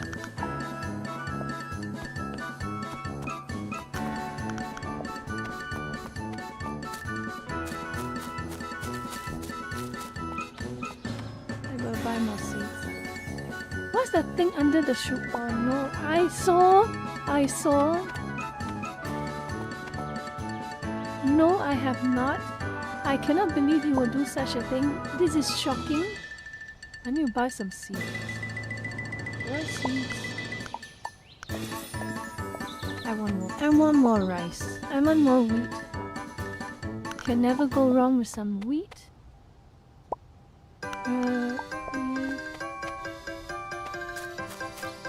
Okay, let's plant them seeds.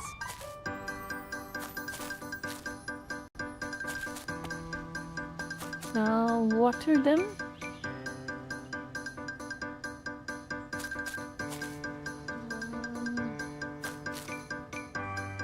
I can't believe I have to water them myself. Oh yeah, I don't have a dedicated farmer. I need a third girl to do farming for me, seriously.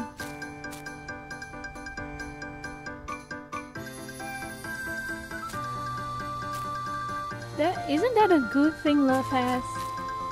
It's nice to have some coziness in life.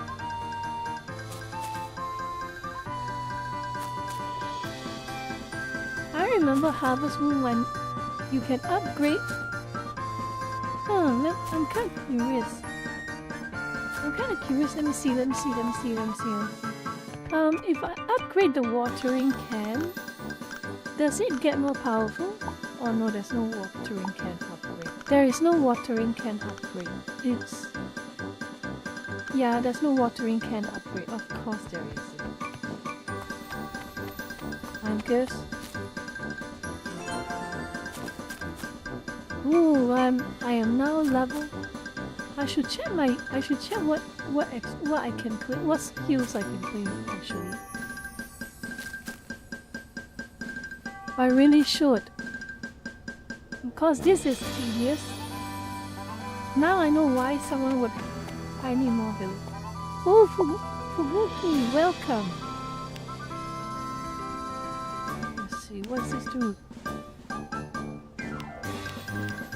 Chance for a W, chance for a shiny seed.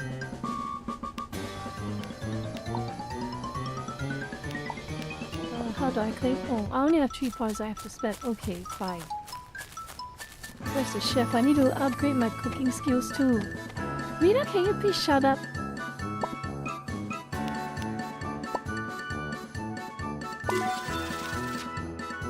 Finally!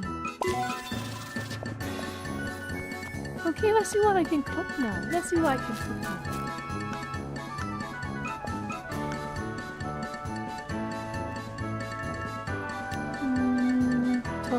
Apples, sugar, flour. Can I cook something out of this? Nope, of course not. I want to cook cheese omelette. Actually, omelette du fromage. It needs cheese omelets. And herbs. Why can't I do this? Usually I can do this. I can cook cheese omelets. Lurkers, literally unplayable. This game is literally unplayable. I can't cook a cheese omelet. What even is the point anymore?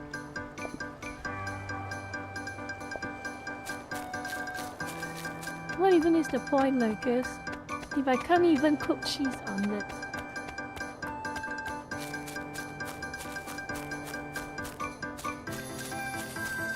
Oh, you know what? Oh, can I get job abilities? Oh, I got ability points already. Physical damage.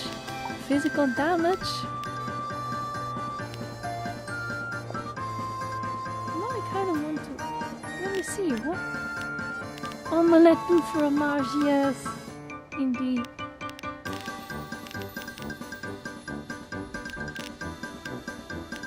No way, I want to reset my abilities. Job abilities. I want to try. Crits. Ooh, crits.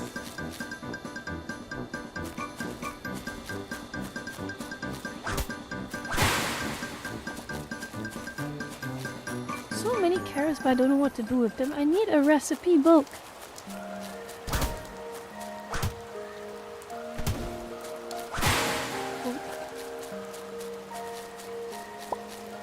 should eat something. I should eat something.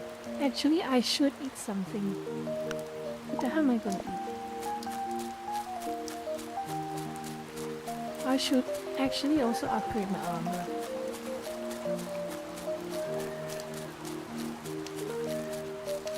Okay, I guess this is not gonna help. I'm gonna have to stop. I should just cook some things and stock up the restaurant, the cafe.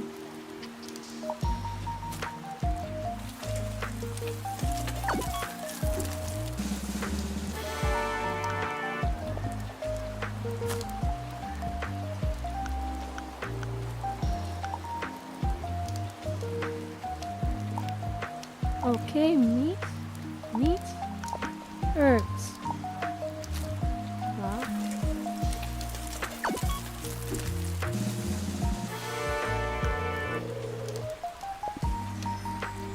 Apples and sugar. Let me see. Develop as I will sorry. I should submit this recipe. I should submit the stock into their cafe. Oh, it's almost sold out. Okay, fine.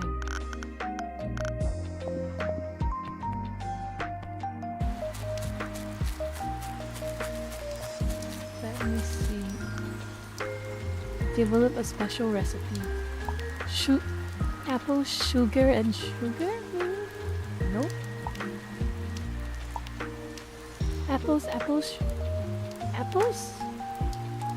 No. Nope. Damn it, I don't know. You know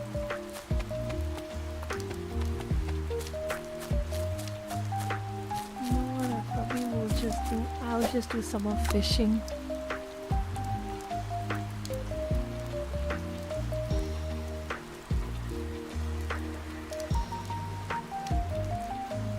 Oh wait, no. You know what? I'll just catch one fish. I'll just catch one fish, and tomorrow I'll go find the crab that the cat wants. Yeah.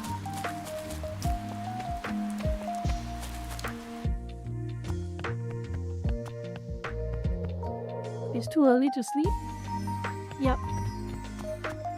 It's too early to sleep. You know what? Since I have the chance, I can go and buy some furniture. I wonder what new outfits too. Any new outfits?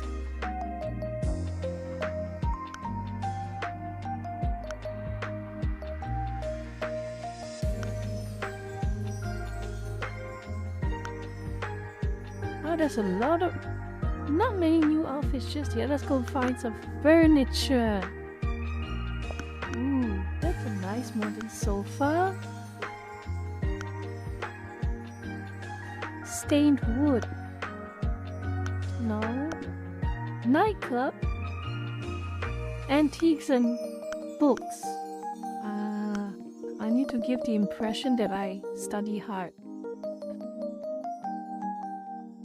Don't you dare judge me, Lucas. I need to furniture list. Some decorations, some fancy decor. Ooh, country with. There's the windows. Where can I find windows? Yep, I am looking for windows. I have to look for windows. That is. I need to find windows. Tab. Buy furniture. Basics. Windows.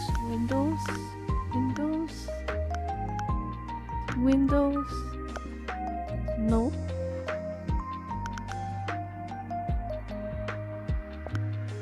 This is just a wooden shelf. Modern wooden floor. I don't know why you need a door. Unless you can build. Ooh. Let me buy another one. Alright. Nightclub, pop culture and cute, schools, classroom window. Not that nice, Japanese style. Ooh. Oh, I'm gonna be a weeb about this.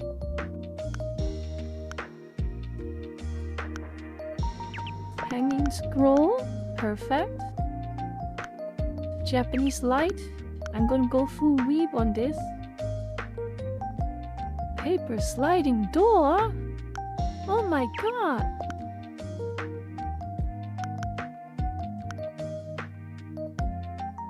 That's kinda neat.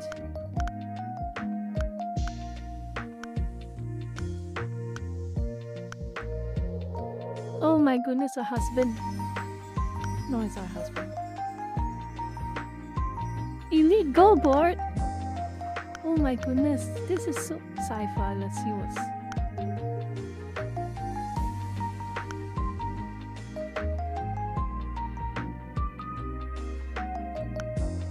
Okay, good night, Kirby. Thank you for being here for till the end of the stream. I'm also almost done. Thank you for dropping in. See what else? I got so much to spend, but I don't know what to spend it. Modern kitchen. I need a. What do I need? I need a fridge. That's right. I need a fridge. What's a kitchen without a freaking fridge? Okay.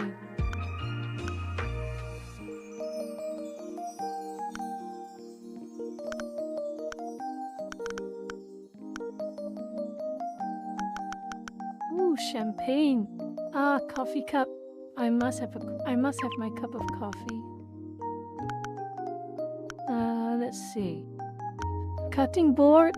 Well, Dark Castros, you're here. Welcome. In the last few minutes. Ooh, that's not with lurkers. That is not a whiskey bottle. That is Jägermeister. This is Jägermeister. Why the hell is the Jägermeister classified as a whiskey bottle? I'm buying so much crap. Oh my god, I feel like a... let's just... Furniture list? Ceiling light. Let me just grab some...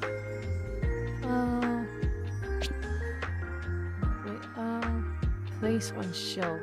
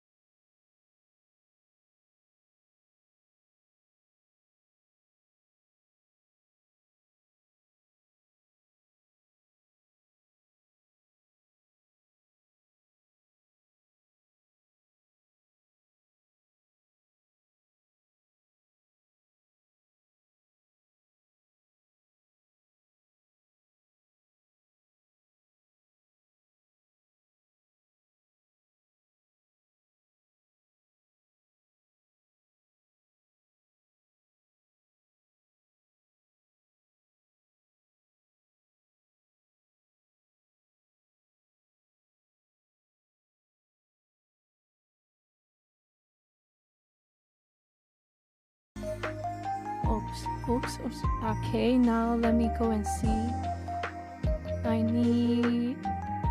I just don't like this freaking windows, look, because I just don't like those windows. I really don't like those windows. They're horrible. They just completely ruin the vibe of this house. Furniture list.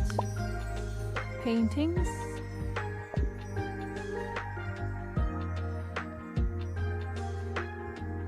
Okay.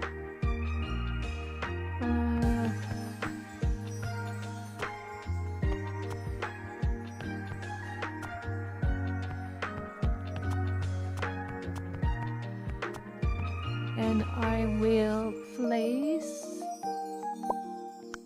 place one more piece of furniture, the lights. And I want to place it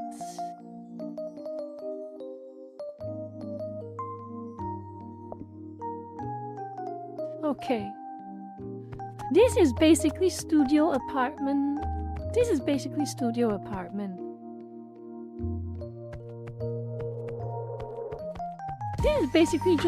apartment size.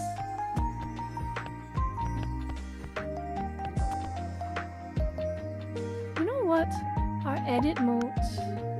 Furniture list, the floor. Oh, it is. Okay.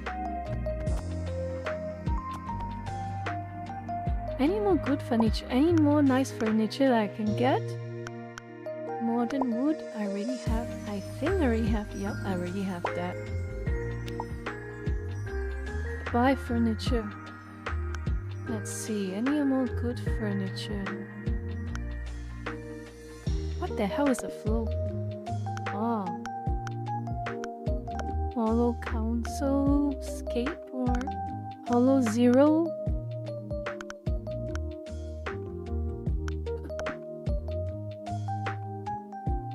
Arona here. Aron. Okay. The band big is too small. Rena, can you please shut up? Why do you always do this? Why do you always do this seriously? I need a bigger house. I need a bigger house. I really need a bigger house, genuinely.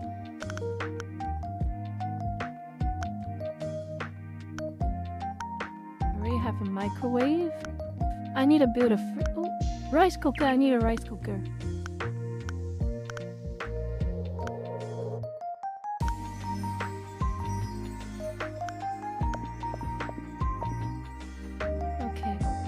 Now I can build more fancy stuff.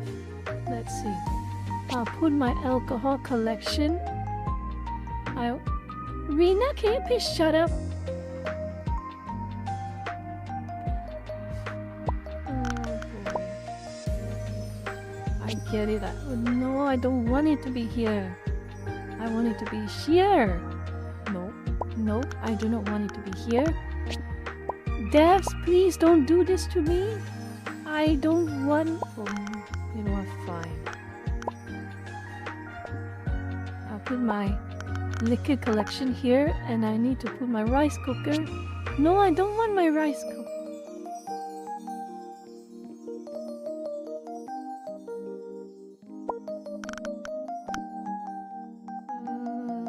Let's see, where do I put my katana collection? Like a weeb that I am. Oh, I'll put my katana collection up here. There we go. Like a weeb.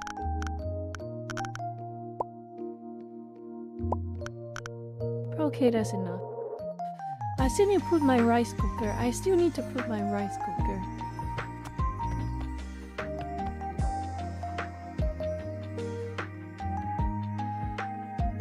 Why does it always keep going there? Why do you keep going there? I need to go switch shelf. There we go. There we go. Now that's better. That's a lot better. Rice cooker goes here. And microwave, where's my microwave? Lucas, where's my microwave? Lucas, where's my microwave? Oh, I need to put a fridge. I need a fridge, don't I?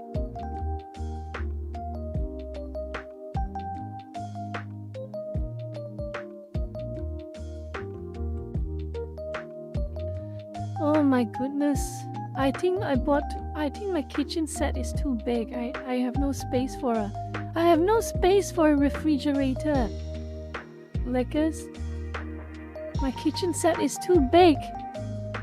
I'm gonna have to remodel the whole house again. God damn it.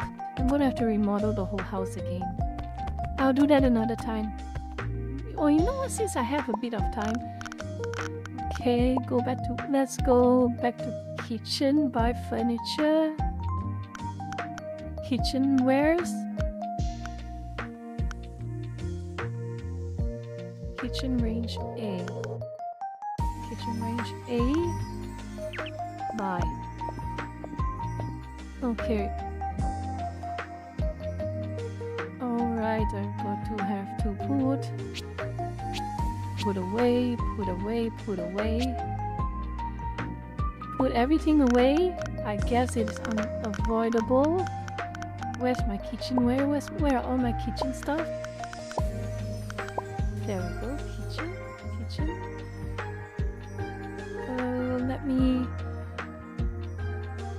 Oh snap.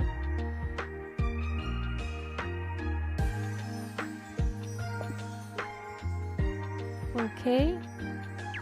No, that's not ideal. That's not ideal. I should put. It is good to put the stove further away from. And then the fridge. Fridge. I want to put it. Damn it! It's clipping. It's clipping. Fridge. I can upgrade the fridge if I want to. I will put my coffee machine. No. I will put my coffee machine. Damn it. Damn it! Why would you do such a thing? No.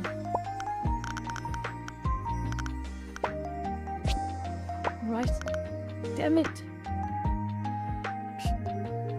Do I have to buy more stuff? Seriously?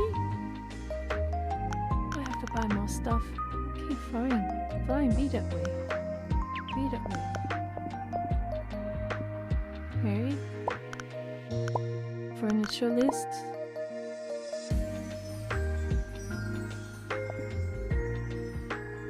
Alright. Coffee machine goes here. Rice cooker goes here.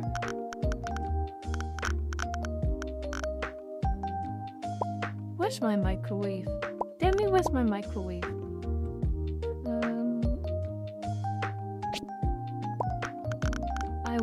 I will make a shelf just for my alcohol. That's better.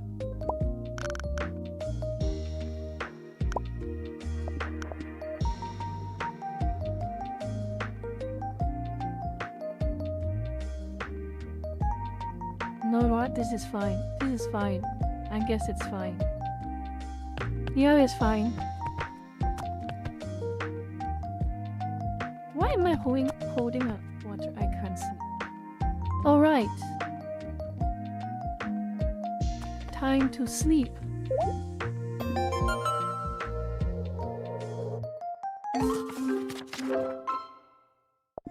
I've received some tickets for my good work. I've made $6,000. $6,000 reduce.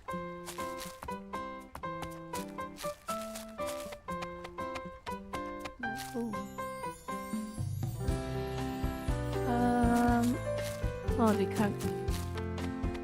Alright, fine. Time to go out and hunt. Wait, hunt? Let me see. Oh, I need some armor and I need some armor to keep myself alive.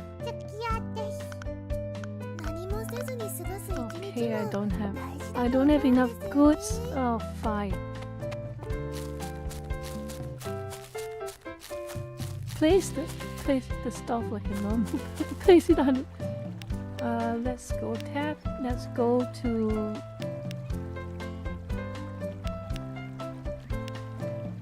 Ancient ruins, Rocky Mountains.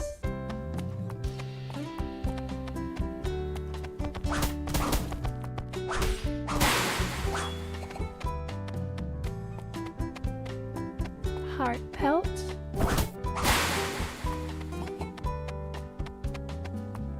Oh my god, that was close.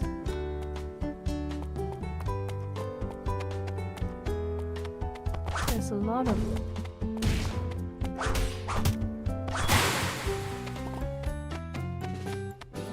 Oh my god, there was a lot of lag. Caramel farming or I need to find a body of water to level 7.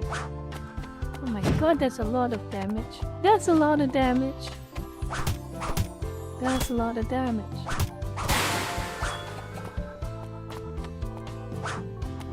What's this? What's this? What is this? What is this? Mystery potion. Smithing materials. Oh.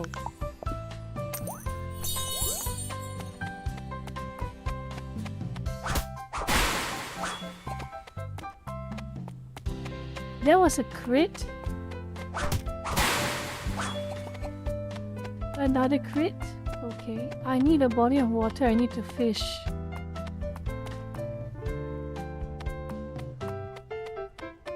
is this a body of water I can fish in? Let me see. I need to dump some things. Actually, I don't need pelt. I want to fish. Oh my god, you can't fish while enemies are in the area, of course. Of course.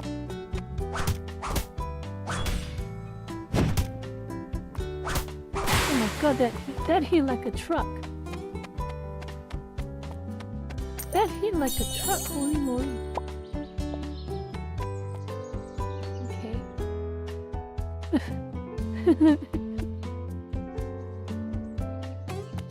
Can't fish while enemies in the area? No. No, no, no, no, no, no, no, no, no.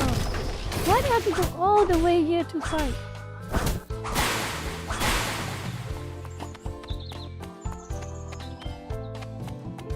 Can I fish yet? Please? Can I fish yet?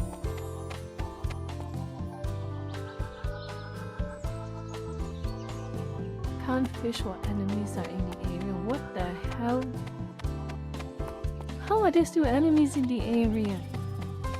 There's no one here! There is still... Oh, chest. What's this? A Recchio badge? I don't know what that does.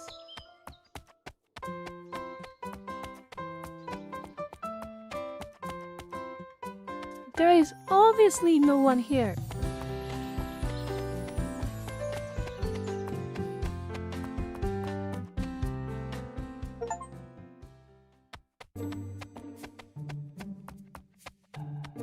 I'll be back later. I'm not equipped for this.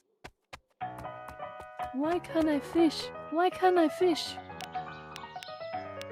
Why won't you let me fish?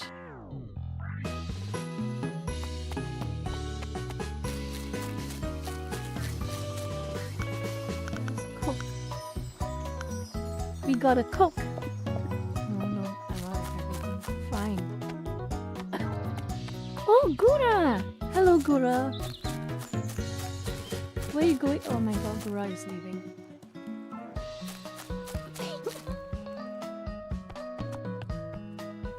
Okay, wrong.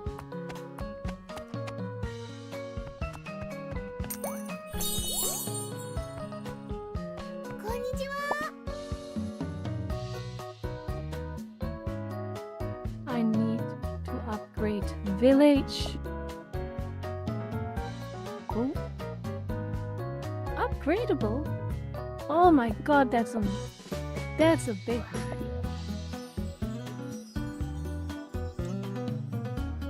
Want to do this? A bash save like... Oh!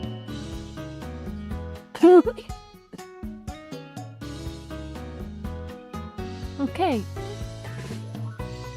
Interesting. It's an accessory.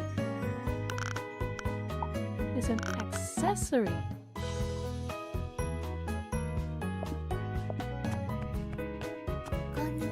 So I can sell this. I can sell this because I don't need it no more. Wet gunpowder, I don't. Smithing materials.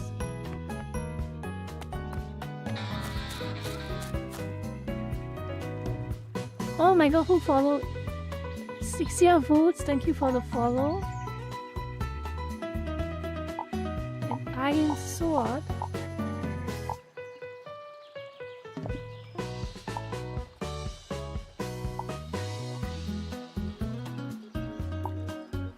Ooh, I didn't realize this.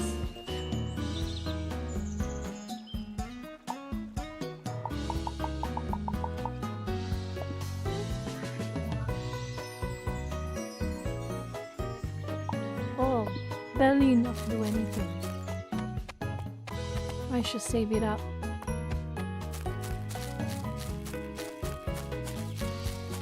Alright,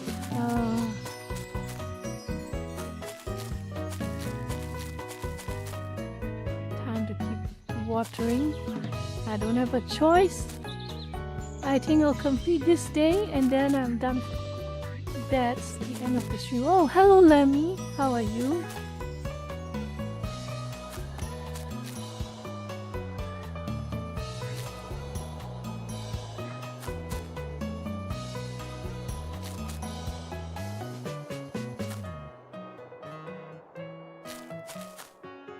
Can I have roommates?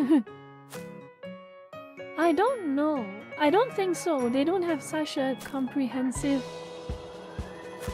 game system yet, I guess. The whip. Oh dear.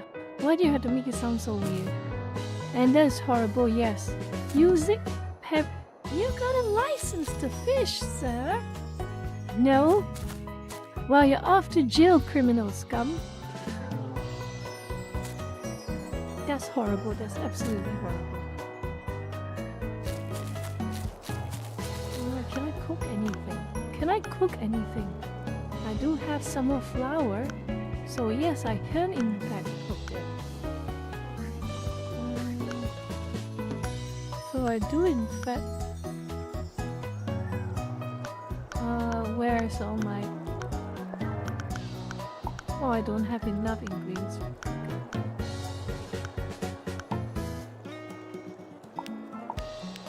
1, 2, 3. Crab.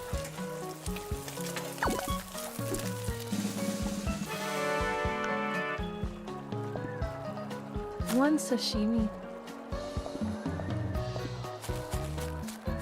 Okay, time to donate some food. Well, not donate. Stock up the shelf. Oh my god, I am out of stock. I need to get more food. I definitely need more food. Time to go hunt. There he is. Time to go hunt for some food. Oh, damn it. I don't know what to do with these eggs. I really don't know what to do with these eggs. Chicken. Eggs. I need to find something to do with these eggs. What the hell am I going to do with all these eggs? I can't find a recipe for...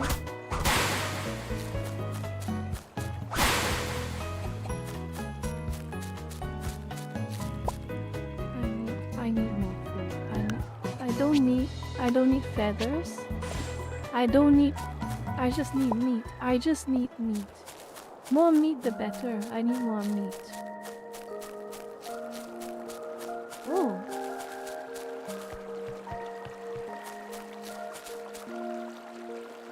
You know what? I'm kind of curious. Can you actually... Is there anything to fish in this area? No? What? Oh my god. Okay. I just need more meat. I wonder, can you get this sword? Rena, please shut up. This is not funny. It is not funny. It is very rude, actually. It's not just not funny. It's very rude. Let me do some cooking. Let me do some cooking. Cooking. Meat, herbs.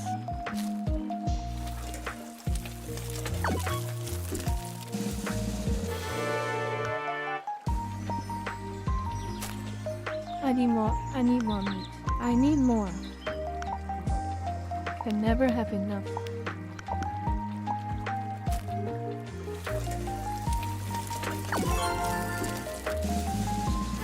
Level up. Oh good, now I can stock up some. That actually looks ridiculously good. This grilled meat looks good. I'm sorry. Okay, Botan, you're in luck. I just stock up some meat. Enjoy.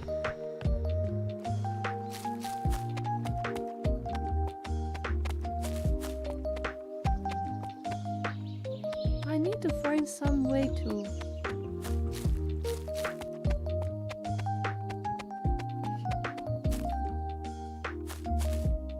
Oh my god, look at Kelly. Kelly always goes out adventuring. And so you say, oh my god, so you say his room is so cool. So cozy. I'm still waiting. I probably should sell some stuff, shouldn't I? I need to sell some stuff. I need to broken star. I'll sell gunpowder. I don't need gunpowder. Mayonnaise. Ooh, I got so many fancy cooking ingredients, but I can't buy anything. I can't buy anything with them. Mystery potions. I don't know what to do with that. Bait. I'm gonna sell the other carrot sword. What else can I sell? Carrot core. That's a potion. I don't need that. I don't need this. Potatoes. I would like to make a potato croquette, but there is. Let's see. Do I get cooked potato croquettes? Let me have a look. Potato, flour, and eggs. What? What do you mean? What do you mean there's no valid recipe? No. I feel so stupid.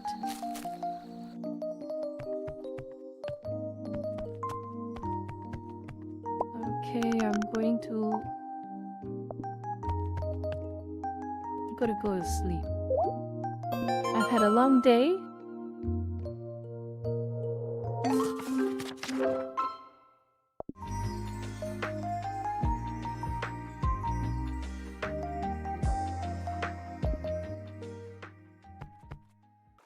You know what? I want to upgrade my village. I need to upgrade my village, but to do that I need adventure quest. Let me have a look. What are my quests actually right now? Let me see. Rocky Mountain investigation. I need some hardwood and I need some clay. I need some hardwood and clay. Okay.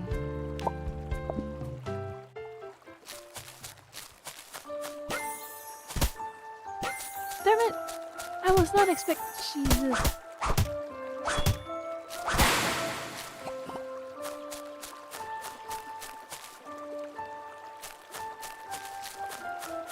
I need some.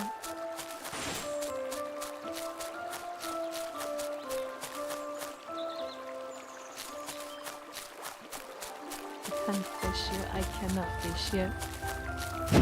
Oh! Oh my god.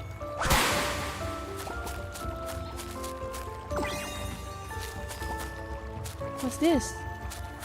A cutie hat? What does that do? Defense?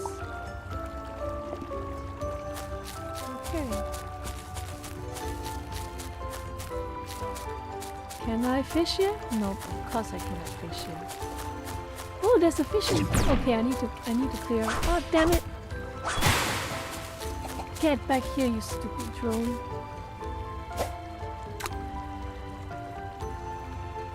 Finally, I can fish. Oh, I thought of. Oh no, someone is. I am uber charged. Okay, I'm gonna fish something and see what I can get.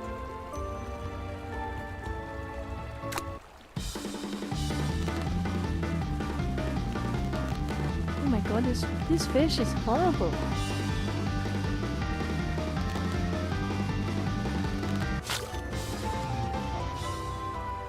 Oh wow, finally I got a freshwater crab. Wait. Was that my quest? Wait, stop it, Benjamin. Stop it. Was that my quest? Let me see. Fisherman's job. Freshwater crab. Yes, I do have a freshwater crab. Okay. You know what? I'll get a bunch more. I'll get a bunch more.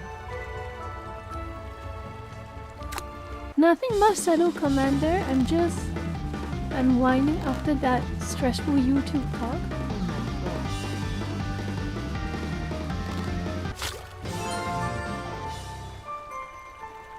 god. Okay.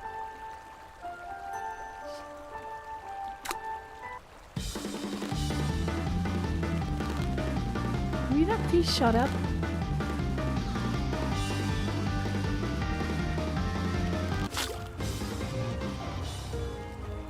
Oh, I got takodachi. Like, just look at that. That's so cute. I got a takodachi. A low cortisol takodachi. Actually, Ina is out of all the Hololive kills. I think Ina has the lowest cortisol. For real.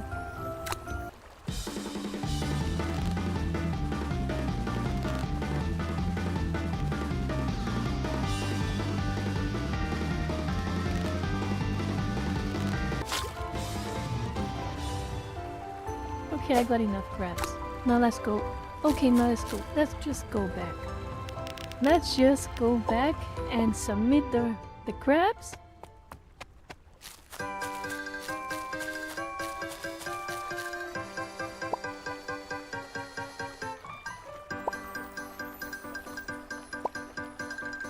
Catch some salmon.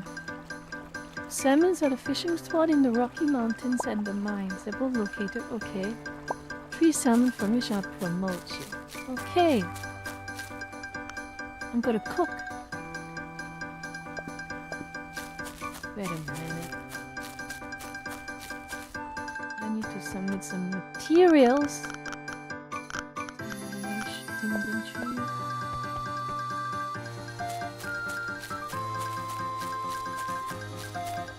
I need. Where can I learn more of that recipes? Where can I learn more recipes?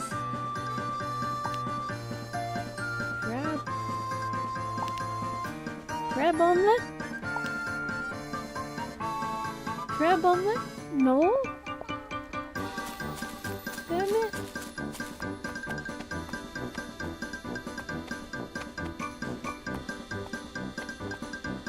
Here I should... What else do I need? What else do I need? I need... Oops, I don't have enough. I'm gonna spend this time to maybe...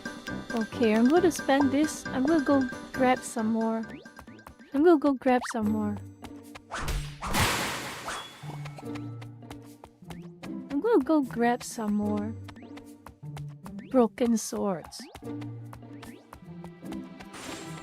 I think after this day has ended, I'm done. There we go. 1 broken sword. I need more broken swords. 0 6气6气6气6气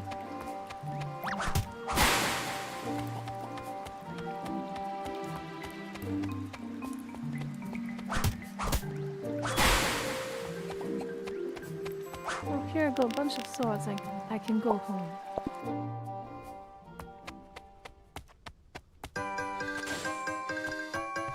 Rena, you have a problem. Rena, please, can you stop it? Stop it for 1 second, seriously. I do not have enough. Well, I'll just craft the boots first. All right. Oh my goodness! Oh my God, that is Ame.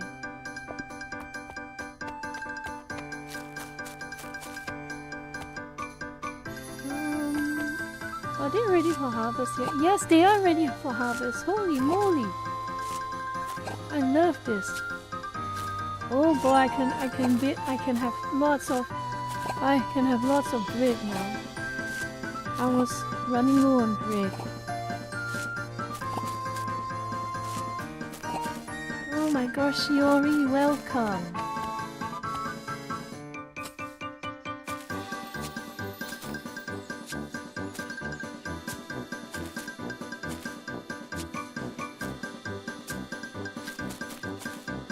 Hello Ash, welcome. I'm almost done actually. I'm just gonna conclude this day in Hollow Village and I'll be done. I need to... I'm Corona. Yes, I'm sure you are. I need more rice. No, I don't need rice. I want more wheat. I need more wheat. Can't go wrong with wheat.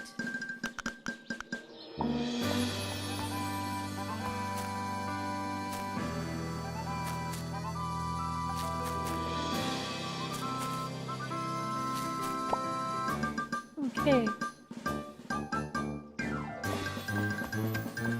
Let's go and see.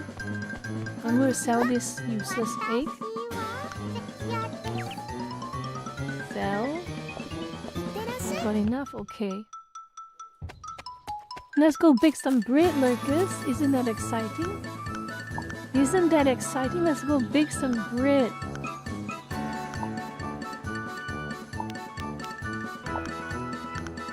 Confirm. Right.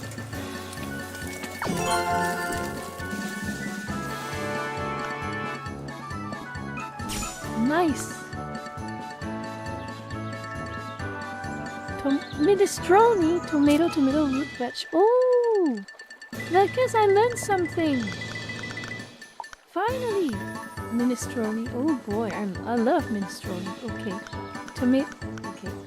Okay. Tomatoes. Oh, apples. I need to.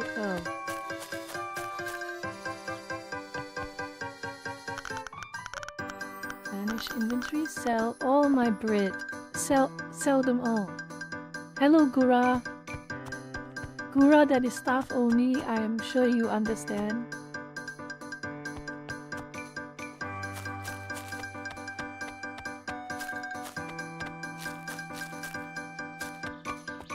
I need 5 more breads.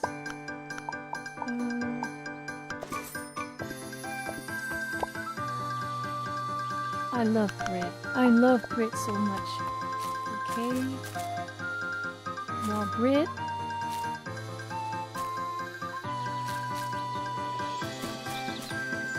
Alright. Let's go make more bread. Bread. Can never go wrong with bread.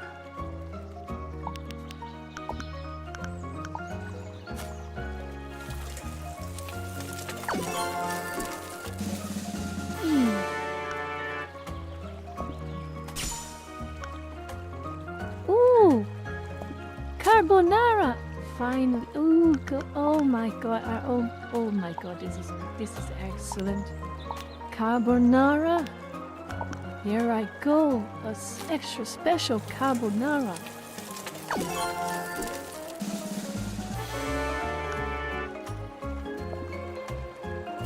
Nice. I love carbonara. Oh boy. Oh, someone's eating good. It's gonna fetch a good price. Oh, hello, Watame. Sheep. Oh, she's asleep. Hello, Watame. Oh, I want the sheep. The sheep will make for a good roast lamb. Good mutton chops. Did I say that out loud? I'm sorry. I'm sorry I said that out loud. I shouldn't have said that out loud. I'm sorry, Watame. No mutton chops. I'm sorry.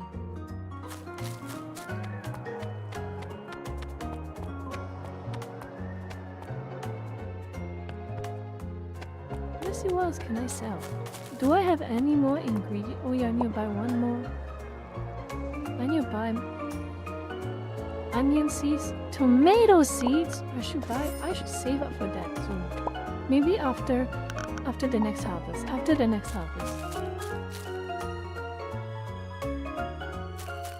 Oh boy. Maybe after the next harvest. For now, I'm just gonna plant. I'm just gonna water the plants. Oh yeah, I can level up. Can I? Let me see. Job abilities.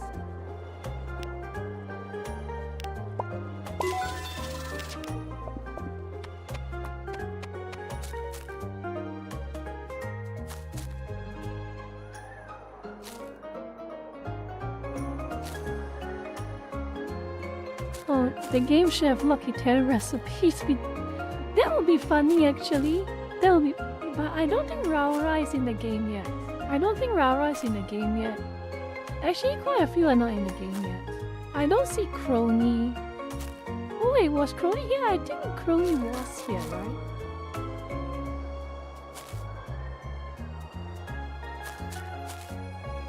right? if I ever get Raura into the village, she will run the restaurant, actually. You know what I kind of want to see? I want to see a Raura and Botan collab. That would be cute. That would be very cute. The big cats. The big cats collab.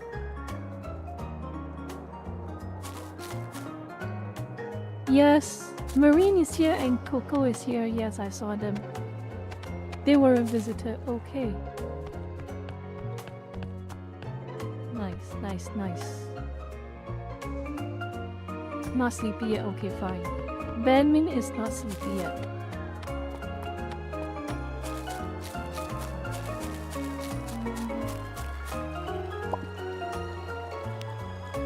Job abilities. I have 3 points. Oh, I can't. Wait a minute. Can I buy this yet? Yes, I can. Yeah, I hope so too, honestly. Who is my Oshi? Well.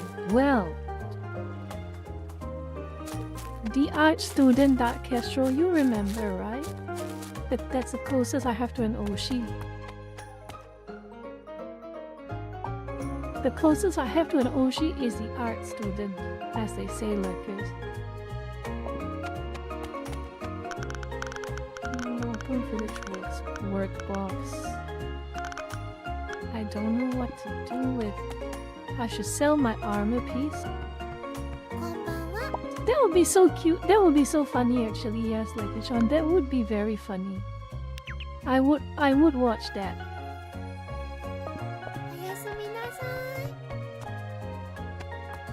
Alright. Okay. Lurkers. I am done. Lurkers, I am done. Okay? I will see.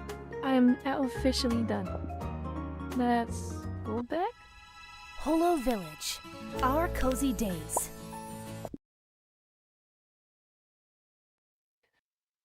Alright.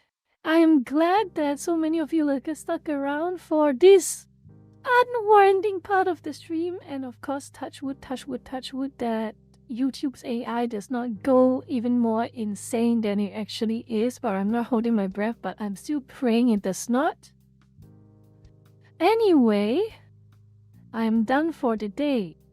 So before I let you all off and go raid somebody, again a reminder, as always, remember the schedule. Remember the schedule. I'll see you all this. Sorry. Remember the schedule. This weekend, not a weekend stream. I have a weekend stream on the second week. So I'll see you all on Monday. Okay, on Monday. On Monday on Twitch. So Monday, Tuesdays are still on Twitch, Thursdays are still YouTube, and Saturday should be YouTube as well.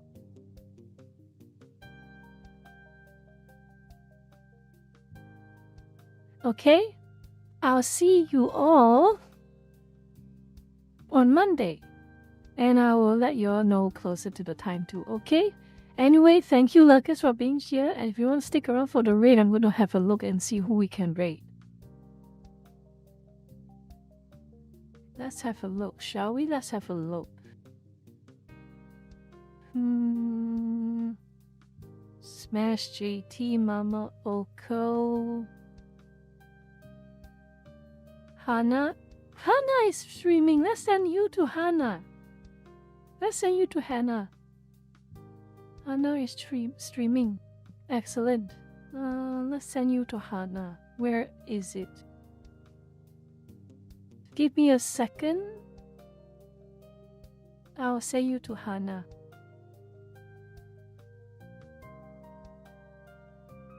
Hana channel. Creature. She's having another chill stream. She's always having... She's apparently streaming Creature Kitchen, and she's having a chill stream too. You all probably would need it after all the stress. So anyway, thank you lurkers for being here, and stick around for the raid. Thank you, and I will see you all on Monday. Bye bye.